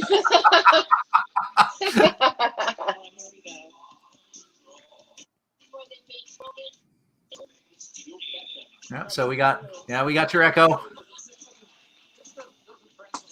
You got some good stuff in this list, Pete. Yeah, not bad. Yeah, he's okay. Chosen well. Hey, Lisa, did you do like a melody thing on your radio show or no? I didn't because I'm not in the studio. I'm 100% virtual. and everything that we Right. play is in our, like, the only stuff we can play if we're virtual is in the electronic system. So there's not 80s in there right now. So yeah. Oh. And I'm preempted by sports. So on both of those counts, no. Of course. Yeah, it's weird. This is the first Gotcha. year. I had actually thought they had gotten some 80s into the library. It didn't happen? Well, there's stuff in there, but it's not in Zeta. Okay. It's like we just have a lot of work to do. And then when COVID hit, everything just became like we have a whole bunch of stuff we have to do. Like we have to change some of the tags. Yeah. And the way we're doing like the categories. Yeah. And we need to do that before we start dumping more stuff in there. Otherwise, it's just going to be like a nightmare to clean it up. Yeah. So yeah, we have a lot of stuff digitized. It's just not all in Zeta. I feel. I know you can relate to that. Yeah, I can relate to that, especially after the hard disk crash. Oh man. Oh, Well, that's it was my own fault because I had I had gotten down to this one drive that I was like, this is a new drive, it'll be fine, and then suddenly it wasn't being recognized. But I was able to rescue most of the stuff off of it. That's the good news. The bad news is it all went into one directory. So so now I have to kind of comb through that, and it's believe me, I feel your pain on the Zeta situation. Yeah. Well, and we really want like the students to do as much as possible, but then there's a point where you're like, the data can't be messed up. Like it's like it has to be right. So it's like that last part. Right. Yeah, that last part is a lot of work. I would so love it if bands that want you to play their music would understand that. Have you ever noticed that when you get MP3s, you have no idea what you're going to wind up with, or any digital files? Well, I remember when we first set out to do this, everybody. I was telling them, I had to guesstimate, like, because of thinking about how many years I've been doing this. And I said, all right, about 70% of the stuff that comes in is going to have the right tags on it. The rest, who knows? Right. And that is a lot of stuff. And you just, you can't predict which stuff it's going to be. Like like you can sort of know, like some companies are pretty good consistently, but it's not that they don't just screw up sometimes. Right. But yeah. So it's a job. I mean, that's why like this is a job in the real world to do this kind of stuff. It's a lot of work. So yep. Absolutely. Getting the data correct is the bane of my existence everywhere. Yeah. And another reason why, like all the glitz of radio, in people's minds are like, wow. And it is, it's super cool. But then there are parts of it that are just like, that's why it's a paying job in a lot of places. And well, that was the reference I made earlier before you got here, Pete. And Loretta, I know will resonate with this, with Wolfman Jack with the broken freezer going, you want a popsicle? You ever seen American Graffiti? Yeah. Oh, yeah. Yeah. Yeah. Do we, Loretta, you and I absolutely relate to that. There's really not much glitz in radio at all. I would just like to add. So, Sean, I have to confess, I saw that movie so long ago that scene is a little bit vague in my mind. I relive it all the time. Just a bit, Wolfman Jack's there and he's like, you want a popsicle? Seriously, you want a popsicle? Because they're all going to melt. And the freezer has broken at the studio because of course it has. Right. Mm-hmm. And all those popsicles have to go in the wet and yucky garbage now. Yeah, you got to put them in the wet and yucky. Don't forget that. Subtitles for the Heart of Thinking. The wet and yucky garbage. And what was the other garbage? Paper, right? Right. There was the paper and like all things kind of commingled paper, and then there was the wet and yucky. This is We how use the, everything the besides paper. this is how the trash was segregated at FM 106.3. Aw.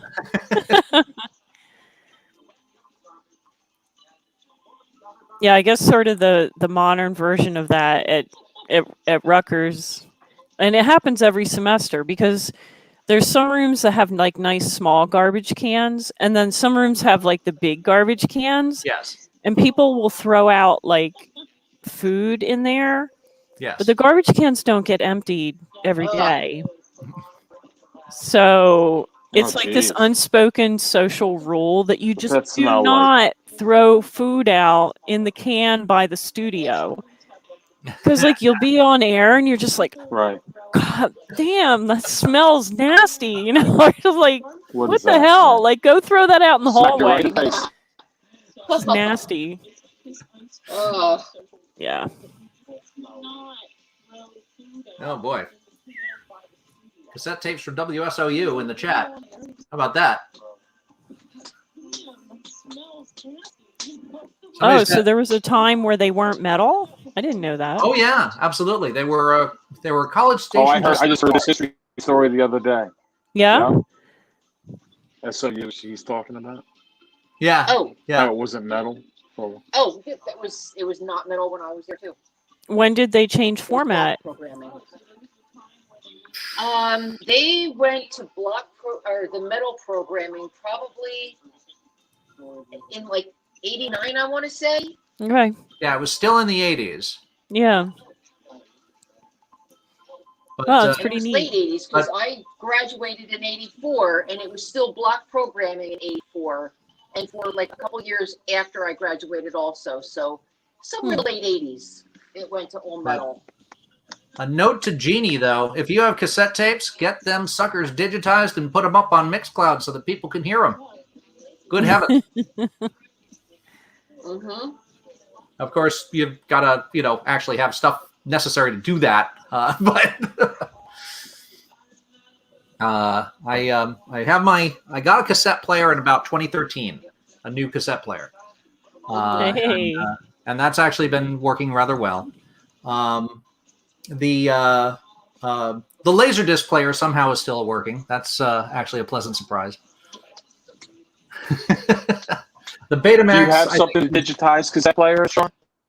Oh yeah. The cassette player I bought in 2013 has USB outputs, so you can plug it right into the computer, and that works. I got a couple cassettes that I'd like to bring to you to have you digitized. Absolutely, would love to.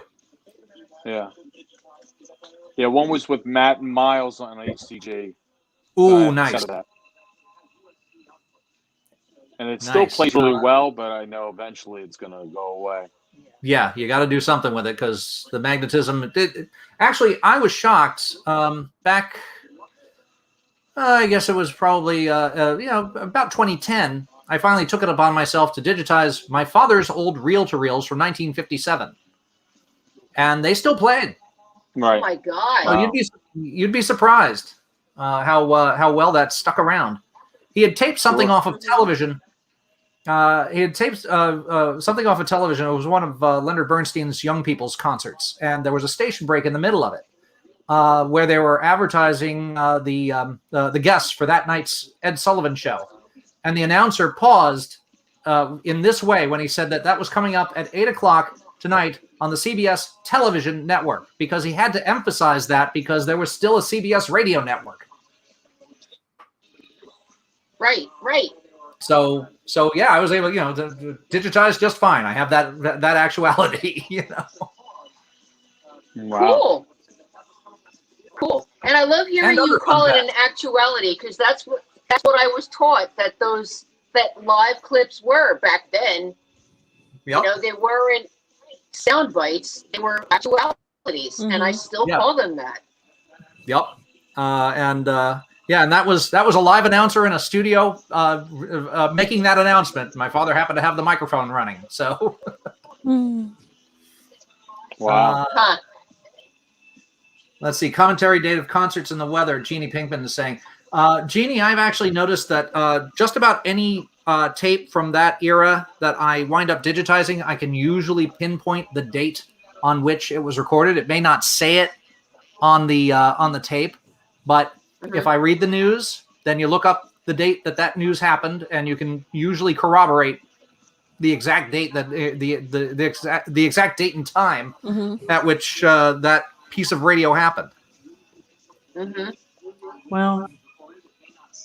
All right, so Katie apparently has an update. So yes, let's see what Katie's doing with the painting.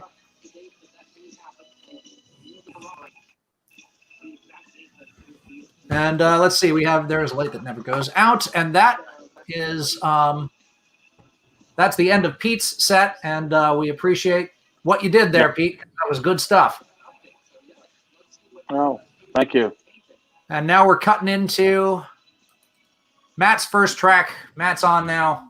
I started it off with The Cure, In Between Days, and I know that one goes out by request to at least 1 or 2 people. So there you go with that. It may not have updated on the on the playback interface. Not yet. Yeah. But actually, what's the Smiths count for tonight? Actually, shockingly low. 3? 3, I believe. 3 so far? Yeah. And let's see. You're gonna hear some good stuff. Just watching this. Yeah, this is prime time, kids. So those of you who are paying attention.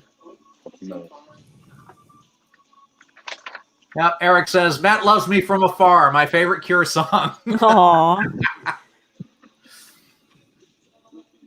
Eric is How do you do an emoji with these?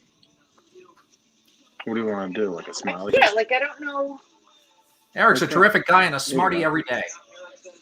Yeah, did we mention that Eric is like our he's kind of our official weatherman. He absolutely is. Although this year we're all Eric. indoors, so he doesn't have a lot to do this year. Right. Well, he the retired. Yeah. He kind retired. of got to sit But this I one don't out. wanna put it next to what someone says. I don't know how to do that. Sean, Hey. Hello. question for both of you. Coming from a working musician to DJs who have like a directory of music that they can choose from, how would you like the music to be tagged when you get it? Because I've sent out like 30 CDs so far, and some of them got played, which is fantastic. But MP3s, a little bit harder. Well, if you're sending a CD, that's different.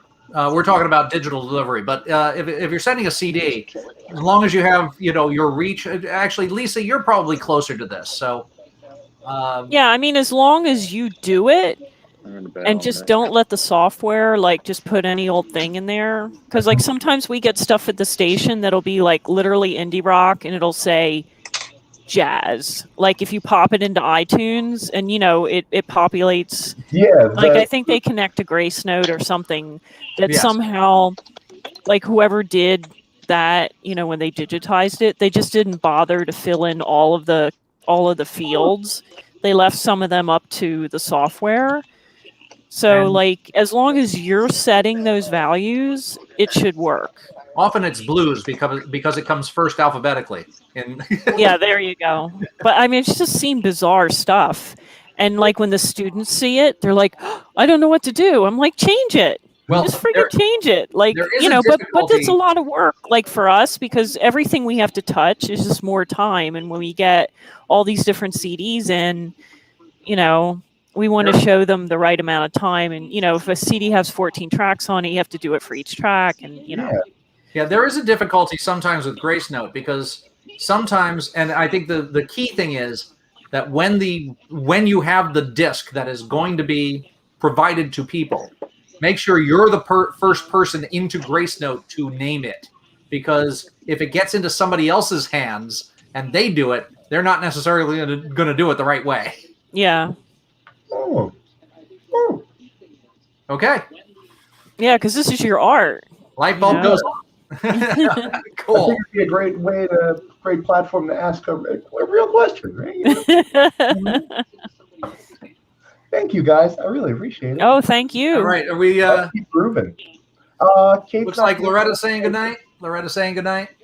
Good night, Pete. Loretta's Yeah, saying she's goodnight. gone. Oh, she's Hey, gone. I'm going to talk too. I'll see you later. Oh, Take good care. night, All kitty right. cat. You rock, man. Thank you very much for a Bye, fantastic set. Pete. Thanks Much for appreciated. joining. No problem. And I'm so glad we Yeah, dragged talk to you soon. Matt. Take care. We dragged Matt into the situation, and by the way, he's on his way. And Louie. Matt and Louie. Matt and Louie. Oh my God. So we got Matt playing the cult. Mm-hmm. Absolutely. And my station managed to not die at the downbeat, which is fantastic. At the what? I mean, I was. Ooh, what's up with Katie? Hang on. It's like Okay, it's like Katie's getting gone. hot in my apartment. I don't know why. That's because It's like, you're why there. is my face is red? Like, see, this is like, this is just what, like, at home boring people problems. Right. Why is my apartment hot? Who put this food in my mouth? Oh right, yeah, we didn't have the minute of silence at the Elks. Oh no, we did not. That's correct. Yeah, so someone was asking earlier, and I don't think I saw an answer. Did we have an update on what's going on with the Elks? The update, I think everything's stalled with COVID. Well, I mean, besides the COVID world, right? So the plan I heard was that they wanted to make sure that anything that happened on that land included a place for the Elks to do their thing. Okay. So obviously there would be a construction phase where they wouldn't be able to do their thing. They'd be doing it someplace else. I have no idea where.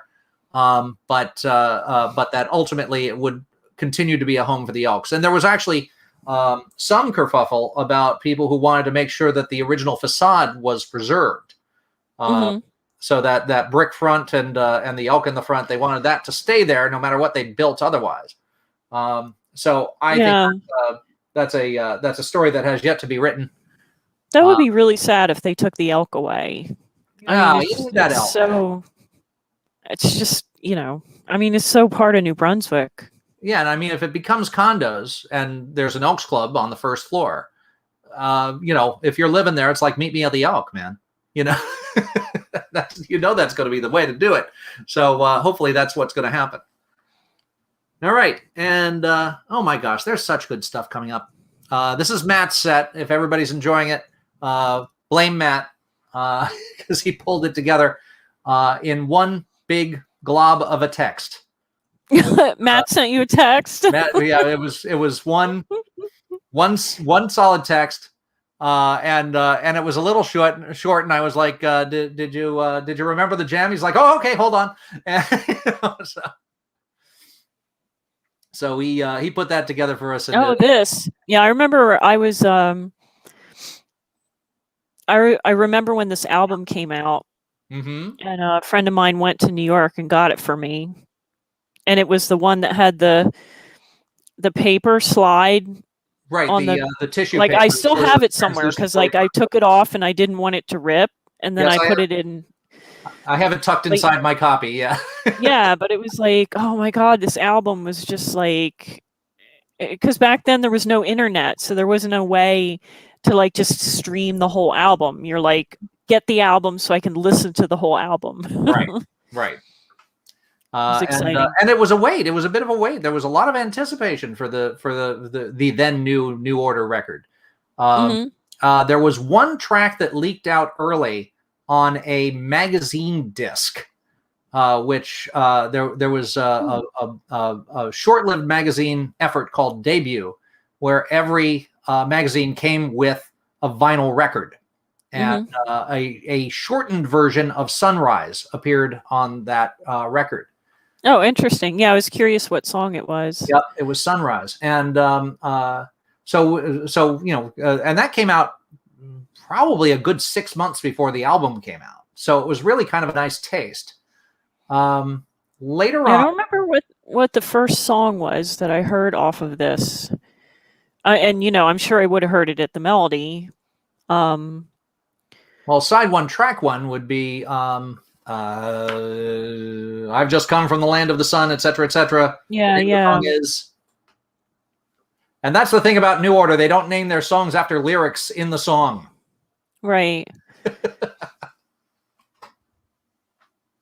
But this is the album that had that, that very serious track.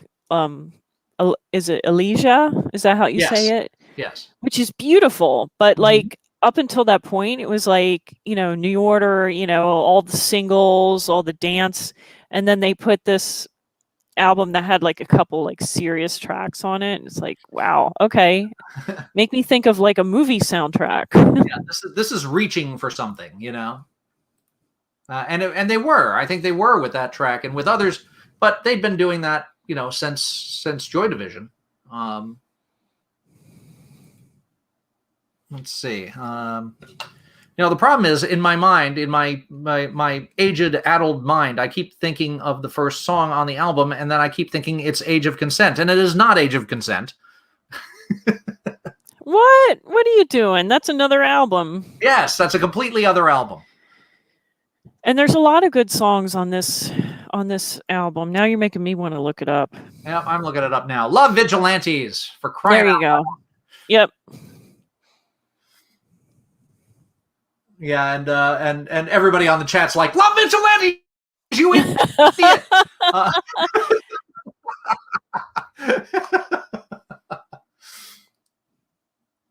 Yeah. Yep. Eric for the Deborah win. Ackerman saying it's going to have to be a Melody reunion, Elks reunion with artifacts from the Elks the next time we get together if the Elks goes away. Oh, God. That's going to be a pretty big artifact if we get the Elk.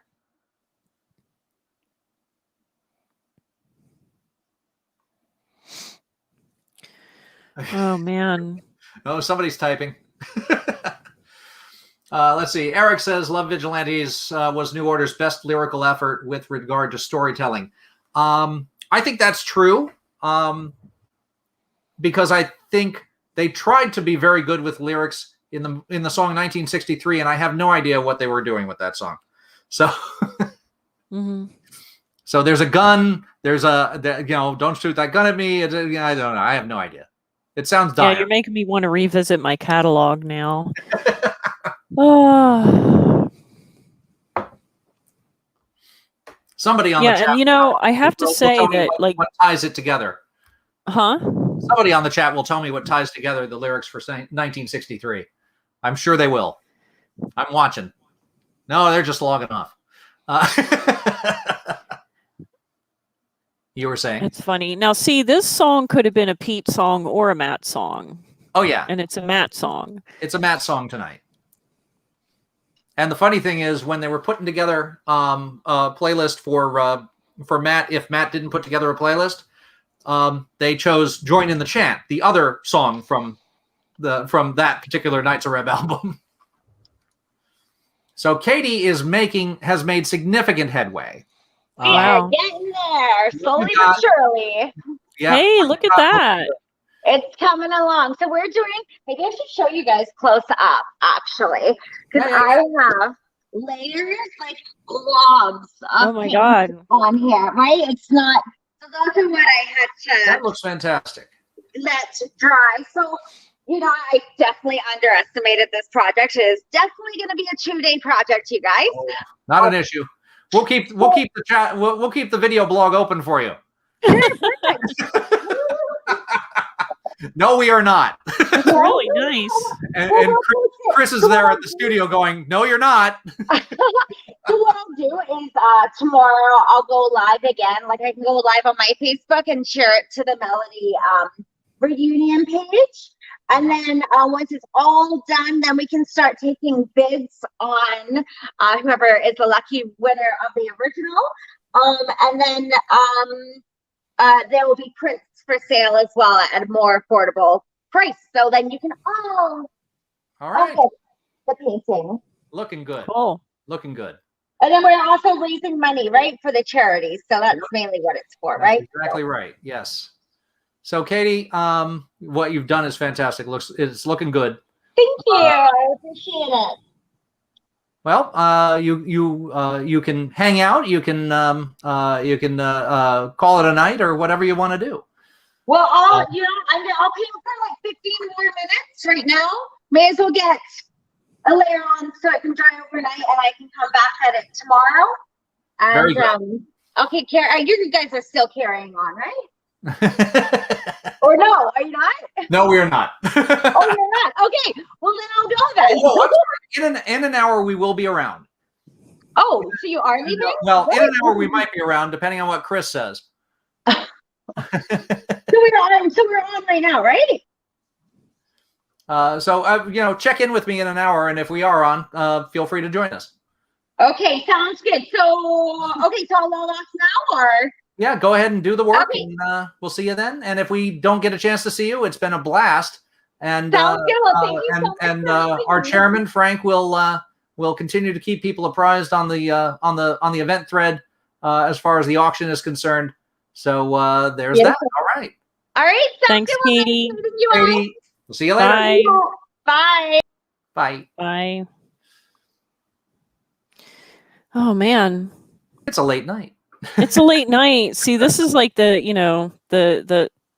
part. I think I'll get another beer. It's not that late. It's My buddy Sean. The person that's in the studio, right? Right. You got the studio job tonight. What is it? Production. Basically, yeah. You're the producer. So they've got. See, Deborah going, see, this is an industrial song I like, okay? Well, yeah, right. because we were talking before about industrial music, and yeah. Yeah. Yeah, it is. It's there good. are things, well, I mean, it's in any genre. I remember, back in the day when people were, going around yelling disco sucks. And notably on the commentary for Talking Heads Stop Making Sense, Tina Weymouth was like, well, wait, we thought that was actually kind of cool. But there was good disco and then there wasn't good disco. The bad disco had begun to overwhelm the good disco. And so the good disco, I think, continues to live in the hearts of the people who appreciate it. And the bad disco has kind of faded away. The stuff where they were like, oh, people like to use whistles on the dance floor. Let's put whistles into the song. No, that's bad. But at the same time, you got bands like LCD Sound System that are like, Georgia Marauder was fantastic, and we agree. Yeah. Well, even just thinking about, see what Deborah's saying. The industrial sets are my least favorite. Meanwhile, I'd be out in the dance floor like, this is amazing. I love this music. It's so dark. Just like if I go for a while without hearing I Feel Love and then I hear it, it's like, oh my, like it's so brilliant. It's just so brilliant. Hey, look, it's Ed. Hello. Hey, I think I'm back. I think you're back. I'm back. Okay. You seem to be back. That's a little confusing as always. How come I can't hear? Oh, I have to push the start button before I could do that. There we go. It's just that little chromium switch. Yeah. Perfect Kiss. Oh, 9 Inch Nails. Yes. We've had a surprising dearth of 9 Inch Nails this evening. Yeah. I'm actually surprised by that. You remember the very first one we had at the Loop Lounge? There was not a single Smith song played. Is that true? Really? Yes. Son of a gun. Wow. Interesting. We were all trying to, the Smiths represented the pinnacle of well, like I said, how soon is now is Freebird. So we were trying to avoid Freebird at the time, but we came to realize that people really like the Freebird of our format. I'm trying to do too many things at once on this computer.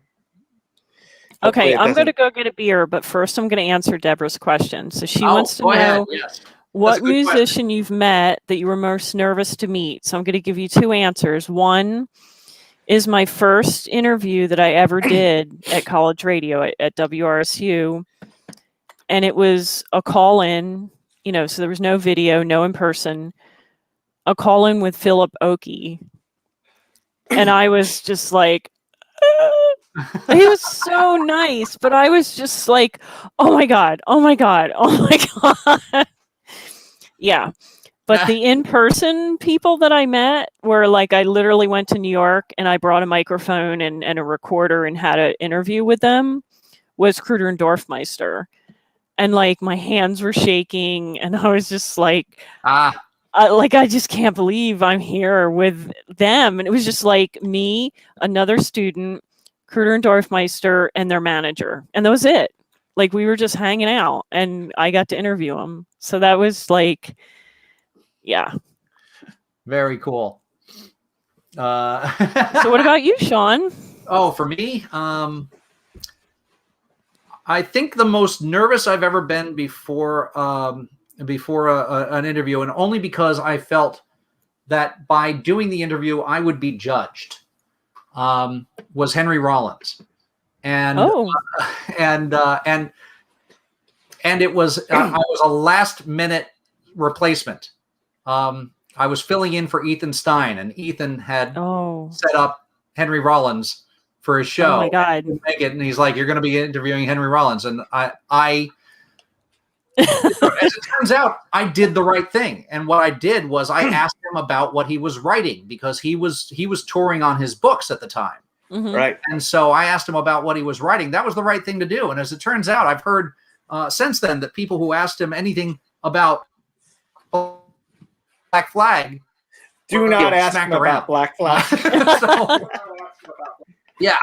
So my response was, tell me about what you're writing, man. And I said, and one of the things I read by you lately was what you wrote about Madonna in the first issue of Spin.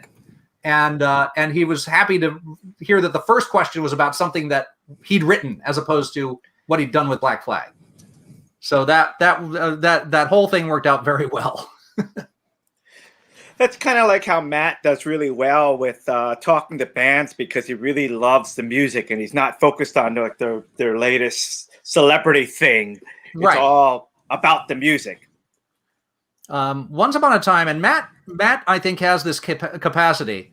This did happen when John Peel and Jack White got together, and John Peel interviewed Jack White. When they got together, they spent about an hour and a half talking about what they were listening to lately, as opposed to Peel asking White what he was doing lately. And I thought it was the best interview ever. And Peel apologized the next day to his listeners for not having asked about what Jack White was doing, but instead they were like, I've been listening to this. Oh, I've been listening to this. And that was probably great. much more interesting. Yeah. Yeah, totally. Oh my God. So I think Matt has that capability too. And it was one of the things I think that, they had a good-natured jab at when Ben Stiller impersonated him on the MTV Movie Awards. Ed, you look like a spaceman. I'm trying to do a Zoom meeting on the other screen. So that's so funny. That's what made me think of the MTV Movie Awards.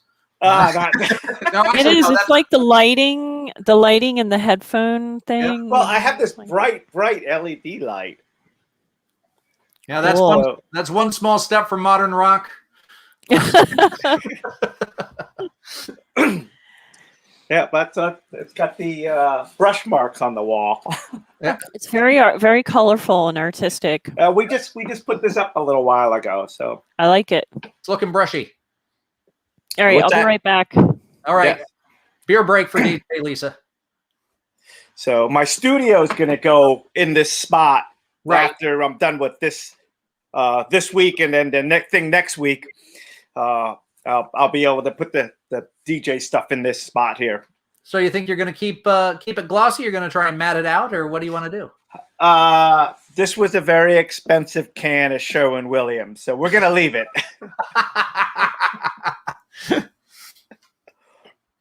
I must say, I mean, it doesn't have anything to do with reflux, but quality paints go on the wall way better. Oh, absolutely. No doubt about that. I So agree. even though you look at that can, you're like $50 for a can of paint. I can get the other stuff for $12. It goes on in one coat, and it goes on much better. Yeah, you're going to be buying $60 worth of the $12 paint in order to do what you did with the $50 gallon. And you got to paint it 4 times. Right, exactly. Well, that's the old the dichotomy or the dilemma of somebody who can't afford the really good boots, so they get the cheap boots so that they can get the cheap Yes, boots. and it spend a lot more money doing that. Yep. You know, I still have quality boots from when I was dancing at the Melody. Yep. I used to dance in, as some friends of mine know, Churchill leather shoes, and they were businessman specials. I used to go up to Secaucus and get them at the outlet center there, and they weren't cheap. They were like $150 back then. Right. But I'm still wearing them. I mean, I have to get them resold every once in a while, but they're quality shoes. Yep. That's absolutely correct. Now let's see. I'm checking out what's going on here. Did Matt come in? I've been out for a little bit. Matt did come in. Oh, so yet he is on his way. But Matt came with his bulldog, and that was looking. It was nice seeing Matt come around and join us for a couple minutes. That was cool. I'm sorry I missed that. But. Yep. So we so Matt did make it because Pete. Well, I think Pete was skeptical that he was going to be able to, but it all came together. So that was cool. Well, you know, it's a lot easier because you can probably use a phone for it. Right. Exactly. Like Mike was doing. Yep. Let's see. What do we got here? Yeah, but his phone started sliding down. He missed that, Ed. Now, he put his phone like on the thing, and then it was like it kept sliding down, and then he had a shot like of a can of something and ceiling and like a light fixture. So I was about to make a joke about Eric Dynaman's topsiders, and he made the joke. He did? What's he talking on the chat? What's going on here? Yes. Because we were talking about getting good shoes, and he's like, "Can we talk about my 1990 topsiders?" Aw. And he still wears to the Melody reunion. Well, he still wears them to the Melody reunion. Yes, he has to come out of like a special bag. He has to hide them. So Lisa, they're really I'm going to grungy. leave you to my refrigerator break. So this is a refrigerator break, and of course, after the refrigerator break, there will be a station break. I'll be right Station back. ID. All right. You're listening to altrock.com. Yeah, see, I was so nice. I put the proper station ID in my voice breaks that I made for him. Well, I was trying to do that. There we go. Oh, look at that. Well, at the light, the lid was kind of a light, so. That's so funny. I never knew that it had said something underneath your hat. Oh, that they always do. They flip up. The big one back when we were at the Melody was the one that said Brooklyn across there. Well, back then when Brooklyn was kind of a dodgy place. Right. Oh my God. So Ed, I got a shirt for work, for eventually whenever we go back to work and actually show up in Philadelphia. I got a shirt that says "Bad things happen in Philadelphia." Oh yeah, Remember when that? happened, when they made that phrase, I knew within 30 seconds people were going to be making stuff for that because they were so like, awesome. we own that, and literally within an hour. Friends of mine were sending me links to T-shirt places that were selling. They were like, "Don't try to call that." It's so Don't awesome. try to say that. Yes, that was the whole thing. There was a great story about the mascot for the Flyers, that orange thing known as Gritty. And, Gritty! When Gritty first came out, all of my friends were like, "What the heck is wrong with these people? Somebody's going to get fired." And and that went on for like a couple of hours. Mm-hmm. And then I think what happened was the next day or whatever, the Pittsburgh Penguins mascot texted on Twitter, okay, lots of laughs, like making fun of Gritty. And then everything flipped. Everyone was like, "We can call Gritty nasty things, but don't you call Gritty nasty things." And it just went overboard. Everybody just went overboard on Gritty at that point. It's pretty funny. Yeah, it's weird because I remember when I first saw it, I was kind of horrified, and I'm like, "What are they thinking?" Right. But then I'm like, I love him. He's like kind of cool. I think I like him. It works. Is that really a Pop-Will-Eat Itself picture? I can't tell. I'm looking at the automated I think pictures. it is. Yeah, I asked him where those are coming from. He said the software puts them in. Right. I was here for that conversation. So, yeah. Oh, okay. No, it's fine. People come and go. You don't always know what everybody's saying.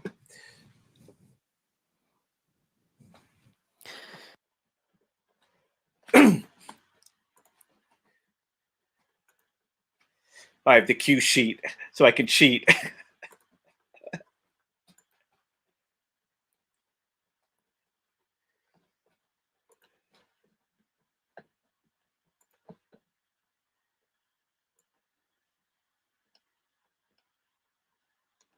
Huh.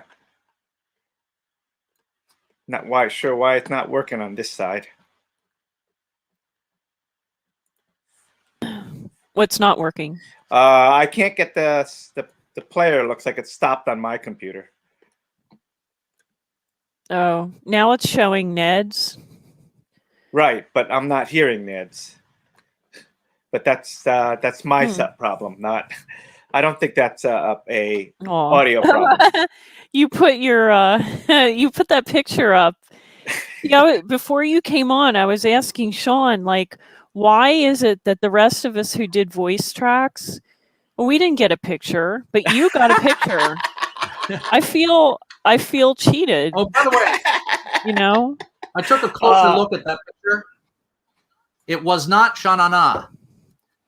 No. In the middle of the picture is Michael McKean and David Lander as Lenny and the Squigtones. That's actually great. I like that. You know, Laverne and Shirley.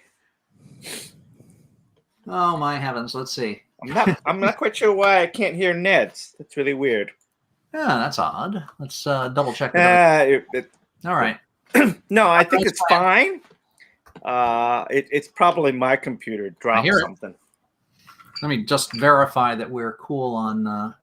Yeah, we're still recording. Almost up to 500. No, I can hear it now. That's really weird. Why is the volume so? We don't want to turn the volume up too much because then then bad things happen. No. You have to remember that I have the headset separated on a different channel than the mic. Ah, okay.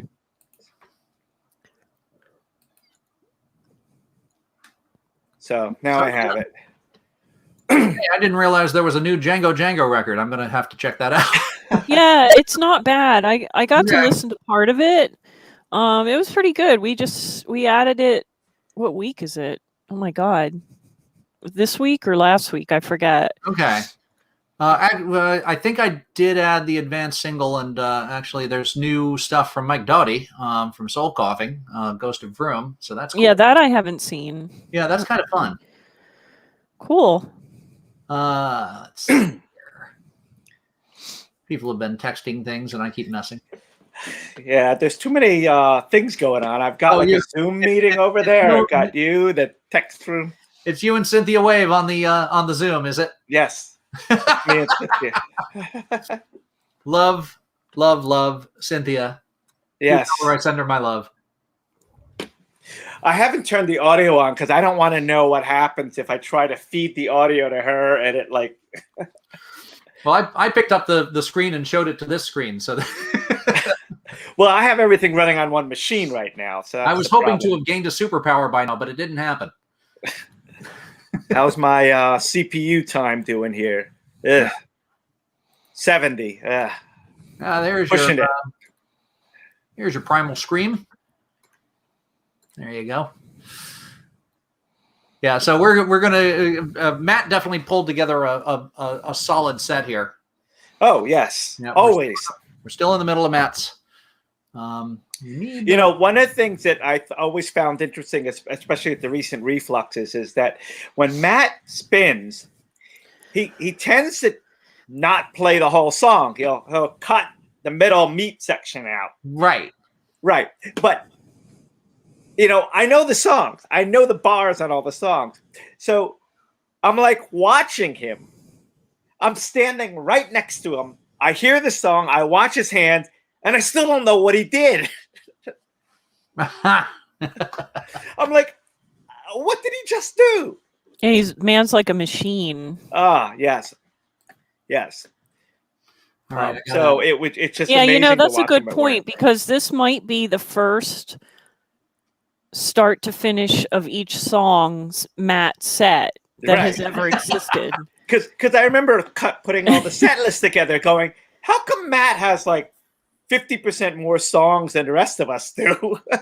Because then you plays half of them. Right. Well, I suppose Eric Gladstone is the champion of that one in terms of jamming the most number of tracks in the shortest amount of time. Oh my God. Oh, that's true. That's true. I forgot about that. That was something, Eric, man. Holy cow. And then there'd be people like me sitting at the bar going, play the whole song. Let it go. I want to dance, man. There's like a good 3 or 4 minutes left. Play it. Well, what I always found interesting about the people that go to the Melody Reunion is they know the song and they know all the remixes. Yep. And they'll get really pissed off if you cut out a bar because they'll be like, I have this move that I do to that and I can't do that move because you cut the song. That's right. Yes. Yeah, I start to finish is how I play songs, and the software I use reflects that. Yes. That's good. Well, you know what? And to that, Sean, you'll get a kick out of this. So when we first got Zeta, and I was using it, and I was just horrified. And I like grab my phone and I start texting Mike, and I'm like, what is it doing to the last like 10 seconds of my song? And and he's like, oh, because like I predicted that would be something we'd have to kind of tweak. Fiddle about with. Yeah. And you can actually, so he actually set it so that during my show, I completely control everything because otherwise when it tells you, it's like the song, when it tells you the 0 point, it's not really the 0 point because there might be another 10 seconds, but because it's fading out. Right. Whereas like the real end of the song is 0 when there's no more, there's no more sound. Right. Because he knows that I do, like, I'm very picky about my transitions live. So it's just really funny. Like I wasn't mad or anything. I was like, I knew this would happen. Like this damn software. Yeah, I was was like, all right, I'll playing with turn it off for Serato, you. and I'm like, it does the okay. same thing. And It's so nice of him. I've noticed that Serato does some of that too. I'll drop a track in and it cues it up, and I'm like, why did you cue it up over there? You're like a half a second in. You need to back it up. So I have to put a lot of manual cue points in. Mhm. Right. It's really cool that software does that. I mean, it's there's so much there that you can do now. It's pretty astounding.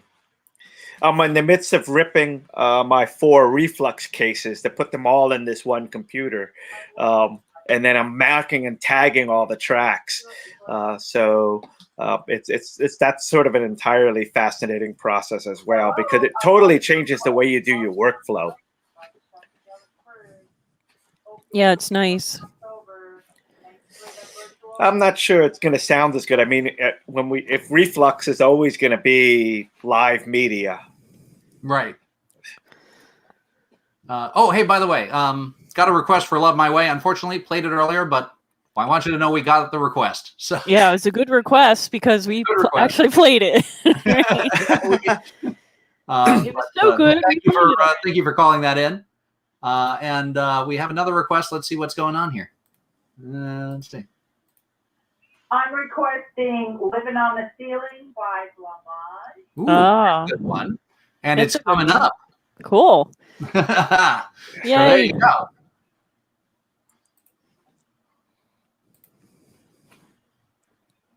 Now I have to figure out where it's coming up, but it's coming up. All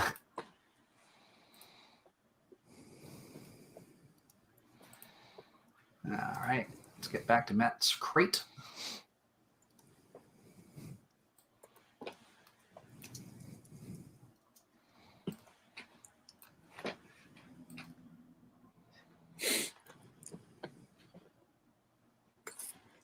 So which version of Fool's Gold is this? Is this the 8 or 9 minute version? No, this is the short version. This is the Okay. old. Yeah.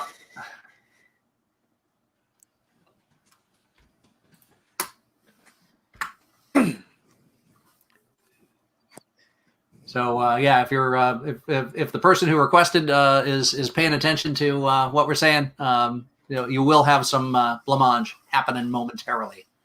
And you know what? I saw online, because I follow them, I think they're planning a tour. They are. Yeah, I and saw like that. And actually, sometime.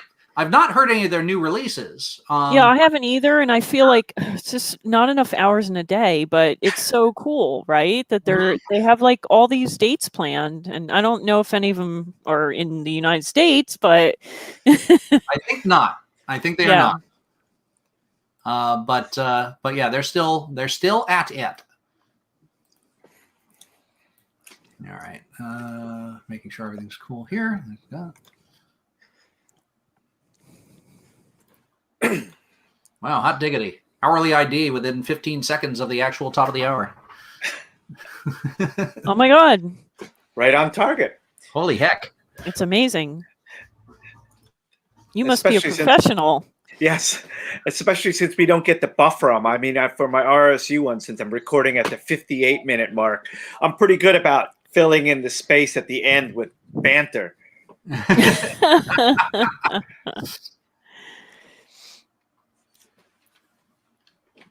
Let's see here. I do wonder whether Andrew will be back with us, whether Andy will be back with us. Well, he's in the chat, so I know he's awake. Okay, Andy's going to be back with us then. All right. You can join us anytime now, Andy. Yeah, when does his set start? I happen to know how many more tracks he's got here. Yeah, he's got about 25 minutes. Oh, wow. Okay. Yep. Yeah. Matt ran at 1 hour, 7 minutes, and 46 seconds, not counting the other breaks in there. Mm-hmm. But it's a good, solid set. Everybody has put together. It's all classic tracks. Yeah. Yeah, this is the Rosetta Stone of modern rock as it existed in that era. Well, and it also, it's kind of interesting. It has a very matte edge to it as well. Yeah. Well, we got, we definitely have some things that will be displaying that matte edge as this playlist continues. Yes.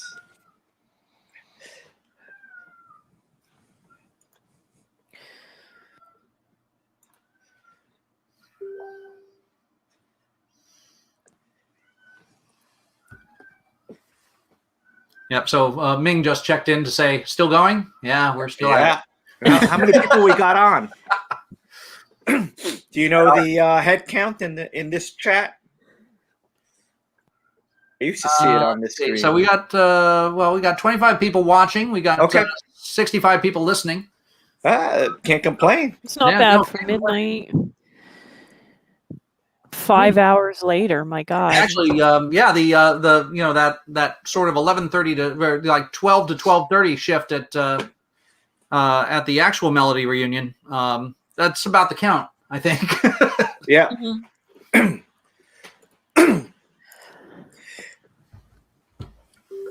But I would like to give a shout out at this point, since we are, we did suggest to Ming that this was going to be a marathon, and it is. Chris, you're doing a fantastic job. Thanks, Chris. Thank you. Over at ashareduniverse.com. They really have a nice setup, and we're totally taking advantage of it, and we appreciate that. Now I need to get a new laptop. That's what I need to do. Yeah, and you know what? I'm so happy this works with Firefox. Like, I don't, if I had to use something else, I'd be very unhappy. I might not be here. So I'm thrilled this works with Firefox. Yes, because please don't make me change my setup. It's like, I don't want to install Chrome. I hate Chrome. Oh, Chrome? I'm looking at the CPU. Chrome is like stealing everything. Well, that's the thing. Like, we have it at the station, and it does like bad things. It does terrible things. Like, it's always like messing up like the the studio computers. Right. Really? No, I'm looking at my computer load, and it's like at 100% on Chrome. It's insane. Google wants to rule the world. I guess so. Beginning with your CPU, yeah. I guess it's trying to process the video to send up to StreamYard. Oh, Leva's joined in on the chat. Very nice. Hello, Leva.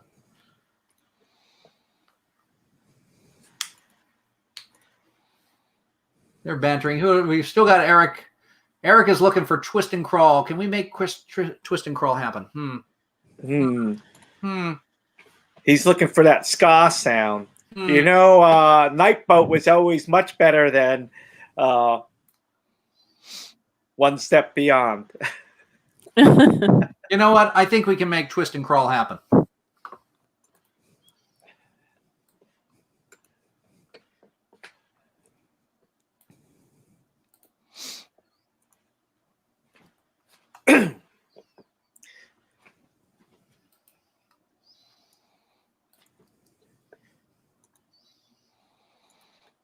You're going to jam it in on the backside of Matt's set?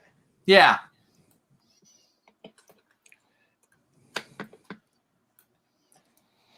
Yep, I can do that, and then I can start up. Looks like that would fit fairly well. Yeah. I don't know what Andrew had for to kick his off, though. Something good. Let's see what it is. Well, there's Ebenezer, something good, right? Isn't that the name of the song? No. No, it is not. No, isn't there a song that's actually called Something Good? There is that. Yeah, that's not it either. That's something else. That was kind of a joke.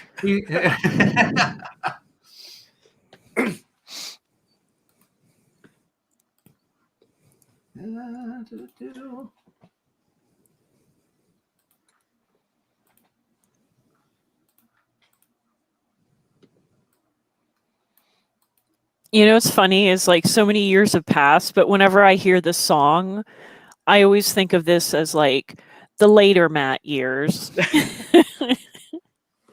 What would I describe that as? That would be the cage over the DJ booth years. Right. When they put that fence up. Oh God, right. Why did that happen? I don't know. I remember. I still remember seeing pictures of like Jim Dunlap in there. Jim Dunlap's in the background of that MTV episode, isn't he? That's very possibly true. I think so. Because at one point, I think Matt walks into the booth and Jim's DJing. Wow. Somebody did a shout out for Jim Dunlap somewhere in this chat, probably early on. Yeah. Oh, very likely, yeah. That guy. He's a good human being and funny. Yes, funny indeed. and smart and awesome and talented. Well, I have told you that story about how Jim and I were buying records together back in like 1981, 80, 82. So that was I think I've written. I'll tell the story again anyway, right? At the first Melody reunion at the Loop Lounge, I think we were still using MySpace and Facebook really wasn't around yet.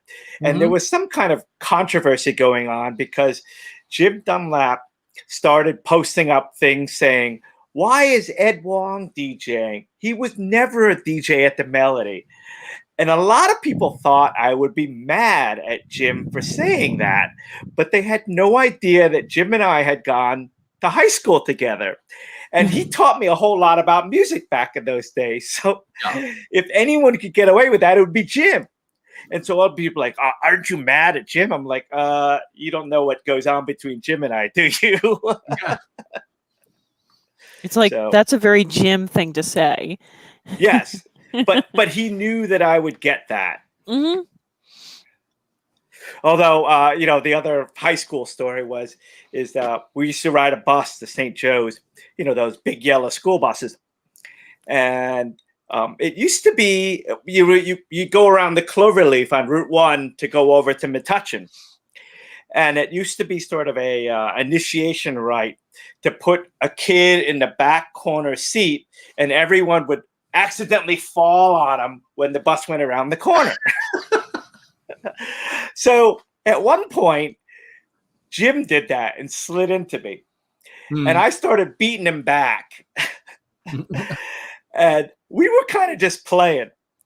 But the bus driver didn't know that. And so the bus driver pulled over.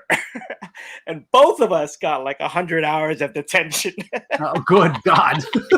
Well, you have to remember, I went to a Catholic boys' high school. Right.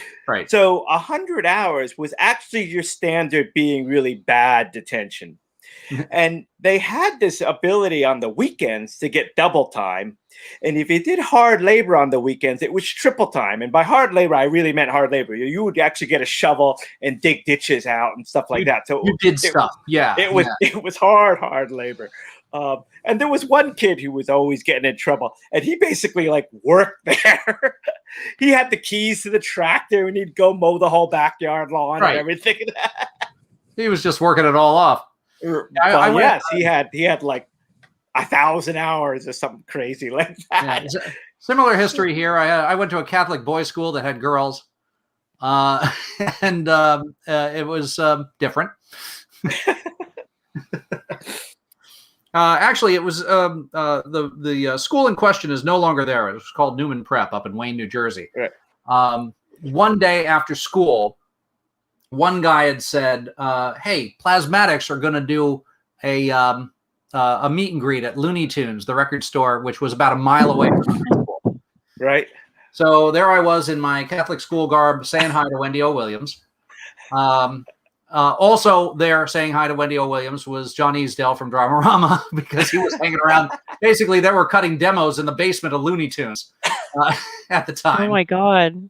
I am pretty sure that when I bought, there was I had picked up around about 1978, a new Yes record came out. Remember, I told you about high school and what I was listening to then. And so that was a big record, though. I mean, it wasn't just like a prog rock thing. That was actually, if I remember, with that album, it was like a top 10 album. It was all over the place. Yeah, this was this was the 78 one. This was the Tormato album. So this was the one with Don't Kill the Whale and such like that. It was the new wave Yes album. Right. And I am absolutely sure that the man who checked me out at the counter was John Easdale. Oh, how neat. Because I picked it up, actually, I picked it up on the way to a semi-formal. And I was in a suit. Sounds like an 80s movie. I was in a suit, and he referred to me as Sir. Oh my God. But that would be John. John would refer to you as Sir, you know? So yeah, Matt was like, I had to get some Bowie in there. Yes. Yeah, what a great song. Here, let me listen to a non-copyright exclusive bit of it. There it is.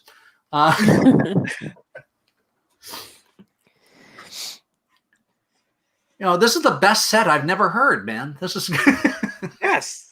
I know, right? We're gonna have to listen to this later. Yeah, we're gonna have to start up. You can do this. Actually, you will be able to do this at home, because I have been successfully recording this entire thing.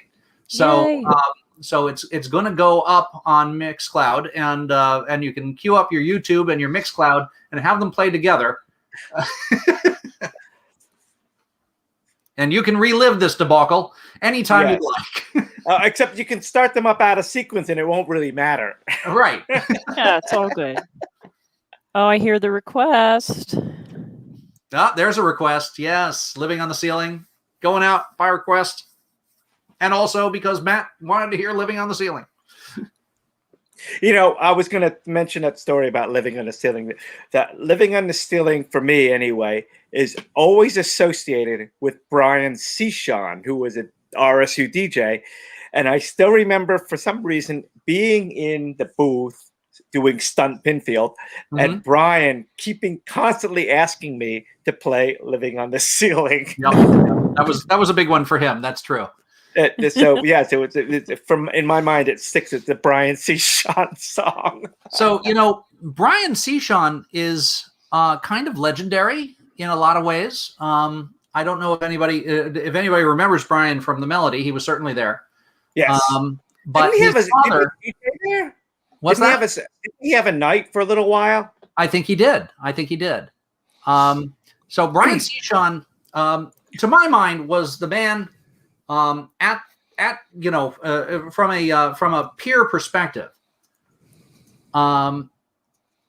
who had some level of magnetism and managed to date unbelievably fabulous women. He wasn't.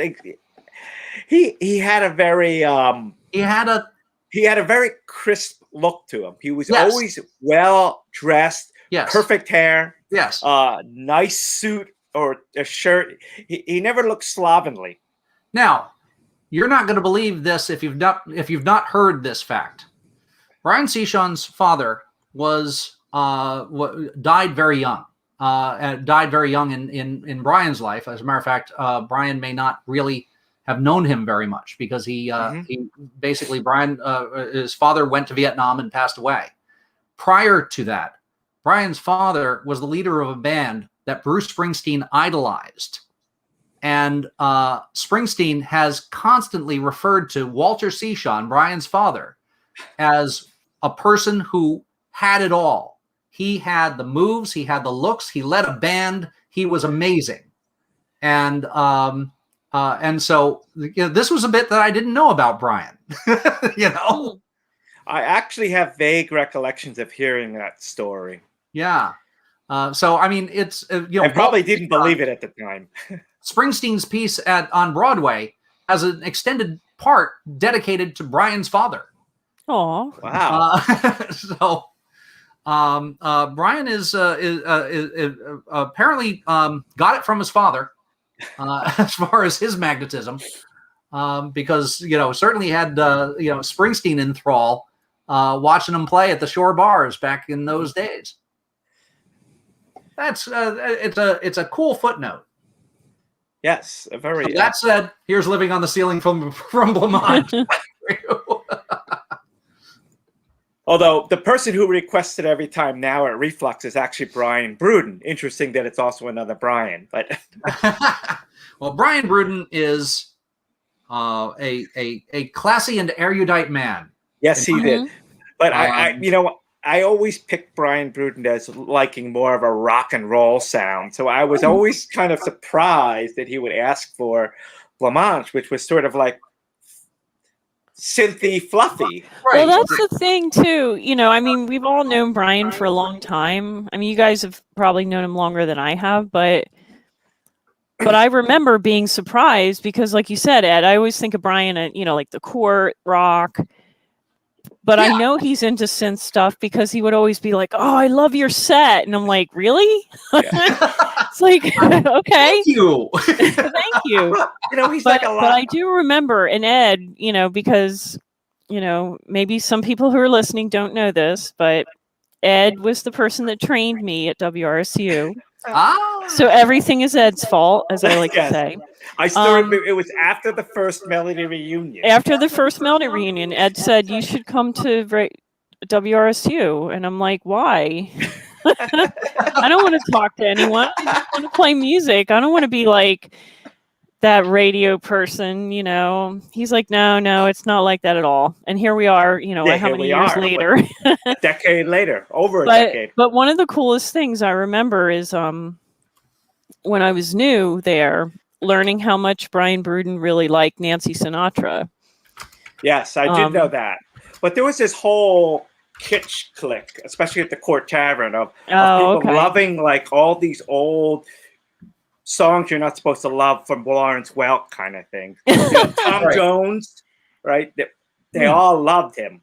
Do not disrespect Tom Jones. Yeah, I'm like, I always liked Tom Jones, but I forget. When you're a 16-year-old kid listening to punk rock, it's hard for you to conceive of respecting Tom Jones. Now, that's not true for me anymore, but when you're a know-it-all 16-year-old. There's a very nice single that came out on Third Man Records. Jack White produced, Tom Jones, and just some good stuff there. So that's something that's worth looking for. Well, and not only that, Tom Jones's Kiss has been played at Reflux and the Melody many a time. Yeah, there's 3 different versions of Kiss that we'll play at the Melody reunions. Yep. We'll play Prince. We'll play Age of Chance. We'll play. We'll play Tom Jones. And they're all solid. Yes. And they're all solid. It's a solid song. I mean, it's hard to go wrong with that. So I'd like to quote Eric here. He says, "This is when Town Called Malice came on. He's like, this is when you just die on the floor, having spent everything on the last hour's worth of great songs, and this just raises the ante one more notch."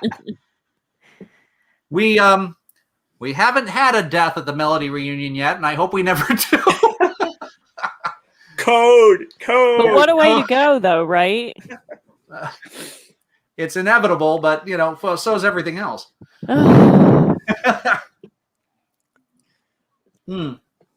Nobody's broken a hip. I think I'll draw the line at that. Nobody's broken a hip. Two-way hip. So let's see. Time to get the cardio on. Love this song. Fantastic. Oh God, I love it. Eric says he has me. He has himself in the death pool. No, you can't do that, Eric, because I was there before you. I had me in the death pool. And we've gone beyond the jam to Buzzcocks Ever Fallen in Love. So if you weren't already at keto, if you haven't already achieved ketosis, now's the time.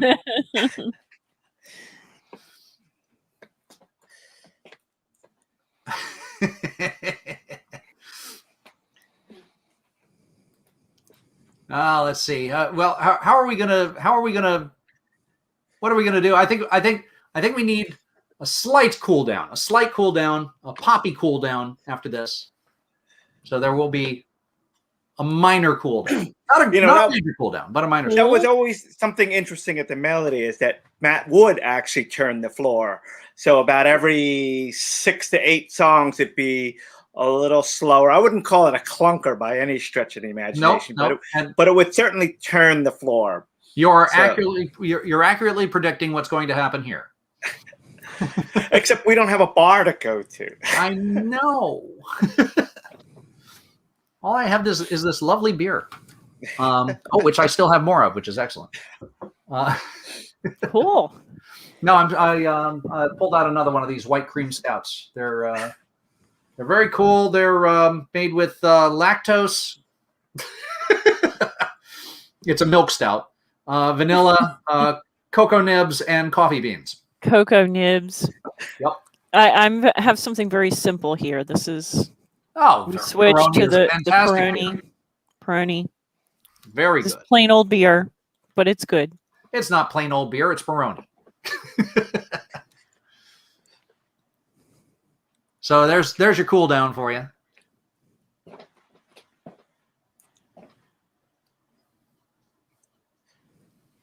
Aw.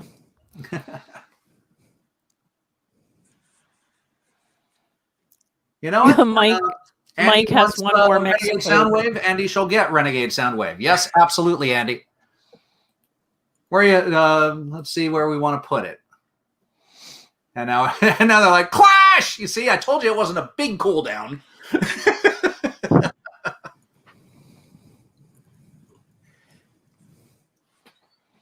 I guess what was always lovely about the Mel is that the cool down track wasn't like a universal cool down. Like it was always a track that always had a strong dance cadre to it. So it wasn't like the dance floor emptied. It was the dance floor turned.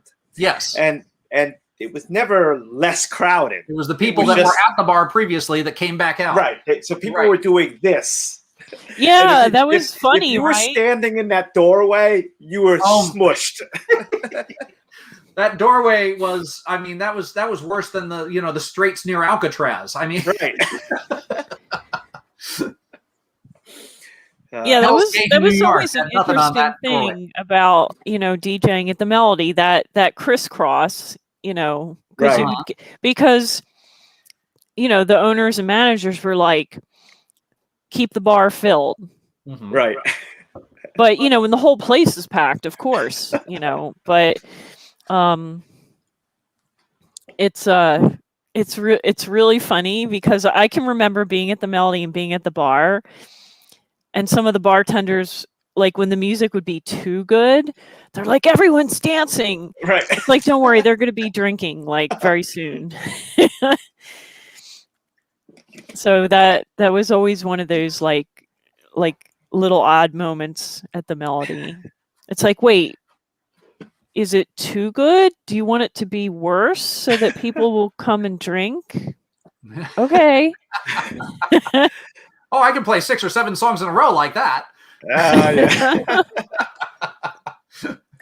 So on a similar note, at one point, Pete Santiago was talking to me, and he was talking about how he didn't know who I was back then, because back then he kind of, in his mind, I was the guy that would show up on New Year's Eve with all the big band records for Matt. And so what used to happen on several New Year's Eves in a row is that, well, I would get there like 9 or so, and Matt wouldn't start spinning until after the ball dropped at midnight. So I'd actually spin from 9 till midnight, and then just before midnight, I'd jam in like the Glenn Miller songs or whatever, and then Auld Lang Syne for New Year's Eve or something. But Pete always was like, "Oh, you're the guy that did that." All right, and here's Matt's final song. Have I got that Still right? in the feelings of the Clash. Yes. Sort of. Yep, sort of, kind of. Kind of. With actually a very interesting thing about the album version of this song. This is the single mix. But the album version of the song has that bit where you hear, yes, yes, delightful, delightful. Not everybody can sing like that, That's Peter Sellers on a record that was produced by George Martin. So there is actually a link between Big Audio Dynamite and the Beatles in that little bit of album got used on Rush, the album version of it. Oh, so they sampled it. Yes. Neat. So a portion of a BAD record is produced by George Martin. And features Peter Sellers. Yes. And I have to say, I must be enough of an aficionado of Sellers that when the record came out, I was like, that's Peter Sellers. Why is Peter Sellers on Mick Jones's new record? You can't fool the trivia guy. Well, can't. Nothing gets past you. I do have my credentials in that regard. You guys know about the game show, right? I do. Okay. So funny. Oh my God. Does Ed know? Ed, do you know about that? What about what? The game show. Oh no, I don't know about that. Did you do a game show? I was on MTV's. Did he do a game show? Oh my God. I was on MTV's Remote Control. Ah, no, I do remember that because Okay. I specifically remember that you were going to be on, and Pam Hawks was like totally gaga over all of this. And I remember at that point, I think she was living at, not Clothier, but one of those square dorm ones. Very possibly, yeah. Right next to Clothier. And I remember people gathering for TV viewing parties, but since I was driving back and forth to school, I really didn't have TV and didn't really watch it that much. So I think I actually saw a VCR tape of it later on. There is, it is on YouTube. I put it there. And the search, you have to look for a tribute to lunch meat. Because that's what the show was. Yes. So if you wanna catch that, it can be caught. Well, that's what. By the way, we got a request going out to Eric. Up now. Yes, Eric Denneman. That was one of the things that's always fascinating me about technology today is that there were videotapes of stuff going on back in the 80s, and these people have like digitized it and stuck it up on YouTube. So like there's a Opium Vala with Matt Pinfield singing performed at the Oktoberfest downtown in New Brunswick. Oh, one yeah, year. yeah. And I'm in the videos in the audience along with Cliff Monk, Livingston, and some others. And so it's very odd to have to sort of see this thing 30 years later, 40 years later, going. There it is. That's me. And the thing is, it looks live. It's shot on videotape. It looks live. Right. You know, it's not even like, you know, we didn't have the benefit of looking at something 30 years ago and going, oh, that's kinescope. You know, right. I mean, imagine, you know, 30 years from now, people looking at high definition video and saying, well, it really didn't get any better than that, because you really, you don't have to get any better than 4K. Yeah. Can you see that detail? Not really. You know, we can see that detail in real life. So that's. I mean, I've told you about these people that do these video blogs going around Disney, and they're on for like 7 hours, just tossing off tidbits, this and this, that, and the other thing. And no, I have not watched 7 hours of those. But well, it's like those train videos that they have out in the Scandinavian countries where they put a camera on a train and they ride it for like 10 hours. Yeah. Well, the train video, at least, the camera just has to sit on the train. Right. As it through the countryside. The video bloggers doing 7 hours at Disney World are doing 7 hours of chat at Disney, of banter at Disney World. I'm just surprised. I mean, my how they kids do it, watch I'm this impressed. stuff. My kids watch people playing video games on Twitch, and I'm just like, that's kind of odd. And then I think, well, how's that any different than people watch professional sports guys play football? It's the same kind of thing. So yeah, it's a good point. I know the pandemic's put a big dent in it, but they're opening in Philly a esports stadium, which I think will hold a couple thousand people. Yeah, the Comcast one. Right, down at the Live Center. Yeah. So I was planning to take Keith down there to see some of the games, but well, with COVID, you can't do that. Did they finish that though? I haven't. I drove by a little while ago. It looks they're definitely working on it. Didn't like stop, but cool. So twist and crawl means that Matt's set has ended and Andy's set is about to begin. Yes. All right. So Andy, you're welcome to join us. If you've not got the link, tell us and we'll get the link to you. Right. But feel free, because we're actually we're doing about 60% of our peak listenership on alt rock right now. So that's not bad for this marathon. 12:30. It's 12:30, which would normally be about ending at the real melody reunion. Yeah, that's correct. And we'd don't take a right turn out of the parking lot. Oh yeah, don't take a right turn out of the parking lot. Don't do that. They will catch you. And you will be caught.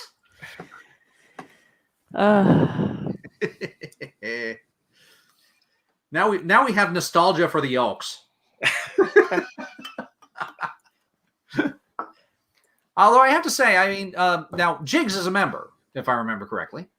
Yes, I'm not sure he still is a member, but oh really? Yeah, I don't, you know. But he has a connection. There's some connection. Yeah, there. Jigs was a member at the time of the initial second reunion. Right. I'm I'm actually considering like the local Elks, because I'm thinking, I'm of a certain age. It's true. Yeah. And I like cheap beer, so I mean, what's not to like? It's a very comfortable place. Yes. Yep. And actually, it was funny. I was mentioning to a friend of mine, who's who actually a friend of mine who married somebody that Ed knows from Hill Center back in the day, Chris Hoffman. Ah, yes. There's the name. What's he been up to? Well, he's doing fantastically, as is his wife, who worked with Eric. So Small world. It is a small world. But Maria's father had been part of the Elks, and she was asking, do they do the 11 o'clock thing still? And I was like, yes, yes, they do, absolutely. And we respected that. I'm glad we respected that as far as the Melody reunion is concerned. Because, yeah, definitely. Because certainly we have enough fallen of our own to remember. So why not? Yeah. There are too many who aren't able to attend. Yeah. But I'm not going to pour this out because I have a hardwood floor and I don't want it to warp. We do well by remembering those who didn't make it as far as we did. They made brilliant points in our memories, and I have a glass in my hand and I can raise a toast to them. Yes. So there you have it. You're here. So this track is another one of my first going to the Melody sort of pivotal songs. This one, Fine Young Cannibal, to Johnny. Well, this one is a pivotal song for a lot of reasons. There was not a single that did nearly as well as this that was very significantly about being gay. And and it's a brilliant record, and it was a fantastic way for that to actually become a topic that one can talk about in pop music. And nothing sounded like this when this single happened. No. I mean, there just wasn't. Well, nobody sings so, like that.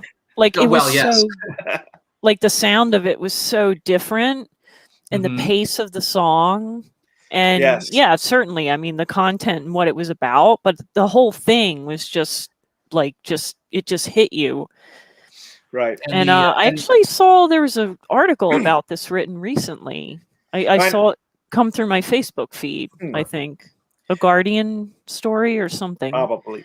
I know there was a bunch of videos out there of various street buskers doing Jimmy Somerville covers or otherwise, and he walks by. Oh my God. And he'll like walk by, kind of hear it, and he's obviously with somebody who knows who he is, and the musician doesn't realize he's there, and so he'll like scooch up and chime in with the chorus. It takes a split second for the busker to realize there's only one person that sounds like that. That's the one. Wow. That almost sounds like there's a story that has no place for me to recount it here, so I'm not going to. It involves Mel Torme. No, I'm not going to. The Velvet Fog. Okay, well, I'm going to. Oh my God. So years ago, there's a guy, writer in Hollywood, and he's at the farmers market in Los Angeles, which is right behind CBS Broadcast Center. So a lot of times people would go for a bite to eat or what have you. And it was Christmas time. It's Los Angeles, so of course it's like 70 degrees outside. And this guy goes up to these people that are singing carols from table to table at the farmers market and says, "You see that guy over there? You know that song, Chestnuts Roasting on an Open Fire? He wrote it. So why don't you go over and serenade him with that?" And he doesn't know how it is that performers know that when somebody is with them and has begun to sing with them, that they want to take a solo, but they did, and he did. And apparently it was just this cool little moment that washed away in the wisps of time. Just if you happen to be at the farmer's market that day, you saw a bunch of Christmas carolers and Mel Torme doing. Aww.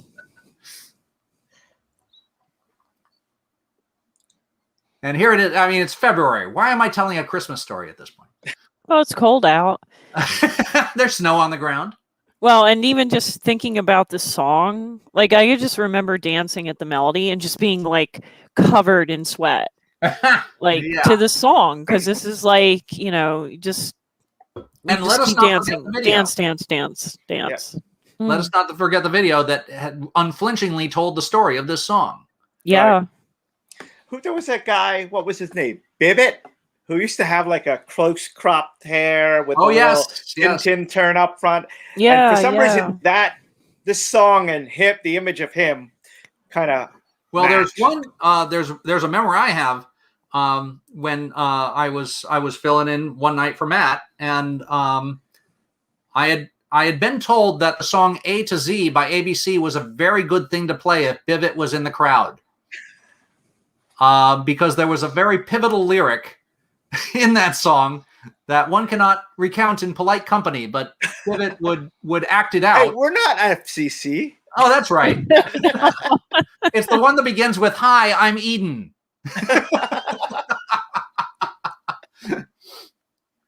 I don't think I ever saw him do that at the Melody. He did it for me. Interesting.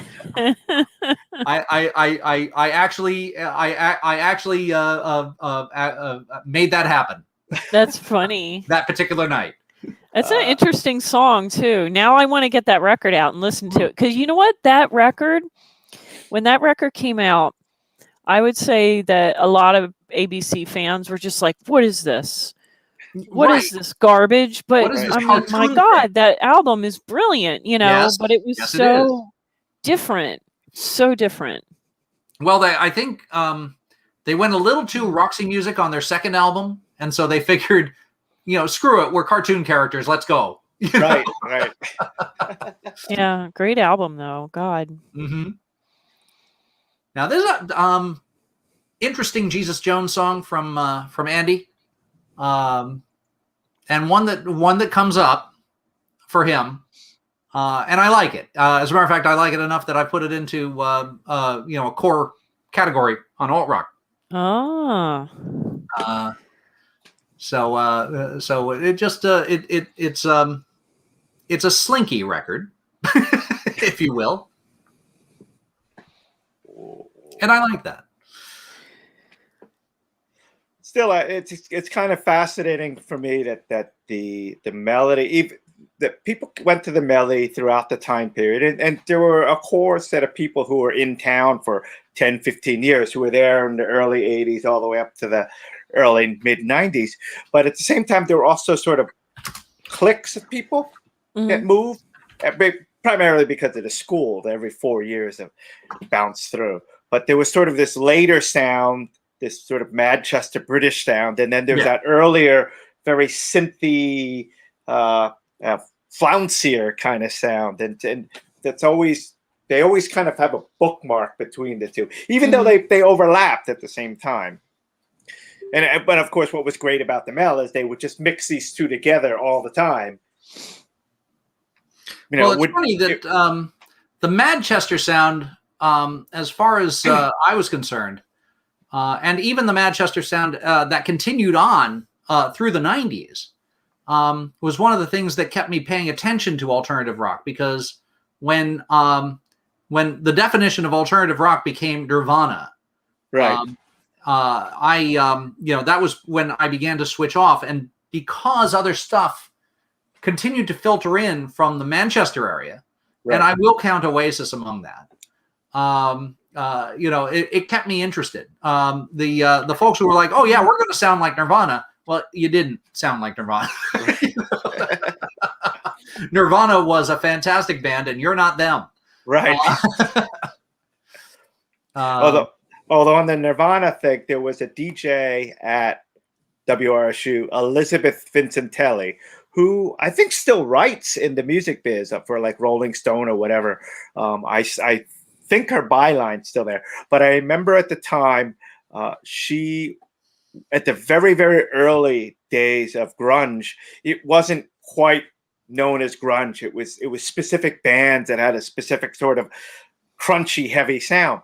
And I didn't really follow a lot of them because I was doing other things and not actually paying a whole lot of attention to a lot of music in general, especially the Melody ones, because I could go 3 nights a week. So why pay attention, Right. But I still remember coming to the studio one day and Elizabeth Vincentelli was just going, "Mud Honey, Mud Honey, Mud Honey." And I'm just like, well, Mud who? Well, not for nothing, but I'm still playing Mudhoney records. So oh my God, they're still making them. There have been new Mudhoney records. By the way, I'm glad we're playing this particular song at this time, because at this time of the night at the Melody Bar, hopefully you figured out who you're going to do that with. Yeah, remember like when the bouncers would like kick people out, they would say funny things like, if you haven't found anyone by now, you're not going to, so please leave or something. They always had some kind of funny, like get your ass out of here kind of thing. Get a room. Get a room. Go home. All right, so we have somebody who went to middle school with Dave Grohl. Oh my God. All right. That's kind of awesome. That's interesting. Wow. Now, which guy was he? Because I don't see him being anything but that guy you really wanted to be friends with. Seriously. I mean, is there anybody who is not friends with Dave Grohl? You know?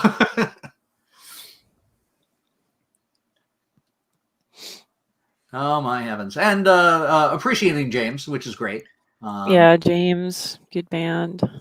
And still a good band. They in 2019 they were at Convention Hall in Asbury Park. Wow! And there was much rejoicing. Nice. They lead singer would insert himself into the crowd.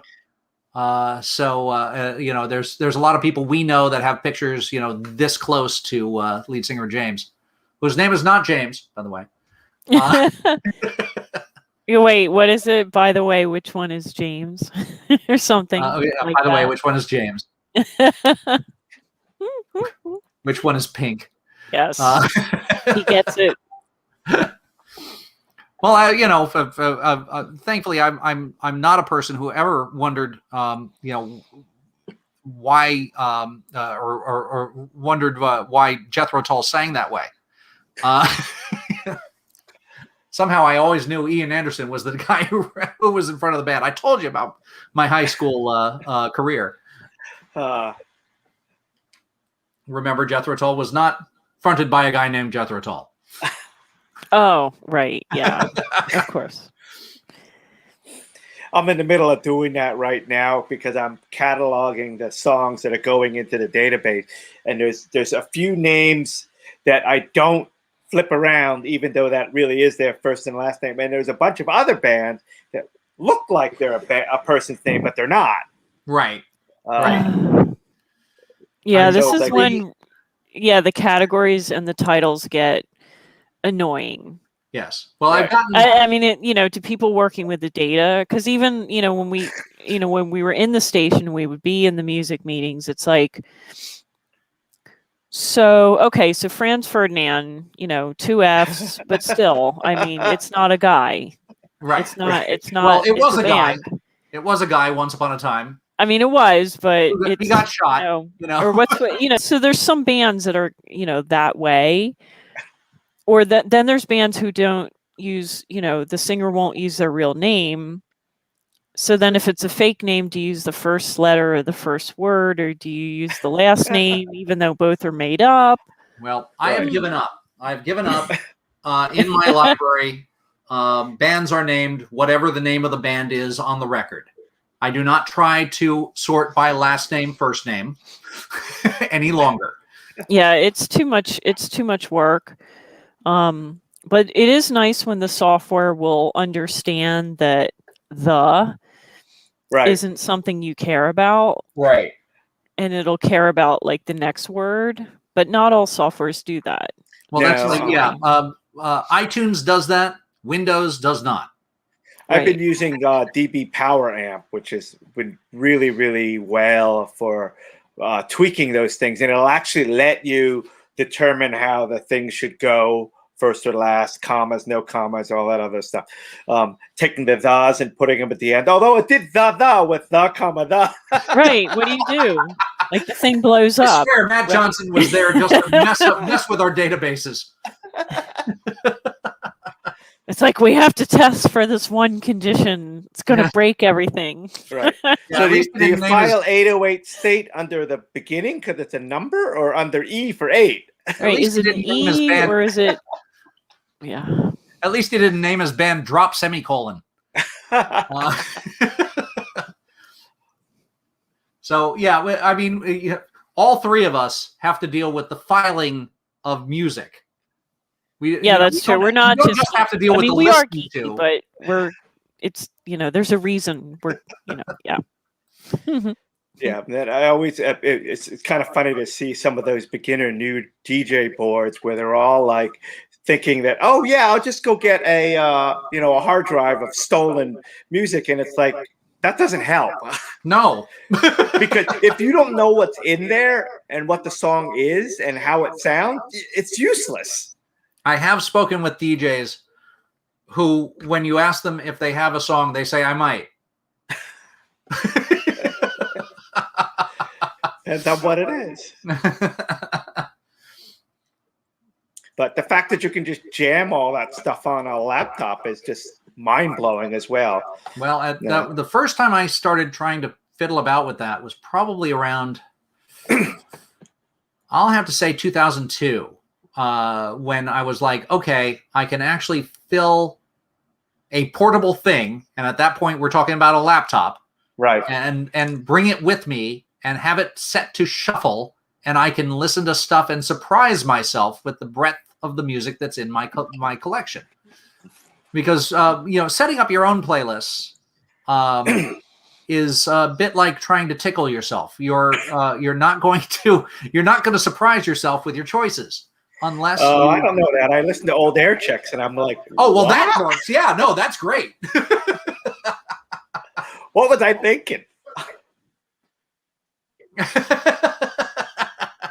Especially on my show. No, that's absolutely right.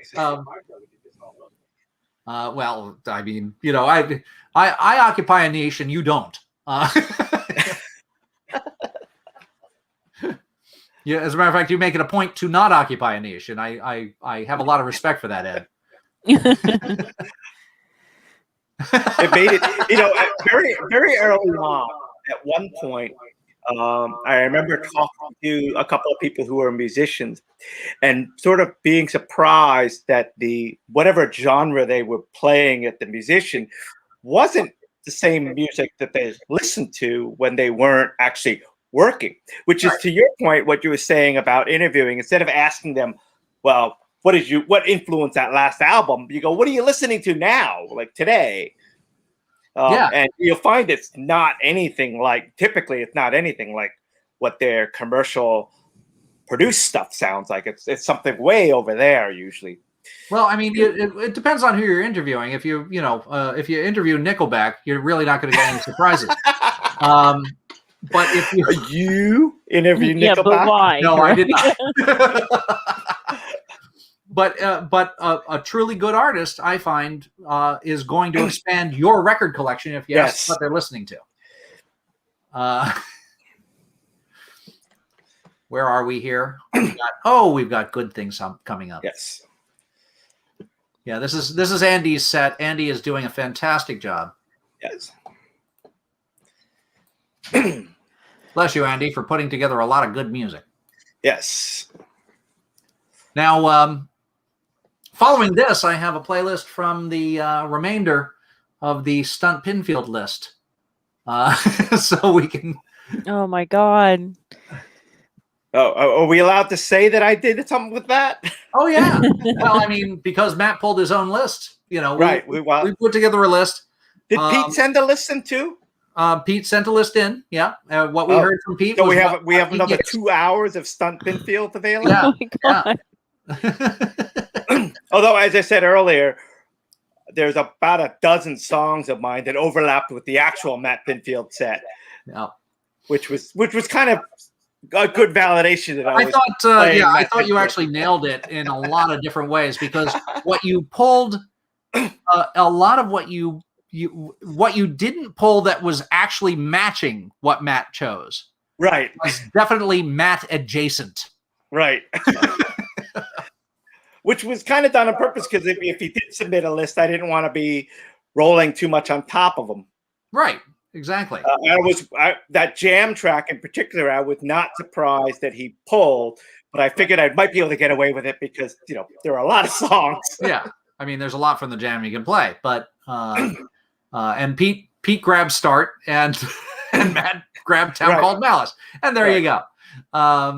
You know, because you're not going to play That's Entertainment for a dance floor. Let's see. Andy picked Ring Finger from Nine Inch Nails, which is a good, not so heavily played track. I think he drilled down there very nicely. Although I still think that Sean's pick of Driver's Seat still takes the cake for the totally out of left field. That won't work at all. Wait a minute, this is great. Well, I actually had that vinyl in my bag for like 3 years, and the year before I played it, Mike Longo saw that I had the record in my collection. He was like, "That's a great record." And I was like, "Okay, all right, that's it. That's verification. That's validation. I can do it." Right. And I did it, and I was very happy about that. But I think that song, I feel like there's no one in the world that doesn't love that song. Like, it's just not possible. You can play it at a wedding reception and have a full dance floor. Yeah, it's such a great song. I would like to, by the way, I'd like to point out that at a wedding reception, I once filled the dance floor with Our Everything as done by Heaven 17. So there are certain songs that transcend genre.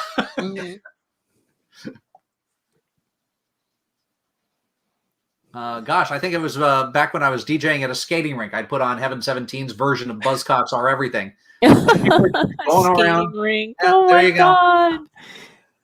That's great. So I can't remember offhand. I know Andrew dropped Electronic a track or two ago. Yes, he did. Was that the same time that the other two and you were also doing work? That would be the other half of New Order that wasn't in New Order at that They time. were a little bit later. They were a tiny bit later, but yeah, the other two is like the most self-deprecating name for a band that has ever happened. I don't think I ever knew about that. I knew about Pineapple Face, but not from Revenge, right? Well, Yeah. I think the other two didn't really get released until like 5 years later. Yeah. Oh, okay. And they were very. It was Stephen and Gillian from New Order, and they were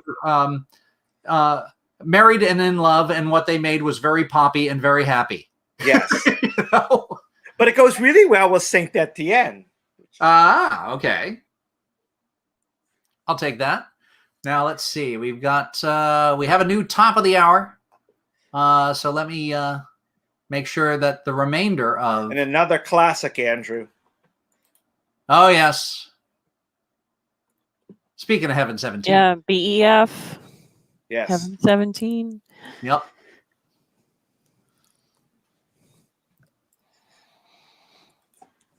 Let's see. What do we got? Let me take Another one that has sort of very specific memories of being at the Mel. Yeah. Yeah, this in particular, Heaven 17, that era was a very good Mel era for me. I always feel like this was an end of the night song. Not so much. No? Not so much. Like, I always remember this being near the end of the night. When I would hear it. Because nobody was really logging tracks at the Mel. It wouldn't be too unusual to hear the same song twice in one night. That's you true. started at 10 o'clock and you ended at 3 a.m. Right. That's a long time. Yeah, that's and the crowd could be completely different. Except for the regulars who were still there. That's true. Yeah. I'm like, you played this. Yeah. Wait, what was the old man's name that sat at the Frankie. bar? Frankie. Frankie, and what was the woman? Oh gosh. Claire is Claire everywhere. Claire everywhere. Yeah. Yep. Yeah. And speaking of the Melody Bar story, I still remember one night Claire came out to dance, and if you were ever there, well, you guys know this, but when Claire came out to dance, people would clear the dance floor. Absolutely. For her, right? Yes, they'd let her do it. Oh, yeah, they would all be cheering. It'd be like showtime, right? And I still remember she came out, and there were a bunch of very drunken frat boys who Oh. decided that they didn't like Claire and were going to try to make no. fun of her, which they got away with for about a second and a half before they went through the door sideways. Oh my God. Tito and John, like, boom, out the door. It's like, this is Deservedly so. There was not a unacceptable. single person here complaining about that. Wow. Yeah, the Melody had some good bouncers, I must say. Yes. They did a very good job. And I've heard from a lot of people that they did a very good job of making sure everybody got out safely as well. Mm-hmm. Yeah, I have memories of someone being like whisked out, like carried overhead. Like that was pretty amazing. And then the other was being outside and seeing the door open and seeing a body like get thrown out the door and land on the ground. Thump. You know, like, don't come back here, boy, kind of thing. Well, and it's good. I to don't think see, that would fly in today's world, but yeah, it was it's good- effective. It's good to see, Eric around the reunions. It was great to see Yeah, John Eric around was, the reunions. We've seen Tito at the reunions, have we not? I have not recalled I've never seeing seen Tito. I could swear I saw Tito at the reunion. Maybe, Either that or I'm maybe hallucinating. once. I don't know. It could have been strong drink. I'm not sure. Or that somebody at least had gotten in touch with Tito and he was, he was doing okay. Yeah, no, those guys were fantastic. Yes. Who was behind the bar? See, I didn't drink, so I never knew any of the bartenders. I remember Wendy. I mean, Rich would pour drinks sometimes. John. A lot of the bartenders I didn't know. I'd say I knew about half of them. Right. Eric says no Tito at the reunions. Okay, I'll go with Eric's memory.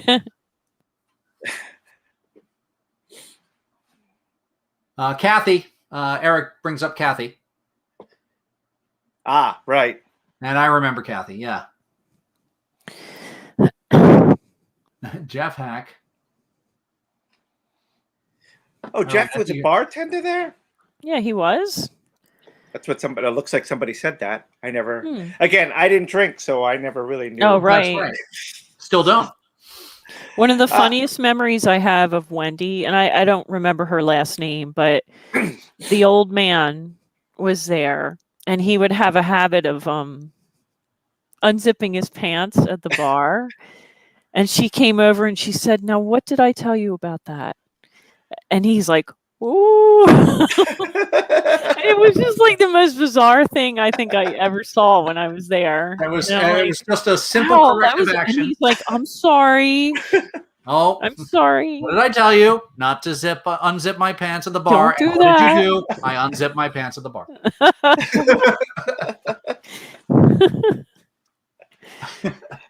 Oh Big man. Mike, one of the very early bouncers, if not the first, at the front door, would tell us to go back inside when it was dangerous outside. Yes. Mike was at 2 of the reunions, says Wow. Judy. Yeah. How neat. Well, and at times it was dangerous outside. So, yeah. That's true. It was a very sketchy neighborhood. Well, let's put it this way. If the cops were about to bust the bar, it wouldn't have been dangerous outside. So they would have sent you outside. Right.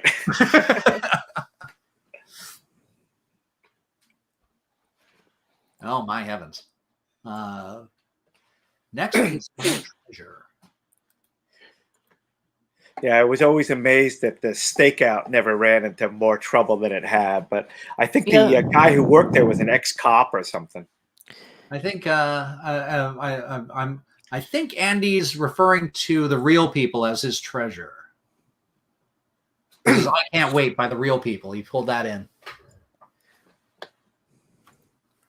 Yeah, stakeout, you're right. I mean that place, it was like all different types of people just mixing in one place. Right. And like all the time I was there, I never saw it go bad. I had heard that the guy had a shotgun under the counter, that little wooden counter there. Oh, 'Cause good. Yes, maybe people like behave themselves. I've been there a couple times when people came in and they were just like looking like they wanted to start trouble, and he kind of like would yell something at them, and they would kind of like back off because.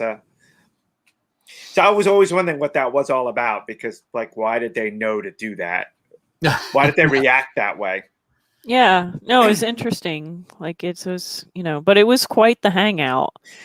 There was good cheesesteaks and great French fries. It wasn't until later I understood why they had that garbage can underneath the French fry maker. Why? They put water and vinegar in there, and it keeps them fresh, so they could slice them, and an hour later put them in the fryer, and it wouldn't be like yucky and gray. Interesting.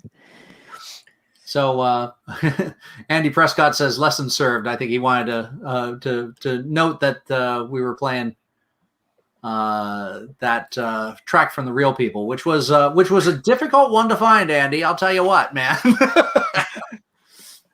I wonder if I have that. I wouldn't be shocked. Well, I picked up a couple Real People albums because I wanted to get a clean copy of Window Pane, which is what the more obvious Real People track to play. But I'm curious now. There was a lot in the 90s that that like, for instance, the band Sleeper, that Right. They didn't make it onto American airwaves pretty much at all, and there was some good stuff there, right? But it was getting overshadowed by the folks who wanted to sound like Nirvana. It wasn't until the late 90s and Fatboy Slim broke through that I was like, okay, we're here. There we are. Right. We're back now. And then there was the dance punk renaissance of the early 2000s. And I definitely enjoyed the hell out of that. I think we're due for another dance punk renaissance. I remember seeing a couple of those bands, like Black Rebel Motorcycle Club. I saw them in like a tiny little bar in Philly at the time. It was about the size of the Melody. Yeah. At the Khyber Pass when that was still around, which was basically like the size of the Melody. And I remember seeing them and going, "Wow, these guys are gonna go places." Yeah, and unfortunately, they didn't. No, but they certainly went beyond the Khyber Pass. They went beyond the Khyber Pass. The parentage of the lead singer, right? Not offhand. So lead singer of Black Rebel Motorcycle Club is Michael Bean from The Call's son. Oh, okay. And pedigree helps. And now that you know it, listen to a record and you will hear it. Yes. Michael Bean actually had been doing audio for them when they were touring. Before he passed away, he was basically a part of the touring band. Let's see, what do we got here? Oh, yeah, we're heading from Manchester to London next, and then we're going to go back to Manchester. Not that there's not a lot of great stuff from Manchester. Probably do an entire set out of Manchester and not really be bored. Heck yeah! Well, there was apparently there was a map of Manchester. Yes, I saw that recently. Leva had posted it. Was it Leva? Okay. Yeah, and Leva, by the way, is a person who she was listening and commenting before on the thread. And the thing about it is that she worked for Factory Records. There's nothing cooler than that. No. And she knows all these people. Yes. It's like, wow. Yeah, she knew enough to be annoyed by Tony Wilson, That's funny. Wow, how cool. No, she was at a desk trying to pull things down, pull down a gig there, and she did well enough at Factory that she went to closer to home, since she's from Belgium. She went to Factory Benelux, nice. and then worked for Crepuscule, Les Disques Crepuscule, and good heavens, what a history! Yes. It's amazing. Well, I've had her up on my show a couple times to do a Christmas special before Christmas time, and she has all these stories of all the musicians that are in the records. Yeah. And I mean, as cool as I had a time back in the 80s, she had a cooler one. Yes. You know, but I never expected to be doing the music thing now. When I was doing radio back in the 80s, you know, if you told me that I'd still be doing radio after I'd left my corporate career after 20 some years and had a second career and left that, I would have thought you were crazy. But here I am. They said it was daft to build a castle in the swamp, but I built it all the same. Fell over, burned down, and then take it to the swamp. Oh, good heavens. So we've got Walter's Mark. back. You know, honestly, an underappreciated track. We have a cat moment. He doesn't understand why I've been sitting in this chair for a long time. Do Yes. you? Huh? What are you doing? All right. We're getting a shady look from him just there. He's like, all right, enough, Mom. Enough. All right, I'm done now. That'll be fine. Enough. I just ripped this album about a couple hours earlier before the show. Yeah, that's funny. I'm working my way through the A's right now. I ran backwards. Right. So I took out the last case. You know, those 4 yellow cases that I have, I'm in the process of basically stuffing them into this laptop, which is still mind-boggling. And that the whole thing fits in this.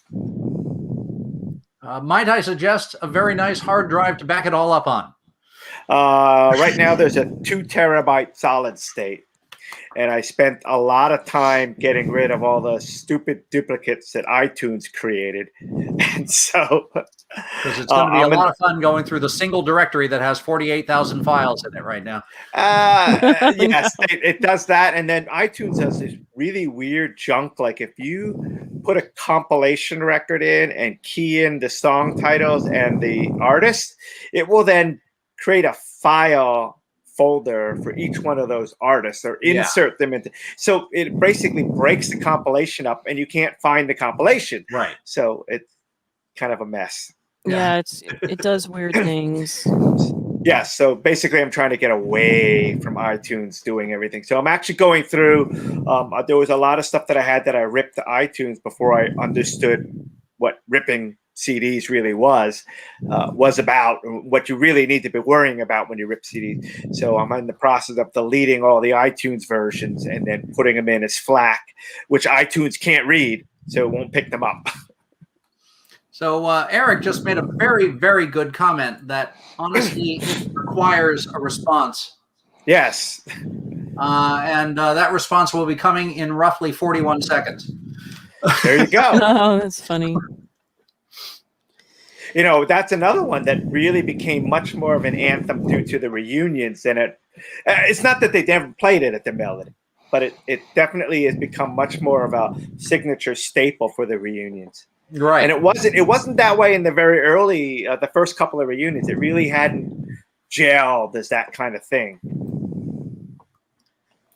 Because I have specific memories of hearing anything at the Melody, but it wasn't like, it didn't have that sort of repetitive staple like that Fine Young Cannibals did, or Small Town Boy, or any of those other ones that were of that earlier era. It didn't have that same sort of repetitive anthem to it. Right. It was certainly a floor filler. It would certainly blow the place up. It certainly got played a lot. Mm-hmm. But it's interesting how the flavors change over time. Let me think. There was a release a couple of years ago, and the lyric. Okay, I'm trying to actually nail down the lyric in my mind. It's I'll give you diamonds. I'll give you from anything. Right. I give you diamonds. I give you pills. Something before diamonds. Okay, I can Google the Sorry, lyrics. somebody will say this.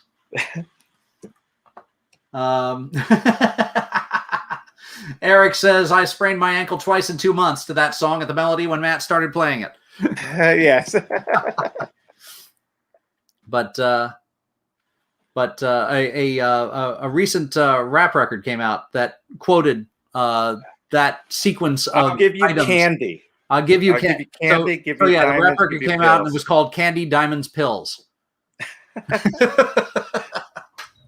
And I was like, well done, bravo, you know. So there's another sort of story about music at the Melody.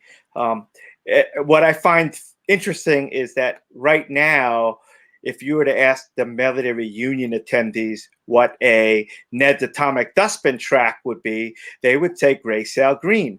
Mm-hmm. But I still remember back then when that album was out that Happy seemed to be the track that everyone played, not Gray Sail Green as much. That's so interesting. Yeah. The So- well, Happy and there was a bit of space for Kill Your Television. Yes. But I think you're right. At the time, it really was Happy. Right. And so the first couple of times it was like Gray Sail Green. I'm like, that's not a bad track, but that's not the floor filler, is it? And it turns out to be one now, but it's kind of interesting how that sort of flow through has occurred. And I did make a judgment call on Andy. Andy says I give it consent. Thank you, Andy. How can he not? So I had to make that judgment call. I can do that. Well, you do happen to have your finger on the switch.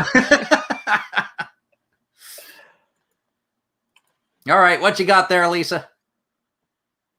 She disappeared. Where'd she go? I saw a packet. Oh, there she is. So I was looking at the wrong screen. I needed to get a snack. I don't know if you saw the cat race through the room. No, this is the I don't know. I saw these at Wegmans and it reminded me of my childhood. So we have oh my potato sticks. Oh my heavens.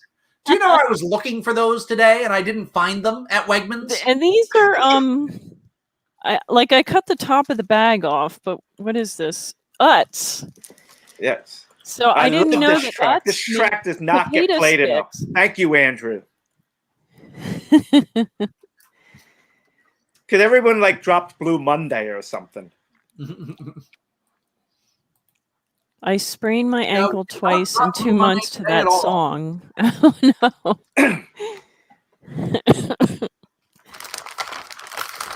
But we did drop I Feel Love, so I think we're covered.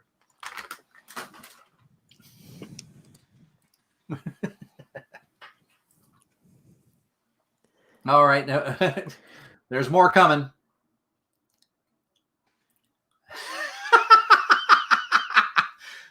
Eric, that's committed. That is committed right there. That's amazing. For those not with the chat on, this song came out in 1984, driving to Boston with my buddy, and we pulled over on I-95 and danced on top of my car to this. Got some beeps, LOL. Very good. And by the way, you don't get the chat with the video replay. Hey, look at this. Is somebody who put that up there? Oh, that would be our man Chris. Wow, Hey, Chris. Look at that. Fancy. It's like actual professional production here. Well, look, Yes. at least we know he's not laying on the floor from exhaustion. He's like, are you guys done yet or what? What the hell? Well, I had the feeling, I think Ming had the feeling that there needed to be a tag team covering this tonight because I was giving him hints. I'm surprised I'm still standing. Yeah, we got we've got people online still standing as well. Yes. So we've still got a healthy bunch and a bunch of people listening to the stream as well. Normally at this time of the night, I'll have about 10 people listening. I've got 4 times that right now. All right. And by the way, folks, those of you who are listening now, thank you for doing so. I am so glad that you are listening to Alt Rock Radio. I do this all the time, and I do a lot of it with new music, which if you Yes, he does. already know about it, you should, because I'm picking it as though Nirvana were a very good band that put out a very nice album and that nobody tried to copy. So the 90s are full of things that are not Nirvana-like, except for a couple of things by Nirvana, which are really quite good. And then the 2000s came, the dance punk renaissance showed up, and it actually gave me the impetus to start alt rock, because I was like, wait a second, the stuff that made me interested in this is kind of back. And what comes to mind? Go Team. Yep, Go Team. Franz Ferdinand. Yes. Editors, Block Party. A lot of really good bands came out around that time. Yeahs. Yes. TV on the radio. So when did you start it? About 2003. I didn't know that. Yeah. Wow. Yeah, it actually started. It ran from 2003 to 2005 on WRSU. Oh, okay. Starting in 2005, it started running on 90.5 The Night as well, and then WRSU ended. 90.5 continued to this day.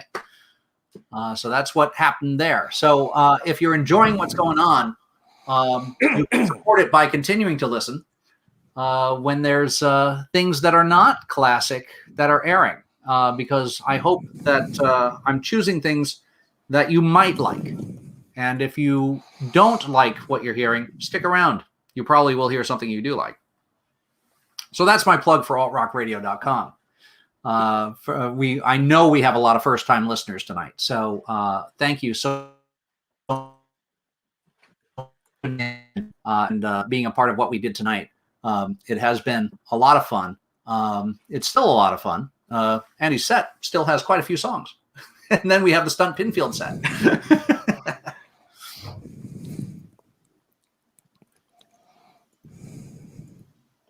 Let's see. I do have to pull in another playlist. Do that. Oh, Eric's commenting that he found out about the first Melody reunion via alt rock, so that's a tribute to that one. I was I've written before. I was kind of surprised at how many people actually showed up. I was pretty skeptical of the entire concept back in the day. It's just like, I don't know about this. Yeah. Yeah, I remember that. If we get 50 people, that would be kind of like amazing. Well, if the Loop Lounge one is reunion number 1, there was a reunion number 0. There were 2 reunions number 0. I think Frank corrected me. I don't remember offhand. It was like 97 and 98, but there were 2 that were held at the Firehouse in Plainfield. Yeah, the Firehouse. Right, just off Stelton Road or River Road. It was just off the River Road. But they weren't called the reunion, though, were they? No, they were New Year's Eve parties. Matt Pinfield actually showed up at one of them, and they were sort of a Melody reunion, but they weren't called that. So the Loop was the first one that I'm aware of that was actually referred to specifically as a Melody reunion.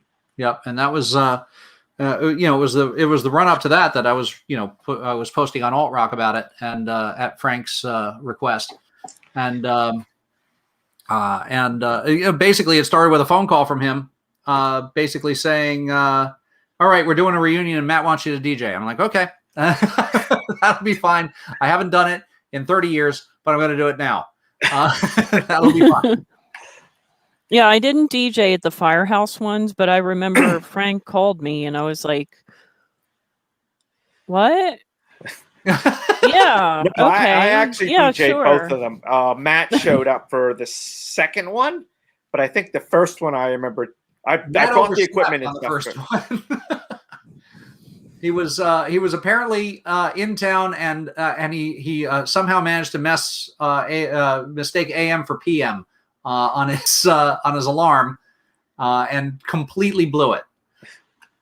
I remember Frank getting the call from Matt, standing outside in the snow, freezing her tails off, and Matt coming up with basically trying to explain that he, I couldn't, I only heard half the story, so it was sort of like, okay. Yeah, I think it was simply an AM to PM mess up, and that's what happened. Andy Prescott asks if we adore him. Yes, we do. Damn it.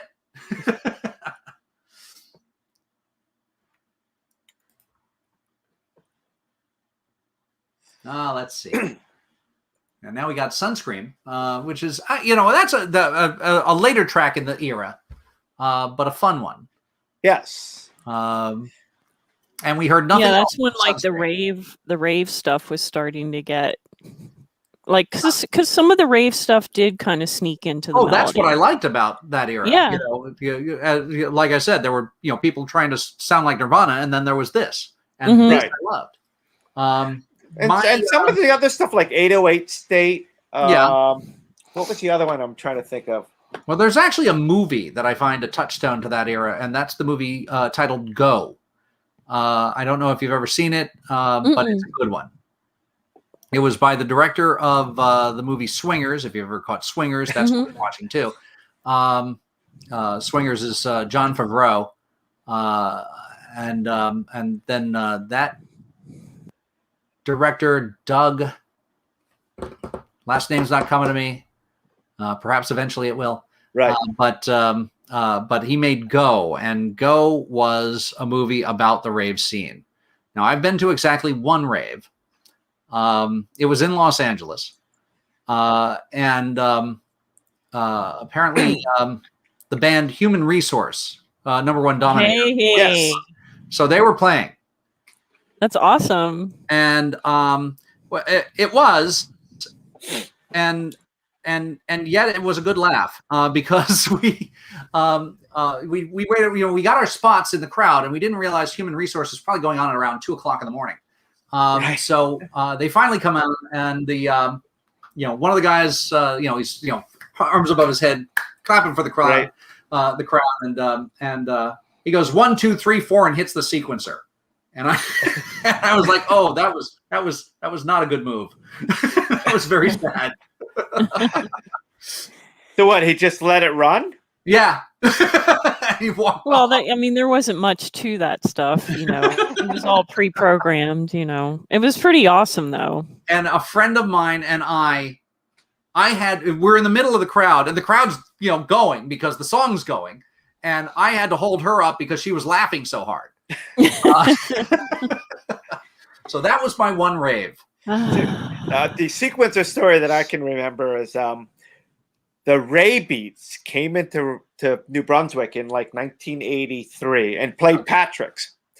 And they had a drum machine sequencer they used, and they were having a little bit of trouble getting the track loaded because, in 1983, that stuff was pretty primitive. Compared to what we have today, what we're doing here with these machines today. It's just like, but yeah, I remember him like trying to get the thing sequenced running. Well, they apparently at one year at Governor's Ball, and this is news that was given to me by my daughter. There's let's see, hang on.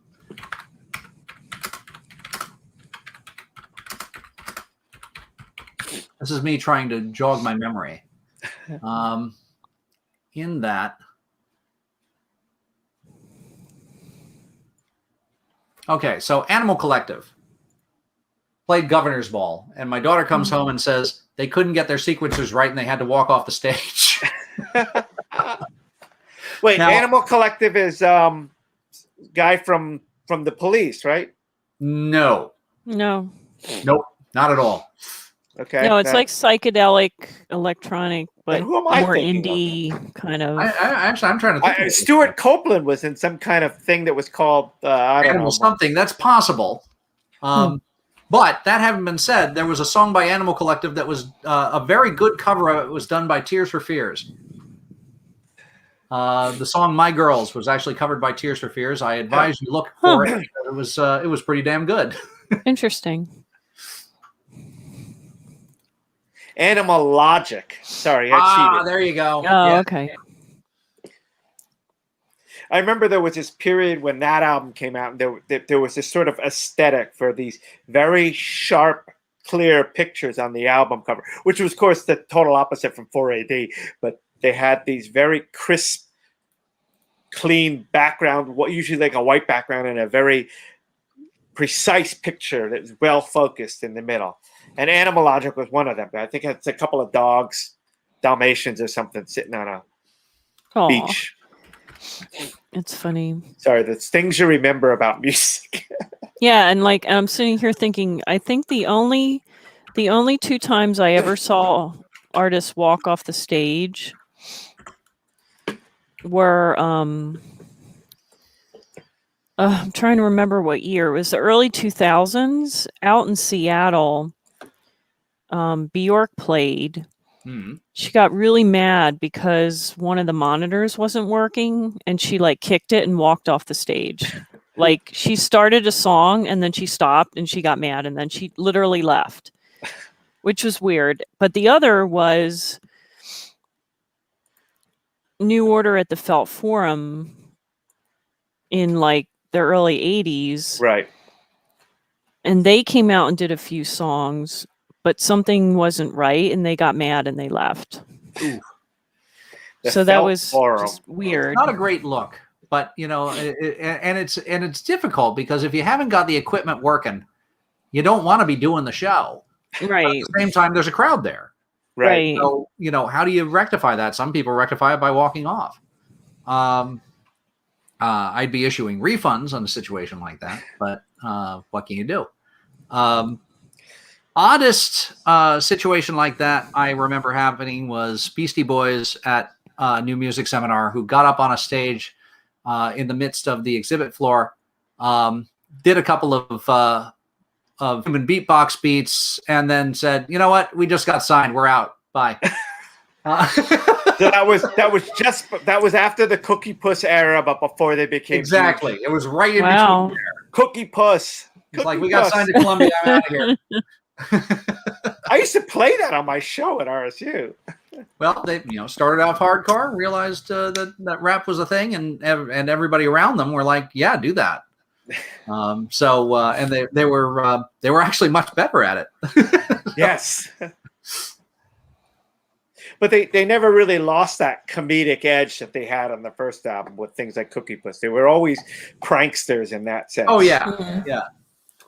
Now Eric points out we did not play Joe Jackson. I'll tell you what, I haven't played Joe Jackson at a Melody reunion since one that I did, and everybody stood around and drank during it.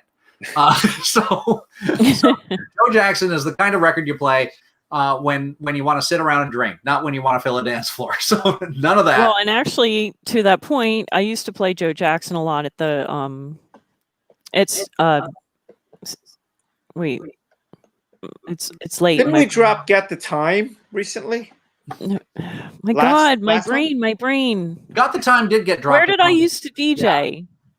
Where did you used to DJ? Oh my God, Jay August. Thank I you. always played Joe Jackson because you said, sit around and drink. That's what people did at Jay August a lot.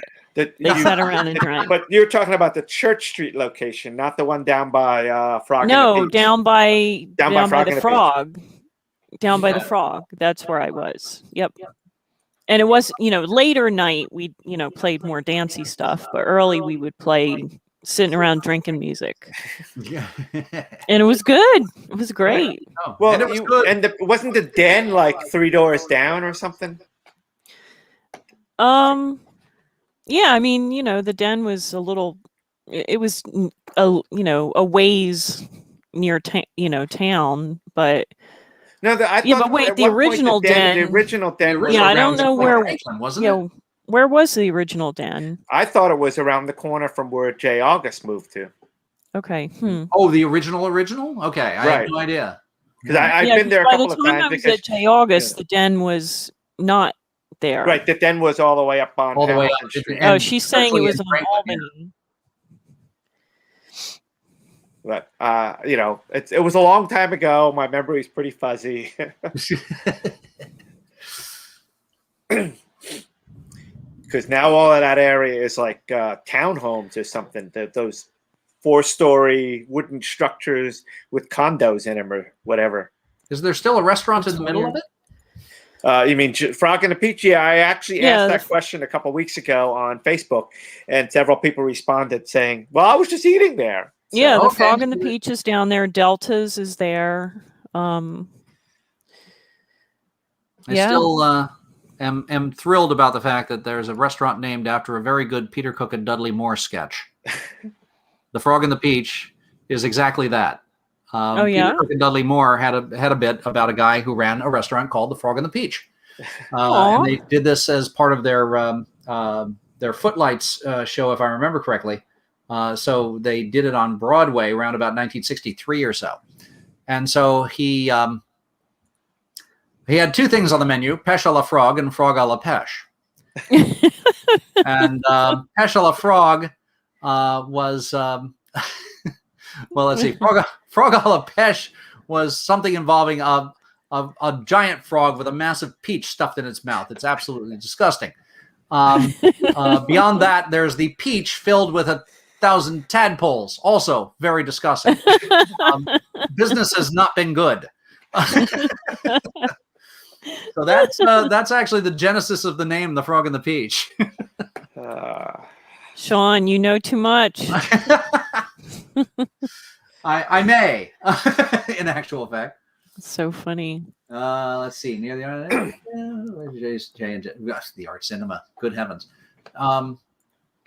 There was a picture of a theater in New Brunswick that looked really fantastic, and I don't think it was the Art Cinema, but I think it was in the area that they raised when they put J&J in. There was at least one more theater on Albany Street coming in from Highland Park in New Brunswick. There are a few things. I just by the time I got here, I just remember the theater on the corner, Art Cinema, that is now it's J&J, but it's across the street from the main, from the classic J&J. Yeah. Yes. That other corner where they always have like the Nutcrackers at Christmas time. Right. But that's where the Art Cinema was. I remember that. Oh, it was. Okay. Yes. But by the time I got to New Brunswick, they had already raised the Hiram Market area pretty much. And that was where, there was lots of cool stuff there, and then there wasn't. Right. I remember there was a second floor or a third floor dormered roof. So it was, the roof was slanted back and it had windows that came out. Right. And it was it must have been like an old photo studio, and it had these amazing glass windows. And I was always in love with the place. And of course, they tore it all down. That's where now Old Man Rafferty's? Is that with it? Yeah. The new Old Man Rafferty's? The new Old Man Rafferty. The old Old Man Rafferty's is around the corner from up the bottom of the hill. Yeah, that building's still there. Oh, Yeah. right. But it's not Old Man Rafferty's anymore. Yeah, the corner. Yeah. Is that that bank teller window still in the wall there? It is. That very, very high bank teller window. I never understood that. No, there used to be a ramp that ran flat from the top of the street along the wall. I always wondered because it's 20 feet in the air. I was like, that bank did not get many customers. Like I said, it used to have like a walkway that went out to the teller window. And even Jay August couldn't do the, hey, check out our drive-through because really not. Okay, so there's Andrew's set. I Want to Be Adored is happening, and he has a few more. He's going to be going to roughly 2:04 in the morning. I'm not sure I can stand up to 2:04 in the morning. Yeah, I know. I'm starting to be like, I think it's time. It's past my bedtime. I think it's reasonable for us to go ahead and conclude our running commentary about this situation. And actually, it's been a blast. It has been a blast. Yeah, thanks, guys. Everybody that was here, and Lisa, Chris too. Almost 7. I'm looking at the clock there. Almost 6:43. Ouch. Wow. Well, we've done, and Chris, thank you very much for dealing with it. And thanks, Frank, Chris. Stiffy biceps. Everybody should remember to buy. There he is. Oh, there we go. It was He's my awake. pleasure. Oh, well, thank you, Chris. Much Thank you, appreciated. Chris. Look, he's got his guitar. He's like doing music. He's ready to things. roll. Beyond that, everybody that helped us out here. Gosh, let's see. Katie, who's been painting, she will continue to paint tomorrow. We will not be on the air for her to tell us about her painting, but she's going to continue to paint. And that thing is actually going to really, it's going to be available for auction. I am looking forward to the way that looks, and I may make a bid. We'll see.